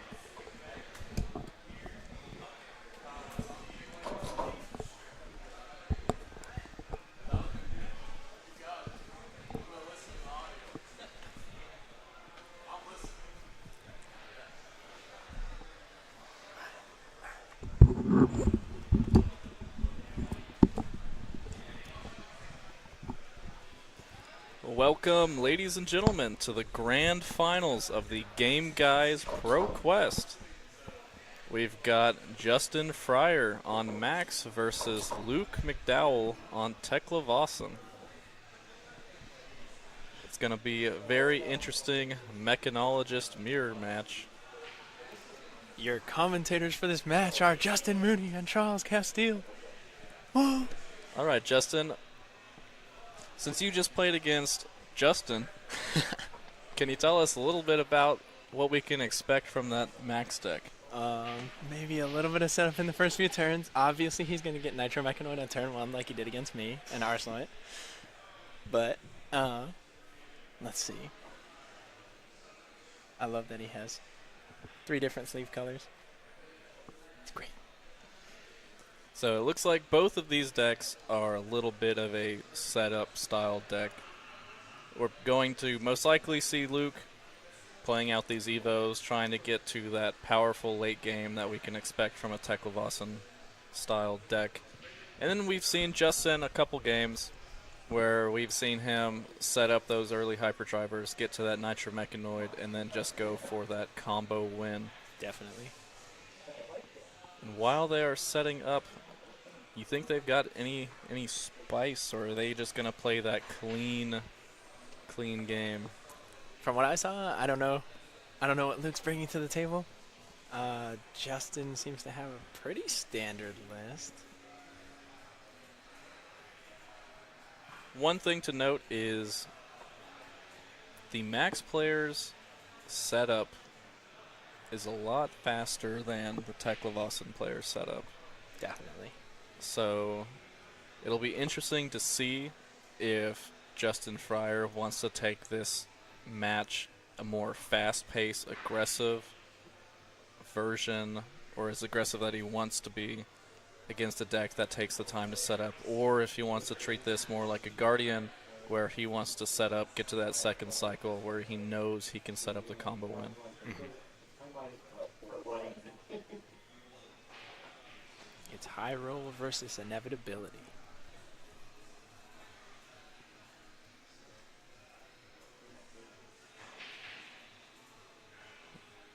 I think the only surprise on the Max side would be if he flips up. He should be flipping up the Techo base legs. But, or Cogworks. But he could flip up Achilles. I believe it's most likely going to be the Cogworks, just because it's the ability to get an extra action point the turn you play the Mechanoid, or to equip those Evo Steel Soul Towers that he runs. That is true. From the Techo, it's most likely going to be straightforward. Just equip the Evos, power up your attacks, and then just try to beat face and have that very late game transition into the Mecro Potent. It looks like they're almost ready to get going here.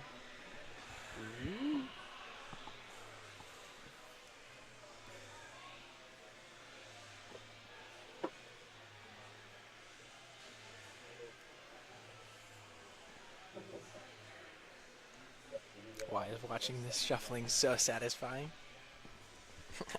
I love this. One thing to note is that Luke is on the Cogworks base equipment that does have an on-equip effect of gaining that Steam counter. Now, I personally just like the look of the Cogworks base equipment, regardless if they have the Steam counter or not, so I choose to just not worry about it. We'll see if Luke chooses otherwise. Very nice cold foiling for sure.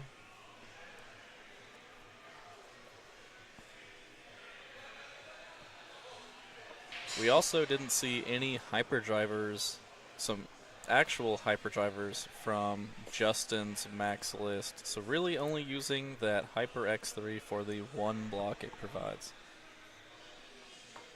Still pretty solid though. And it looks like they're about to kick the game off here.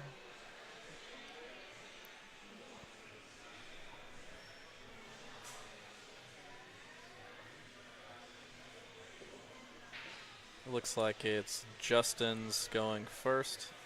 We're most likely just going to see a card that boosts, float some resources, maybe load the pistol and activate max. Set up that hyperdriver for the next turn, get us one hyperdriver closer to getting that construct nitro mechanoid off. Exactly. I think this is the same type of opening he did against me. The zipper hit. We're seeing blocking with two equipment Evos early. blocked. That's pretty good. Scrap Now trader. Luke is on 3 scrap traders.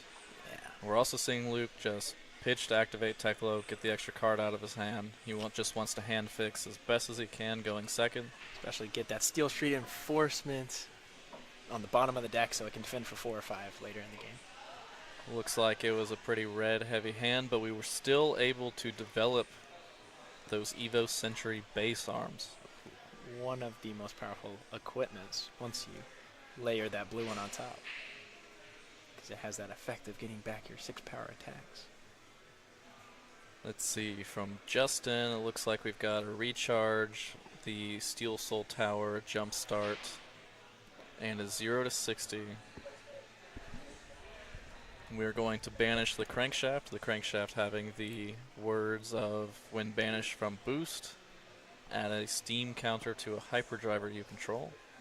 Basically just getting one free resource.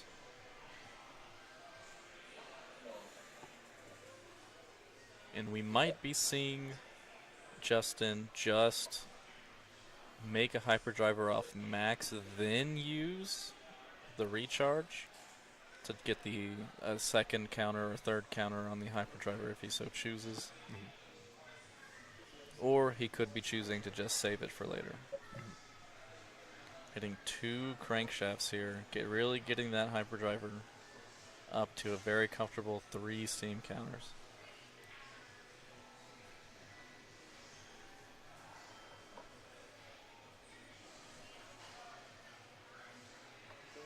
Ooh, is that a... Looks like a pulse wave protocol. Yeah. Going to take a look at the rest of Luke's hand. Ooh, seeing the scrap trader. The scrap trader could be really huge. Immediately recognizes those 2 Evos. That's huge. Yeah, it's definitely not That what is Luke so wants huge. to see.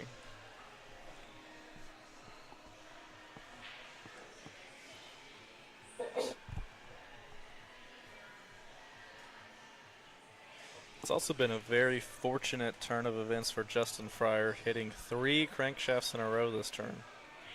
Oh yeah, that is pretty good.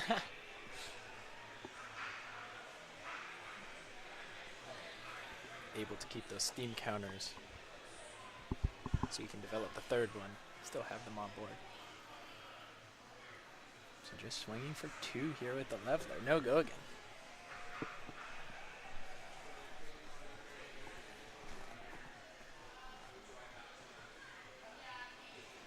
I believe that Evo he has in Arsenal should be either the chest or the head. If I remember correctly, the blue one. Looks like we're seeing a high octane in the hand for Justin Fryer. Choosing to double recharge, so he gets into the zipper hit for 13. Wow, that's good. Stacking those steam counters. He's going to be able to swing this massive attack at Luke and follow up with that third hyperdriver. So it looks like Luke is playing Fabricate, choosing one of the modes, banish an Evo from hand, draw one, and then I'm not sure what the second mode is. Maybe +1 for the Evo.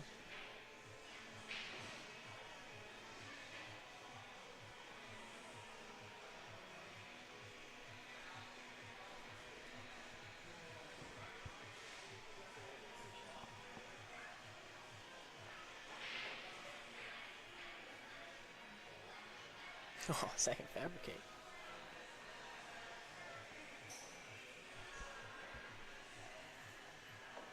This is actually a very unfortunate turn of events for Luke, not getting a lot of value off of the Fabricate and being forced to use 2 of them on the same turn. Yeah. just trying to preserve his life total.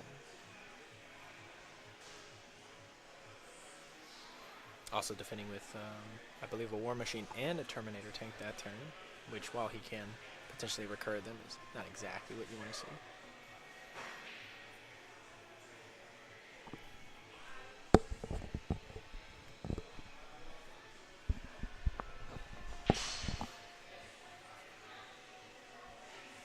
Looks like Luke is just going to pass the turn back. It's going to be another recharge. It's the third red recharge. Pitching a high octane. Now, we've seen Justin into these Bravos or to these Guardians try to pitch stack those high octanes, just try to go for that second cycle finisher. And it looks like that might be the case for Techo. Techo being probably the slowest hero in the meta to get going, but just one of the absolute best heroes in the late game. So having that be pitch stacked, being able to go through their deck a lot faster than the Techo is, find their combo, find their key cards, get back to that high octane. Also notably pitching that 0 to 60 to instantly get an action point off with. Yeah.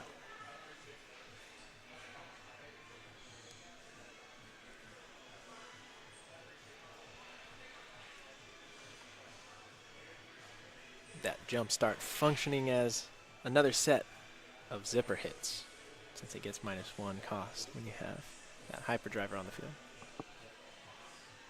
Yeah, in the max deck, that jump start is most likely never attacking for costing 2. Cost 2, yeah.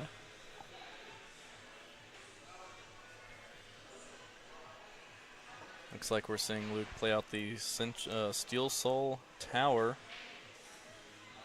trying to just gain a little bit of armor in this situation. One thing to note while the players are wailing at each other is that every Evo that Luke plays is an action card. Notably, the Nitro Mechanoid has overpower, meaning that it can only be blocked by 1 action card. That means when Justin transforms, or if he tries to go for a large combo turn, Luke is not able to use the equipment as efficiently. We might just see him try to get the value out of it now while he can. Absolutely. Justin hitting another crankshaft, able to put another steam counter on one of those hyperdrivers.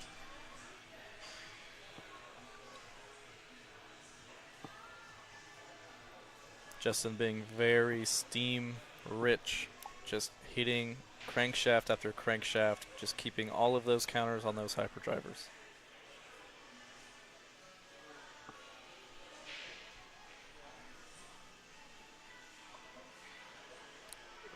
Activating Techo. Equipping the chest, drawing a card. What do we got?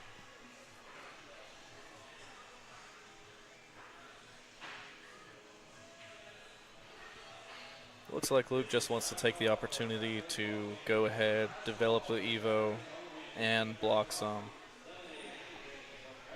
A payload coming in for 6 Dominate. Will be covered up cleanly.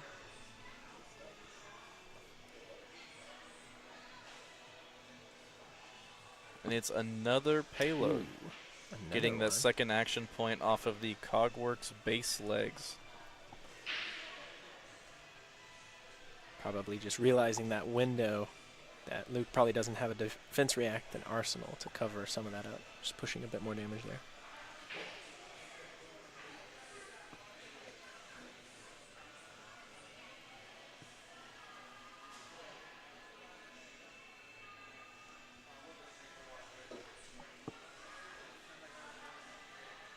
Looks like we have 2 Evo Sentries in the hand of Luke. And we're seeing... we're seeing the Steel Soul Tower for Justin being played. Interesting. Not only is this a 3-block temper leg piece that he can play, it also gives him 1 extra card under the Nitro Mechanoid to attack with. Justin, seeing that he has the 3 hyperdrivers, he doesn't have to extend and lose them, just decides, I'll just get this extra block. If I have to use it, that's fine. If not, it's an extra 6 damage. Exactly. And he's not too worried about what Luke might send back at him because he doesn't have that 4th Evo developed yet, so his overpower attacks are not as threatening. And you say that while Luke plays that Scrap Trader. Just going to go ahead, get some more Evos, deciding to get the 2 head Evos.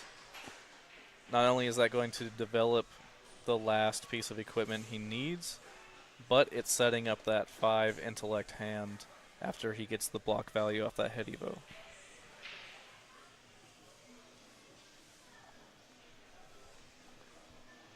Oh, here he is goes. it time? It's time.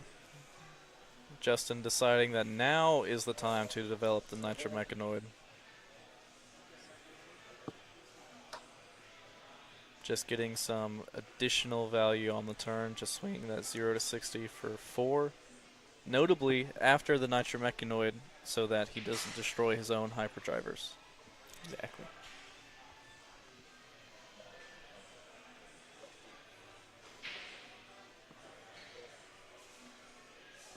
So he should have 8 swings available to him with the Nitro Mechanoid total. It would be 9 with that Steel Soul Tower. That's true, that's true.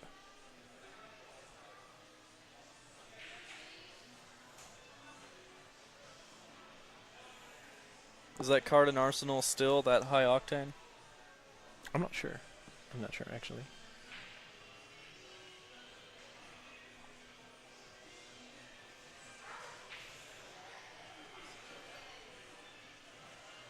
Looks like Justin's just saying, hey, I'll just get some extra value.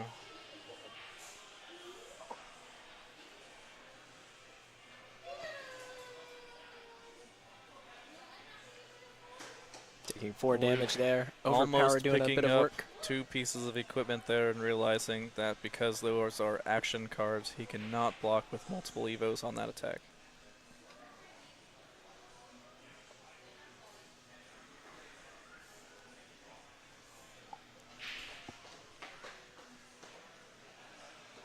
Alright. We see the headpiece coming out, gaining him 1 intellect when he draws up. The 5-card hand is definitely what you're going to have to need if Justin decides to play that high octane. It looks like we're just going to go for a more conventional turn, just boosting the throttle. He's probably waiting for that twin drive, so he can double boost, get a couple extra action points. Teklevasen, not a hero that threatens a lot in the early game. You do still want to be somewhat aggressive because you don't want to give him the ability to play out his hands, but you can also keep a little bit greedier hands as he's not going to be as threatening. For sure.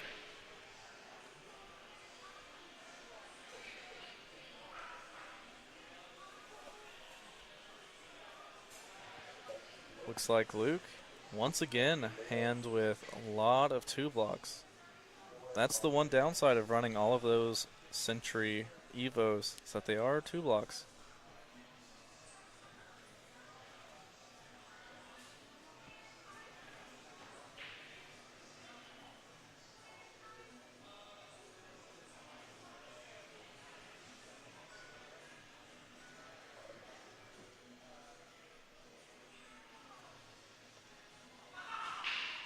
Justin deciding not to boost there.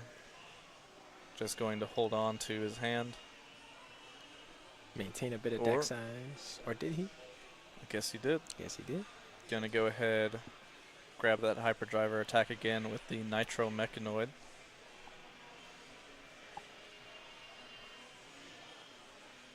Every time he attacks, it's just gonna leak a little bit of damage at the time.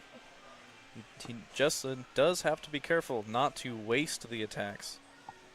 If he just attacks every turn for that 6 overpower and leaks a little damage, there is a chance that Luke can start to block it out a little bit better and waste that quote-unquote soul that the Nitro Mechanoid has. Especially it looks like Luke hasn't drawn into a lot of D-reacts up until this point, so those probably... Oh, and this looks like an early singularity for Luke. Deciding that, hey, things aren't looking too good for me. I'm just going to have to do the best I can. The best I can do right now is to just transform as well. Probably realizing that he needs this burst of damage. Perhaps take some of Justin's hand with a couple Terminator tanks. Perhaps. The one notable thing is that Luke did not have the blue Evos equipped when he transformed. So the Terminator tanks and War Machines that he blocked with will not be able to get back. I believe chest and headpiece were blue, but not the arms critically. Looks like Justin's just going to say, you're blocking with your hero, I'll block with my mechanoid.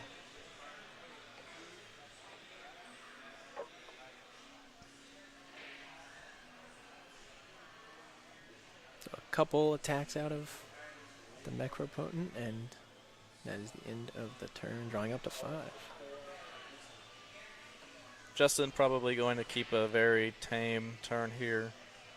Attack for 4, float 2, make a hyperdriver. But this is the time when Techo gets very scary, giving all mechanologist attacks go again, especially those Terminator tanks, War Machines, and Annihilator engines. So Justin's time may be running low if he wants to not be so defensive anymore. Put together that twin drive high octane turn.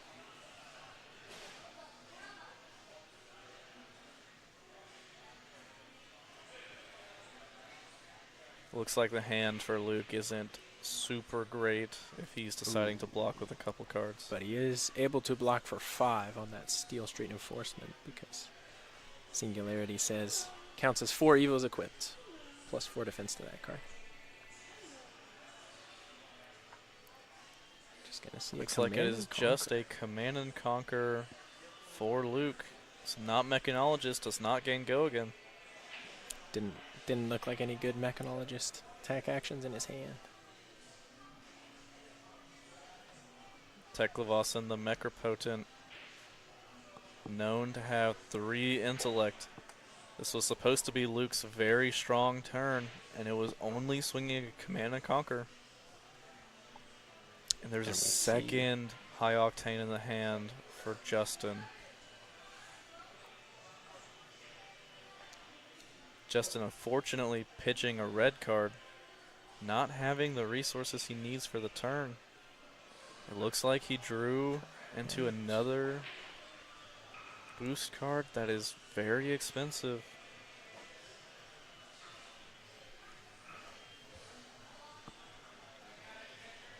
Do you think maybe this is just a little early on Justin? Perhaps so.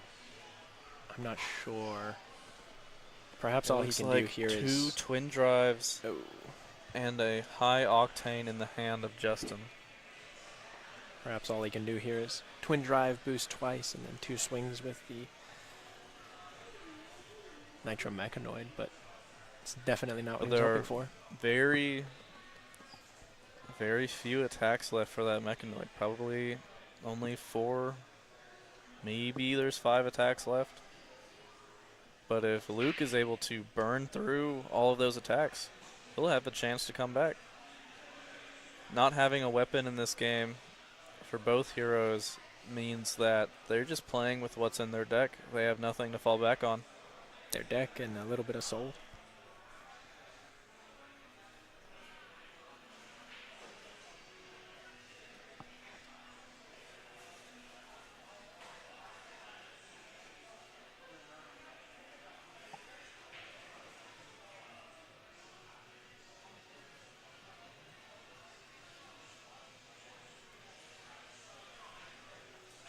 Looks like the play is just going to be that twin drive, boosting twice. Boosting another twin drive. Notably, he has seen all 3 twin drives in this turn, so it will be hard to set up another high-octane twin drive turn.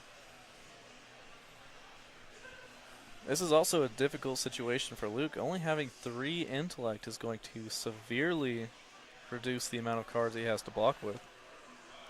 Thankfully, Techo, the Necropotent, does have 6 Battle Worn built in. He's going to be able to take the first attack from that Nitro Mechanoid fully. It's going to save him a lot of life in the coming turns.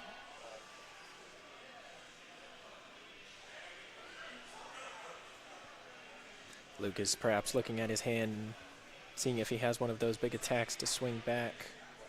No, it looks like we're going to give Like we have a 2 block. 2 cards. Probably not the best hand to swing anything back.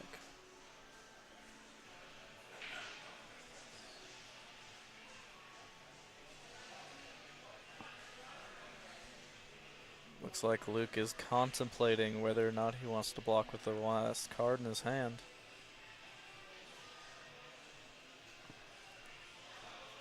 Looks like he's taking 6. Probably saving that blue just to swing back a little bit with the Necropotent, but he definitely doesn't have a lot of soul to work with. Looks like there was maybe 3 cards left, or 4 cards left, and that Nitro Mechanoid. All Luke has to do is live through the Nitro Mechanoid, find himself a position where he can be offensive, really stop the turns of Justin. Going down to 3 here is very risky.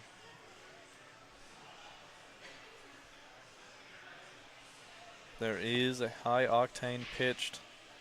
There was a high octane pitched earlier, I believe, as well. I think so. So he won't see another high octane for a couple turns. He could try to just block this turn out, block next turn out, try to crawl himself back into a better position.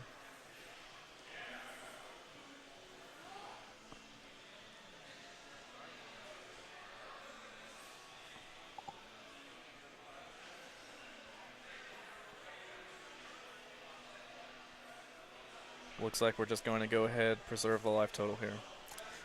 Deciding that if he doesn't draw one of those block cards or a D-react next turn, it'll be very hard to stop 2 swings with overpower if he is at 3. Should Justin find a way to get more action points soon. Which he should be coming up on that high octane, maybe in the next hand, maybe. Yeah, he has thinned the deck out from all the boosting he's done, so he should get there soon. We're seeing the blue recharge, only giving +2 to this Pulse Wave Harpoon, coming in for 6, with the 6 overpower chaser after this, if Justin chooses to.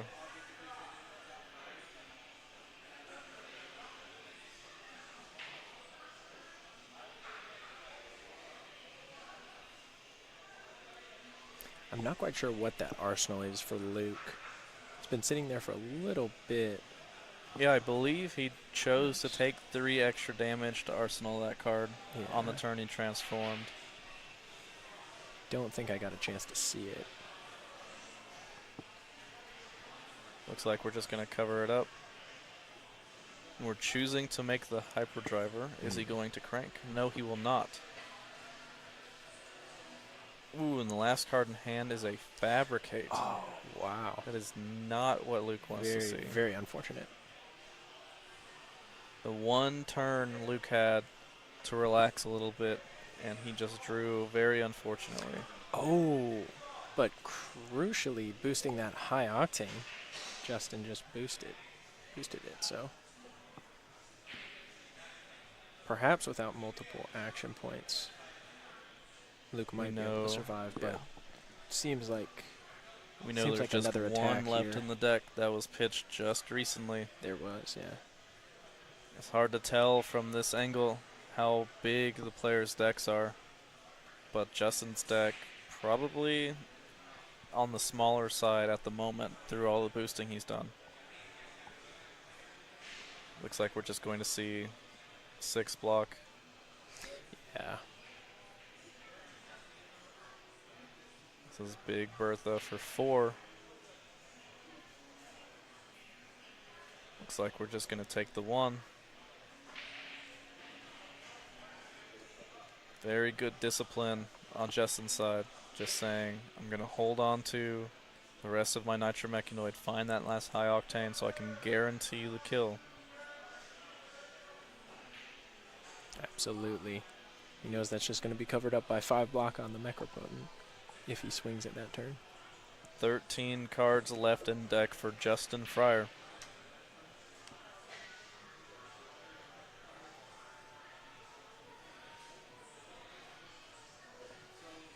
Looks like a yellow crankshaft. This is going to be for 5 go again. 5 go again. 3 floating.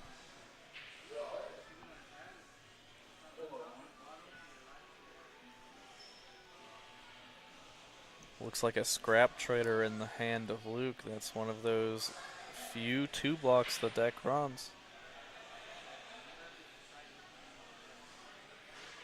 Deciding to drop the mechanical strength here to block with.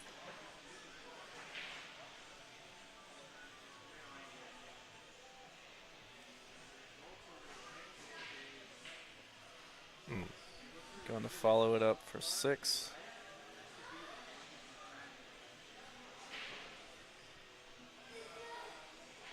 I think the reason Justin was counting earlier was because he wanted to make sure he kept track of exactly where that high octane was and how many times he could boost this turn.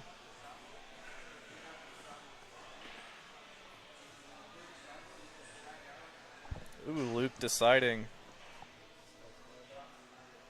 Now, doesn't Luke just lose if Justin swings the Nitromechanoid? It has overpower. Can only block with 1 action. He Looks like he's going to test the waters here. might have that 5 block Steel Street Enforcement in hand. Is it that Steel Street Enforcement, or is it a D-React in hand? Trying to bait out maybe one of those very crucial attacks that are left in that Nitromechanoid. And that's not it. No defensive piece there for Luke. And Justin Fryer is the winner today. It was great games by everyone. Let's see if they will give us the pleasure of opening that gold foil for the camera. Absolutely. Hopefully hit some spice. What do you think it's going to be? What's your prediction?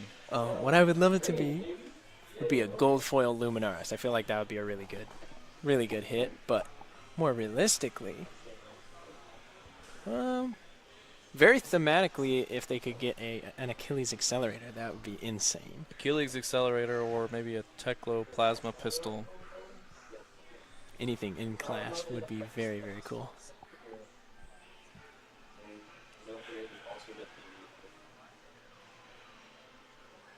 Ooh, and Justin Fryer ends up with the Betsy And a Rainbow KO, Foil. KO for Luke. And it looks like we're opening it up. All right. What we got? Gambling is always failing. But it never stops. I can tie it over. Yeah. All right. Here we go. Here's. Oh, it's a Techo Plasma Pistol. It's the Techo Plasma Pistol. Holy. Oh Justin my. taking it all the way with Max. All the way in getting being rewarded with this signature. No, not signature weapon, but with the in-class weapon. Wow, that's got to feel so good for Justin. Taking it all the way to the top, beating some very good players in our area, and being just rewarded with probably the best possible gold foil he could have wanted for his decks. Absolutely. A well-deserved win, well fought here today. And as they're cleaning up here, we would like to thank everyone who came out to and participated in this event. It was very fun. Saw, I think, a pretty decent spread of heroes. Pretty decent spread of heroes. And I'd like to thank every one of y'all for watching the stream, coming out, participating with us.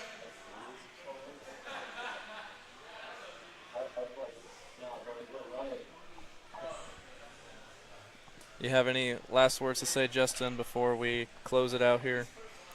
No, just have a great day, everyone, and thanks for joining us. Thank y'all for joining the first ProQuest at GameGuys. Y'all have a nice afternoon, nice evening, nice night, nice morning. Thank y'all so much.